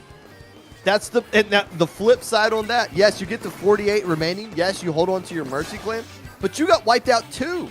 And now Vantablack's going to do it right back. Now look at the resources they have building up. Look at the bubbler they got, a couple of power clams, some other mini ones they could throw in as well. Oh, both teams are loaded for bear, and it's just a question of who can get the splats first. If Vantablack gets them, they're going to get lead right back as well. Both teams being very aggressive with their pushes, and it's going to come back to bite them right here. Here comes the crab and the ink strikes. Here comes the Reef Slider that doesn't get anything on top of it, trying to display some players, and here come the floodgates exploding open. Vantablack in a great position, and somebody who just got splatted can go back to get that Mercy Clam and jump in as well. Exactly what they're going to do to 20. Oh no! You skipped leg day! You missed it! Oh, you end up getting the rebound and throwing it back in anyways. Oh, why is this other player jumping in? Now they get wiped out. Now Altruist has an opportunity. Stop getting wiped out. What are we doing? Both teams, slow down. Oh, but this is exciting to watch them. It is so exciting to watch. I mean, on one hand, I'm like, yeah, keep wiping out. This is great content. I love to see it. But yeah, maybe if you're on either team, it's like, okay, maybe let's stop all 4 dying when we go in for a clam push, because it's setting things up really nicely. Look at all of those power clams Altruist is holding. They're throwing them in. See, they just need a few more clams, and they take that. 2 more, and they win that. Wintrees throws in one of them. Gets taken out. Gibbons has them, though. Throws them in. What in the world? Hoenn and Brush, if you're still listening to this in PC, reset the bracket. Altruist making a statement, and the worst thing you can do The worst thing you can do with Clan Blitz, I say this so many times, and it's happened so many times in Lowing, you cannot get wiped out when you have the enemy basket open. You are giving so many resources to the enemy team. It doesn't matter. You get this huge lead if you're Altruist. If you get wiped out, it doesn't matter because you immediately give the lead right back to the enemy team. Same thing with Vantablack. You get wiped out after getting all of those huge chunk of points. It doesn't matter that you got that huge lead because you're given all these resources and mid control, and they're allowed to build up all their specials because they have so much places that they can turf over, and they get to gather up every clam along the way. It's just one player, back up, hold down mid a little bit, allow your teammates to jump back in. Both teams making the same mistake. It's just that Altruist had okay, so Vantablack scored first, and they started this chain of wiping out while pushing. Maybe that's just why the tug of war went into Altruist's favor, but yikes. Yikes, that's frustrating and exciting to watch at the same time for both teams. Frustrating to play, super exciting to watch. This benefited Altruist. They had the resources and the claims that they needed when they needed them. We saw, this time, Vantablack was able to get some nice points in. Pogtribe able to throw some in. We had that clam was wild from Hal, but the then slosher, Hal goes down. The slosher right here. There's nothing to gain by jumping in right there. There's nothing to gain. And that's kind of an example of just this hyper aggressiveness at the wrong times. Working back, and I mean, it's just GG at that point. I mean, as soon as they got all that clear path, the re-slider blows them up the way. Gibbons just kind of with the easy layup. Man. And I see how it happened. My team does it too. You get into a certain mindset where you're just like, we have to knock this out. We want to take this right now. And then you overcommit, and then you all go down, and then you lose some really important positions you need to hold. No, Keon, you did not miss grand finals. That was a 3-0 from the team from the loser side. So we're going to the bracket reset. You could argue that Vantablack missed grand finals, and maybe they'll wake up here. But Altruist has been playing fantastically since losing that their only match that they've lost to Vantablack in winners finals. They've been playing great so far. 6-1 against the best two teams remaining in the tournament. But yeah, Vantablack, I mean, both teams, that was not a good, if I'm Altruist, I'm happy I won that one, but I'm not super thrilled with how we played in that final game. But Altruist playing fantastically, a skin of the teeth victory in game 2, a good boxing out, locking out and wrestling the zone back game 1. They're the better team right now, and Vantablack has some opportunities to work with here. They tried running back the same couple of stages they won on before. Now if they get into some counter picks, are we going to see that different wild card that they can throw out there? But if you win game 1, you get all the momentum back.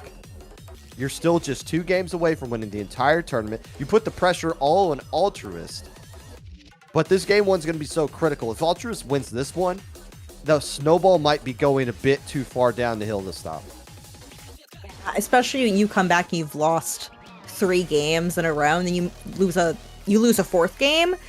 That's, I think, even the best teams, even in top level, that can be hard to shake off of your mental. Make sure, like, okay, come on, all right. So at this point, I think you just have to you have to force yourself to be like, okay, we're etch-a-sketching that last set. We know that we really need to win this one. Everybody take a deep breath. We're going to go in. They're not changing up anything comp-wise. I'll be interested to see if they are adapting with their opening here, if they're adapting how they're taking these fights.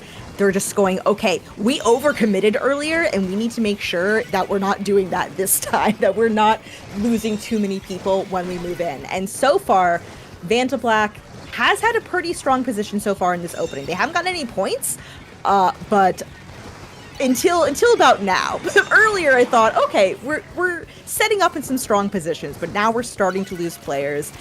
And when you have a slosher trying to get you, fortunately, at least you have Hal on those splat dualies able to call them out. PogChamp in a really difficult position. I think at this point, the best you can do is pop that bubble, try to hold this space, and wait for the rest of your team to come in, which is what is happening now for Vantablack. True setup. Hal was doing a fantastic job of locking down that left side flank, which is where Altruist, especially that slosher, was trying to go. But Hal was winning fights over there, and even when they were getting splatted and canceled, jumped right back in it and immediately continued to fight on that left side. And when you got that player controlling that one flank, that makes it so much easier for the rest of the players for Vantablack to realize, okay, now we just got to make sure we get the right, and then everything in front of us is clear. We can take that down. So credit to Hal for shutting down that one alleyway. Vantablack now in lead, no penalty points, getting in their way. They can work with the KO right here, but the Dynamo opting to just kind of stay back and just keep turfing over the zone. That means they're not going to get a lot of support from the rest of the team and start pushing up here, and Altruist can just get the zone, start cleaning up. But still, Vantablack was something they haven't had in the previous match of the Grand Finals, a decent lead they have to work with. So now they can switch their mentality. It's not so much crawling to stay to like climb up the mountain. They can just set up defensively and try to bleed out the clock here in a tug of war situation. Different mentality for them now, and it might be a breath of fresh air they need. Yeah, the Vantablack did just lose several people. Those strikes are going to come out. Hal is doing their best to stay alive here. Did have to jump out, at least pulled some attention away over to the right for a little bit. Lyco is able to set up now on this tent. Is going to be forced to drop because of that suction bomb, though. And if you're Vantablack, you need to make sure that you are setting up to retake this zone. PogChamp is going to get taken out, though, unfortunately. Did deploy the bubbler, but wasn't able to have it be up soon enough for them to stay alive. Strikes are coming out. Altruist wants to keep control of this zone. They're so close to getting the lead, and they do. So many members of Vantablack are down. This is not looking good for Vantablack.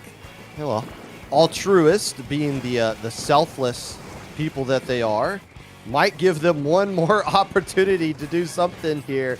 And instead, not going to be just getting to the zone a little bit too slowly. Nice job by Altruist to slow them down. Weathering the storm, Vantablack in the best stretch that they've played in this Grand Finals came in that game, but it still wasn't enough as Altruist, again, I mean, the longer these things kind of go on,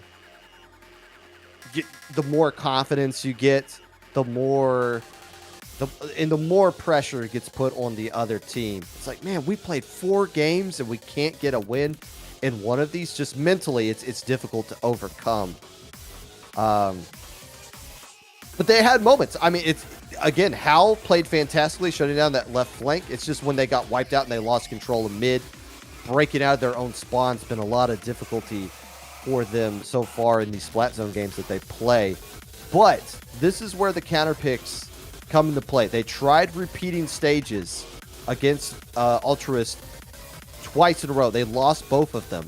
Do they have something else they can work with? I hope they don't pick the same things over and over again. But they might opt to do that. I don't know. We'll see. Yeah, if I were them at this point, I would really just have to tell myself, okay, well, something needs to change. Something needs to change here because we're doing the same thing over and over again, and it's not working. They're going to take us over to Tower Control Mecomart, and I will be interested to see how this goes for them against Double Bucket from Altruist. So they're probably thinking Dynamo. Yeah, of course. If we could get that rocking here. Crab and Splat Dualies has been a very popular... I mean, there's no weapon you can pick here that's going to be bad, but there are some that are stronger than others. But I feel like they're thinking, we get Hal had some good, strong moments there. Let's get them rolling on this stage. Let's get our Dynamos to use spots to where they can be aggressive and they don't have to stay back and kind of attack the zone. They can move with the objective. So, I mean, yeah, you're going up against Double Slosher, but I mean, again, it's not like this is going to be a stage that's going to trip up your opponent, but maybe you can find something on a comfort level. And they couldn't counterpick this last time because Mako was game 1. So that removed it as a counter pick option for tower control, regardless of who won it. And right now, it is Vantablack getting the opening right here. PogChamp cleaning up the last player as well. A delayed wipeout. Yeah, setting up strong. Alibi on, a bucket of their own is setting for holding this ledge area. It's going to strike it out to make sure that they get through this choke area. Bubble's also going to come out from PogChamp, still holding that position. And, you can tell, okay, please keep moving the tower. Please keep moving the tower. I was able to buy some time and eat up some space here. Please move it to the right. It's like when the car's out of gas and you're just pushing it forward a little bit at a time. Vantablack able to clear the first checkpoint, but sneaks on a few more points as well. I mean, every point you get does so much for your morale. And again, keep in mind, Vantablack, they've lost 4 in a row. All they got to do is win this one. It's a tie set 1-1. The last set doesn't matter at all. But here comes Altruist pushing forward with the objective, throwing some ink strikes a little bit early to try to clear out space around that first checkpoint. But here comes the crab on top of the other specials thrown earlier. PogChamp from behind as well. They saved the first checkpoint. So not only do they get a good opening lead, but for the first time as well, Vantablack holds on to it, at least for a little bit longer. Octoseal's is doing some Octoseal-like activity right now, and it's working. Working very effectively. That looks definitely a bit of a staggered rollout from the front lines on Vantablack. They had a good idea, but I think it just wasn't executed super, super well. It's, they've been here for several hours now. I could tell they're probably pretty tired. But, Altruist has been playing all day. They're plenty tired as well. Right now, this score is neck and neck. Vantablack does have the lead here at 46. They do still have this. They're going to start sending it back towards the other direction. But look at all of that yellow-green paint. PogChamp's doing their best to hold this area, but really need the rest of the team to start pushing in. Yeah, if you're a bystander in the grocery store right now and you're just turning your head and seeing this, not only are you horrified at what you're seeing, but your also thought is, wow, there's a lot of yellow on that side of the store area. And that's in favor of the team that's currently not winning. They don't even have to get to the second checkpoint to steal lead. But Vantablack having a lot of difficulties breaking out of their spawn. The Dynamo gets a key splat. That'll allow them to get the left side stack area here. That won't save the lead, but it might do enough to at least hold on to the checkpoint. And I say that saying that the PogChamp Decapitator is the last player up for Vantablack, so the checkpoint falls as well. Altruist just keeps the snowball rolling. They're setting up so well. Octoseal didn't even need to do a recited there. Just, was doing it before that fight got decided. And that is another win for Altruist. They have won, 5 games in a row just on the grand final side of things, not counting from earlier. Oh, if this was a Ludi set, this would be over. I mean, they just 5-0. They just straight up 5-0'd them. And in a span of about 30 minutes or so. Now, this Vantablack did beat them earlier in winners finals. And if Vantablack were to win this one, I don't even know that's not a reverse sweep. That's like a beyond reverse sweep. I don't even know what the correct term is. We would have to invent a new term. If Vantablack won this lowing, it would be known as the Vantablack sweep. Reverse sweep, if they were able to pull that off. But I mean, it's just one of those things where the tournament drags on and it just gets away from you, and it's so hard to kind of get that mojo back. Because Vantablack has been playing arguably better in this match than they were before. They're getting better leads. They're finding ways to hold on to things. But Altruist just controls the stage so well that it's hard for Vantablack to get anything going once Altruist finally gets their footing down. And I don't know. I mean, it's just one of those things where you're just kind of running out of gas, and it's hard to find a way to refuel when you have no options presented to you. But one more counter pick ready to go for Vantablack. It's not done yet. We'll see what they can pull off here. Vantablack needs an IRL Tacticooler. I guess it's just an energy drink at this point. But Yeah, at this point, I think energy is low. There's just not a whole lot of gas in that car. You're just trying and begging for it to make it to the finish line. I think the retakes have been especially difficult for them. They've had strong offenses, but when they don't control the stage, it's Altruist's playground. And Altruist has been so good at figuring out, even if they're not in the lead, how do we control space so that we're setting up opportunities for us to take the lead? Because they know Vantablack's going to slip up at some point, and once they do, they can take advantage of it. Renzo was in a previous. I saw someone in chat saying that they're out of gas because they're old. I was like, wait a minute, is that one of the players on the team? It's not. Tower control ship shape. I mean, at this point, what can you do? I mean, there's no. If you had like a perfect counter pick, you would have used it at some point up to now. So if tower control ship shape, 1 point loss in the last match. You know, let's just go to the one match or the one stage we are the most comfortable in, and let's just see what happens. All it takes is one win. It starts with one, and if you're Altruist, this almost feels like a must-win as well. Just like, hey, let's not give them any hope. The worst thing you give a team that's reeling is hope, because hope is a powerful thing, and Altruist will need to shut that down immediately. Vantablack's been getting the early leads so far in bracket reset. They're just not holding on to them. At least the openings have been working out. PogChamp trying to make something happen immediately on the enemy side of the stage.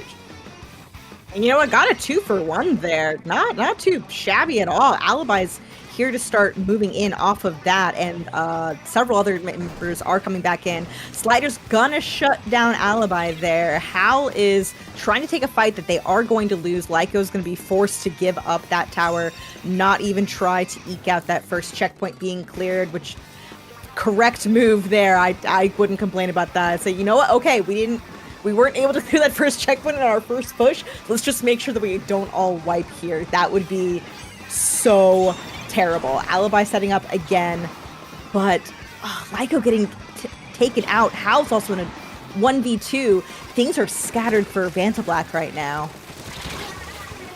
The nice little double right there as the last player left. Now, look, if you lose this first checkpoint, honestly, who cares? I mean, we've seen this stage so much that we've kind of analyzed every aspect of it at this point. But if I'm Vantablack, yes, I'm frustrated. I essentially got a delayed wipeout. But that double by Alibi at the end right there opens you up to getting back in, gives you some momentum into your arsenal here, as some strikes being thrown out by Altruist to try to disperse the members of Vantablack, to try to get a push going yet again as two more players kind of explode out of nowhere. Hey, this might be a wipeout. It is. Yes, PogChamp using the max range of that decav very effectively there, able to pick off somebody who was running away. Now they can set up. I would not be shocked if they cleared this first checkpoint here. They are ticking through. They have a lot of map control now, which historically has not been very strong for them. Wintrees is poking at them from that left side. The slider comes in, but it's going to hit that tower, and that's just not going to get anybody out. But, you know, did set up the rest of the team to start moving in off of that, which is arguably actually the most important part of Reef Sliders, to set up those opportunities for your teammates to take advantage of. And Altruist has been doing that so well that they're like, sigh, we want to see Vantablack come back from this, because they've had such good moments. It just hasn't been translating into game wins.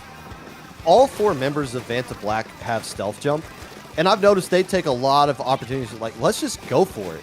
Like, if somebody's there, let's just jump in. And it seems like they get punished more often than they're succeeding with that kind of strategy. This could be lead going back to Altruist. It will be.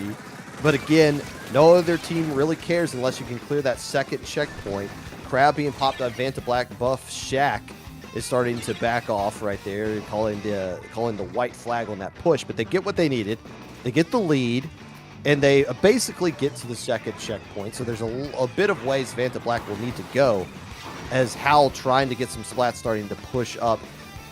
Alibi going back over there as well, but good hold by Altruist, not feeding into anything, just poking key areas, making sure they don't give up enough of the stage to where Vantablack can get back into this one. strong retake here from Altruist. That's been very, very important here. It's really been the team who's excelling at the retakes, has been the one who's taking these game wins. But Vantablack is setting up for a strong thing here. Unfortunately, Hal was knocked off of the tower and is so obnoxious to get back on that when you're in the crab tank. And I think he's got it. Nope, barely surviving here with the dodge roll. They do have the lead, though. They did manage to get it back. Lyco is holding a really nice area. They held that bats for a little bit. The rest of Vantablack is back in again. So this is a prolonged push. The slide is going to come out. I'm not sure if it's going to get a whole lot of value out of here. Never mind. Octo Seal able to get a pick there. Wintrees is pushing in with other members of Altruist to come in, but look at the strikes just going left and right and touching your toes, and it's just Vantablack showing that they have life again. No, you threw the ink strike at my toes. Not that. It's enough to displace everything and shut down the push. The Vantablack team doesn't clear the second checkpoint, but now it does matter because there's only one more push opportunity for Altruist, and they're going to have to get a good chunk of the way through that second checkpoint if they want to claim the low ink title right here, right now. Vantablack loses a couple of players. Are they going to have ink strikes ready to go? They do. They have the ink strikes online and in the perfect position to say, all right, I'm just going to stay here and make sure. They have to stay at that checkpoint for a long time if Altruist wants to get the lead.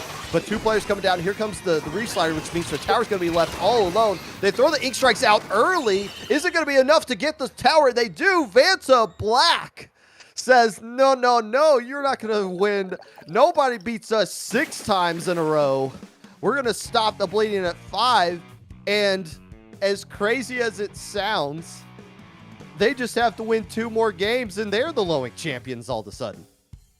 That's true. You can just, trick yourself and be like, that the previous set didn't matter. Didn't matter. It's in the past. It doesn't mean anything. We just have to win next 2 games. And then we take it back. And that would be a storyline for the ages. Lyco managing to get onto the tower with the strikes. I really saved that. At first, I was really concerned. PogChamps had some amazing moments here. Earlier, I was really worried that they were overextending on that push and making so then nobody was going to be able to take advantage of the GG strikes. But Lyco said, oh, okay, somebody needs to get on the tower and I'm going to run in and do it while everybody's distracted.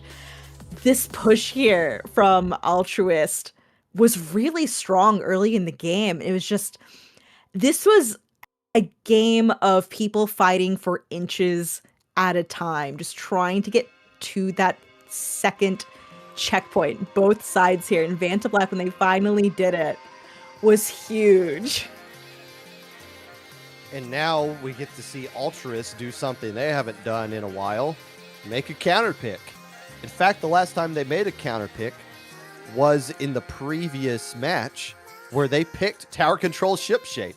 Obviously, they can't do that because ship shape is now out of the question.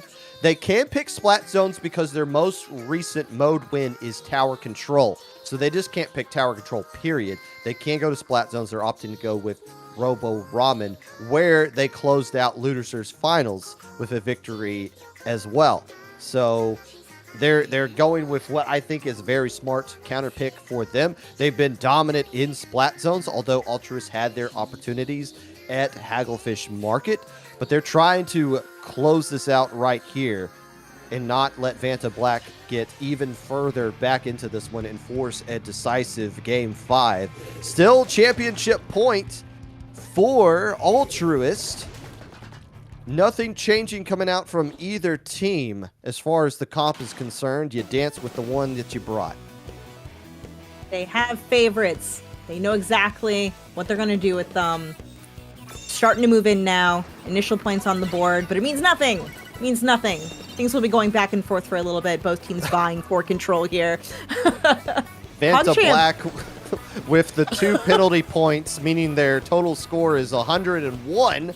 How does that math work out? I never know how that... It also is weird when you get 100 remaining and then plus 1 penalty points. Whatever. Altruist has everything. They even got the spinner on the Robo Ramen bowl at the top of the stage. And now, Vantablack, as we've mentioned before, retakes, not so good. this is a situation where they have to figure that out now or their tournament run is over. Here comes a Reef Slider right on top of PogChamp, but it ends up being a trade. Still, the zone is ticking away. This might be the tournament unless they find some specials or some splats to keep it going. Liko is the one alive here along with Alibi. Alibi is going to throw those strikes under zone. Liko's able to help get some paint on there. Is going to go down, but they are still in it. They're down to 87, ticking down further, but more importantly, they were able to slow down Altruist, at least for a moment here. PogChamp going to get caught out a little bit here, going to get taken out. I think what we've really been seeing is that Vantablack has been playing sometimes far forward when they don't have that space. That Decaf wants to charge in, like they're doing right now, using that bubble to maintain some space here. But then immediately goes charging out of it, gets taken out for it. But you know what? In this case, not so bad. It set up the rest of the team to jump to that bubble very, very quickly, taking a ton of space. Now they can set up, force Altruist to have to execute their own retake here. Strikes going out. Octoseal does have a slide online. Now I don't expect to see sliding only for zone to be able to cap that. I think it's just going to be too difficult now with the changes to Reef Slider with how large the zone is. But able to take that position right there perfectly with the slider. Gets traded out here. They don't. That slide was really meant to take out that Dynamo here, but the rest of the team wasn't able to really capitalize on that. And you see that ended up being a really bad trade for Altruist. Vantablack looks like they're going to take the lead right. No, I may have cursed it. My bad. The 1 point meme, I was thinking the same thing because I thought, okay, all they have to work with, Altruist, is the ink strikes, but that player's a bit too far back. However, they're able to get the zone and they're able to throw the strikes in the right spot to combine where everybody else was turfing. It just saved the lead barely, but Vantablack is something they can work with here. They got a little bit of momentum. You got a Dynamo drown into enemy ink. That's not ideal, as Gibbons does a fantastic job of pushing up and getting a splat. But this is not a comfortable situation for Altruist. Vantablack has finally woke up. Here comes the crab take on top of the uninkable wall, trying to get a few more splats. They do get rid of the Dread Ringer, and this opens up the door for them to get the zone back. However, Altruist is going to add a little bit to their lead, getting rid of the penalty points, adding +2. But man, this is a very tight finish here to game 4. A minute 30 left to go. Vantablack is doing their best now to try to take these fights as a team. The strikes are going to open up a little bit of space onto the opponent's ramp here. PogChamp is going to go in, take advantage of that, but no, going down. The slide would have taken them down anyway. They still haven't been able to have a strong control of this zone here. Hal doing everything they can to stay alive, but it's not going to be enough. It looks like people on Vantablack have been going down one after the other. They're going to have a strong hold of this. Otherwise, they're just going to chew through a couple penalty points and then get some more when they lose control. So at this point, you really have to make sure when we're setting up for hold of zone, we're actually holding zone. Oh my gosh, PogChamp keeps trying to hit a home run. PogChamp is just dead set on trying to 1v4 them and try to find a way to just blow the doors wide open. But there it is! 3 players going down for Altruist. They don't need PogChamp now, and the jailbreak is on. Vantablack getting set up into a lockout position with 30 seconds left to go. The question is, what specials are going to be online? Hal gets eliminated. Ken Gibbons gets one more splat as well. That might be a way for Altruist to get back into the zone. Here comes the Reslider as well. Zone going into Altruist. They do lose a couple players on top of it. That is your wipeout. 10 seconds left to go. I don't think they can even get back to zone in time. Altruist might have shut down the final breath from Vantablack, and they will win low ink. It wasn't as easy as we thought it was. Way more exciting than it had any right to be, but Altruist finally closed it out, and they win low ink. Losing only one game in a bracket reset. A single game loss. Extremely strong play from them from a long day of Splatoon. Knocked out of the winner's side by Vantablack just to take it back and win not 1 set, but 2 sets to become champions. That was getting dicey. I mean, this grand finals went from Oh, wow. Altruist has just turned it on to, oh my gosh, Vantablack might actually pull this off, and we might have seen something we've never seen in Low Ink before. PogChamp just kept going in and just kept setting themselves up to like, oh, if I just get a double right here, we win. If I can just find a way to get a trade, take out that reslider before it gets activated, we win. And credit to Altruist for picking up on that and just shutting it down again and again and again. Eventually, Vantablack did break through at the very end, but Altruist being the more disciplined team because they have the right to. They've been winning more often. They don't have to play as stressed as Vantablack has been forced to play. I mean, right there, you get that swing out a little bit earlier, at least two players are getting their head blown clean off by the swipe of that one, and that might be enough to flip it back, but still, Altruist, man, they made it exciting at the end. I'll give them credit for that. They did. Both teams really made this a tense game. It would have been huge if Vantablack had won this and we could have kept going here. They played strong. I think just something got messed up with the mental here and things stopped gelling for them. But wow, what a final two games for them. They really showed a lot of life there. Just came at a little bit too late. But yeah, credit to Altruist. I mean, tip of the cap. They were the best team this weekend. They don't go undefeated. Vantablack technically did beat them in winners finals, so they did drop a match, but got revenge on that. Those two teams played each other 4 times over the course of the weekend, by the way. That's a lot of Splatoon those two teams have played. And I did check, Vantablack is not in Ludi, so it's not like they can play each other again in Division 5.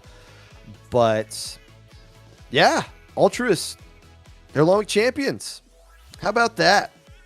And credit to 4 Slayers plus a pin who have swept Beta Bracket. Low Ink's done. We're done. That's the most important thing for me. 4 hours and 30 minutes with a bracket reset. We're out of here. How about that? How about that? I'm not done for today. I got another commentary block to do tonight. Oh, you want Ludi tonight? I'm on CCA. Oh, CCA. That's right. Commentating those youngins. That is true. That is true. All right, we're gonna sneak out of here. It is a lovely day where I'm at, and we're gonna take advantage of that. Rose, where can the idiots in chat find you, other than the CCA tonight? Other than CCA tonight, you can find me losing my mind playing Pokopia lately. It's absolutely taken over my life whenever I'm not playing Splatoon or petting my cats. You can find me over on Blue Sky, YouTube, Twitch, Instagram, so on and so forth as Rose of Battle. How about you, Popgun? You can find me on the podcast tomorrow at 6 o'clock on this very channel that you are watching right now on Twitch. We'll be talking about Low Ink that just happened. We might take your calls as well. Also, I'm going to give you the list of at least one team from every single division who proved the seeding council wrong, if that is such a thing that can technically happen. I'll give you the best team, the most impressive team from every division up to this point. With that being said, that's going to wrap it us for here. From all of us at IPL, the head TOs for this event, Brush, Ho, and Hero, and myself, our streamer for the second month in a row, doing a fantastic job producing and running the Spec Cam, Joe Ryan, and all of the rest of our staff. We thank you for watching, playing, and participating in this edition of Low Ink. We will see you back in April with one of the 6 gazillion tournaments that you can play in the month of April, May, June, and onward. Until then, congratulations once again to Altruist. You are the March Low Ink 2026 champions here on IPL.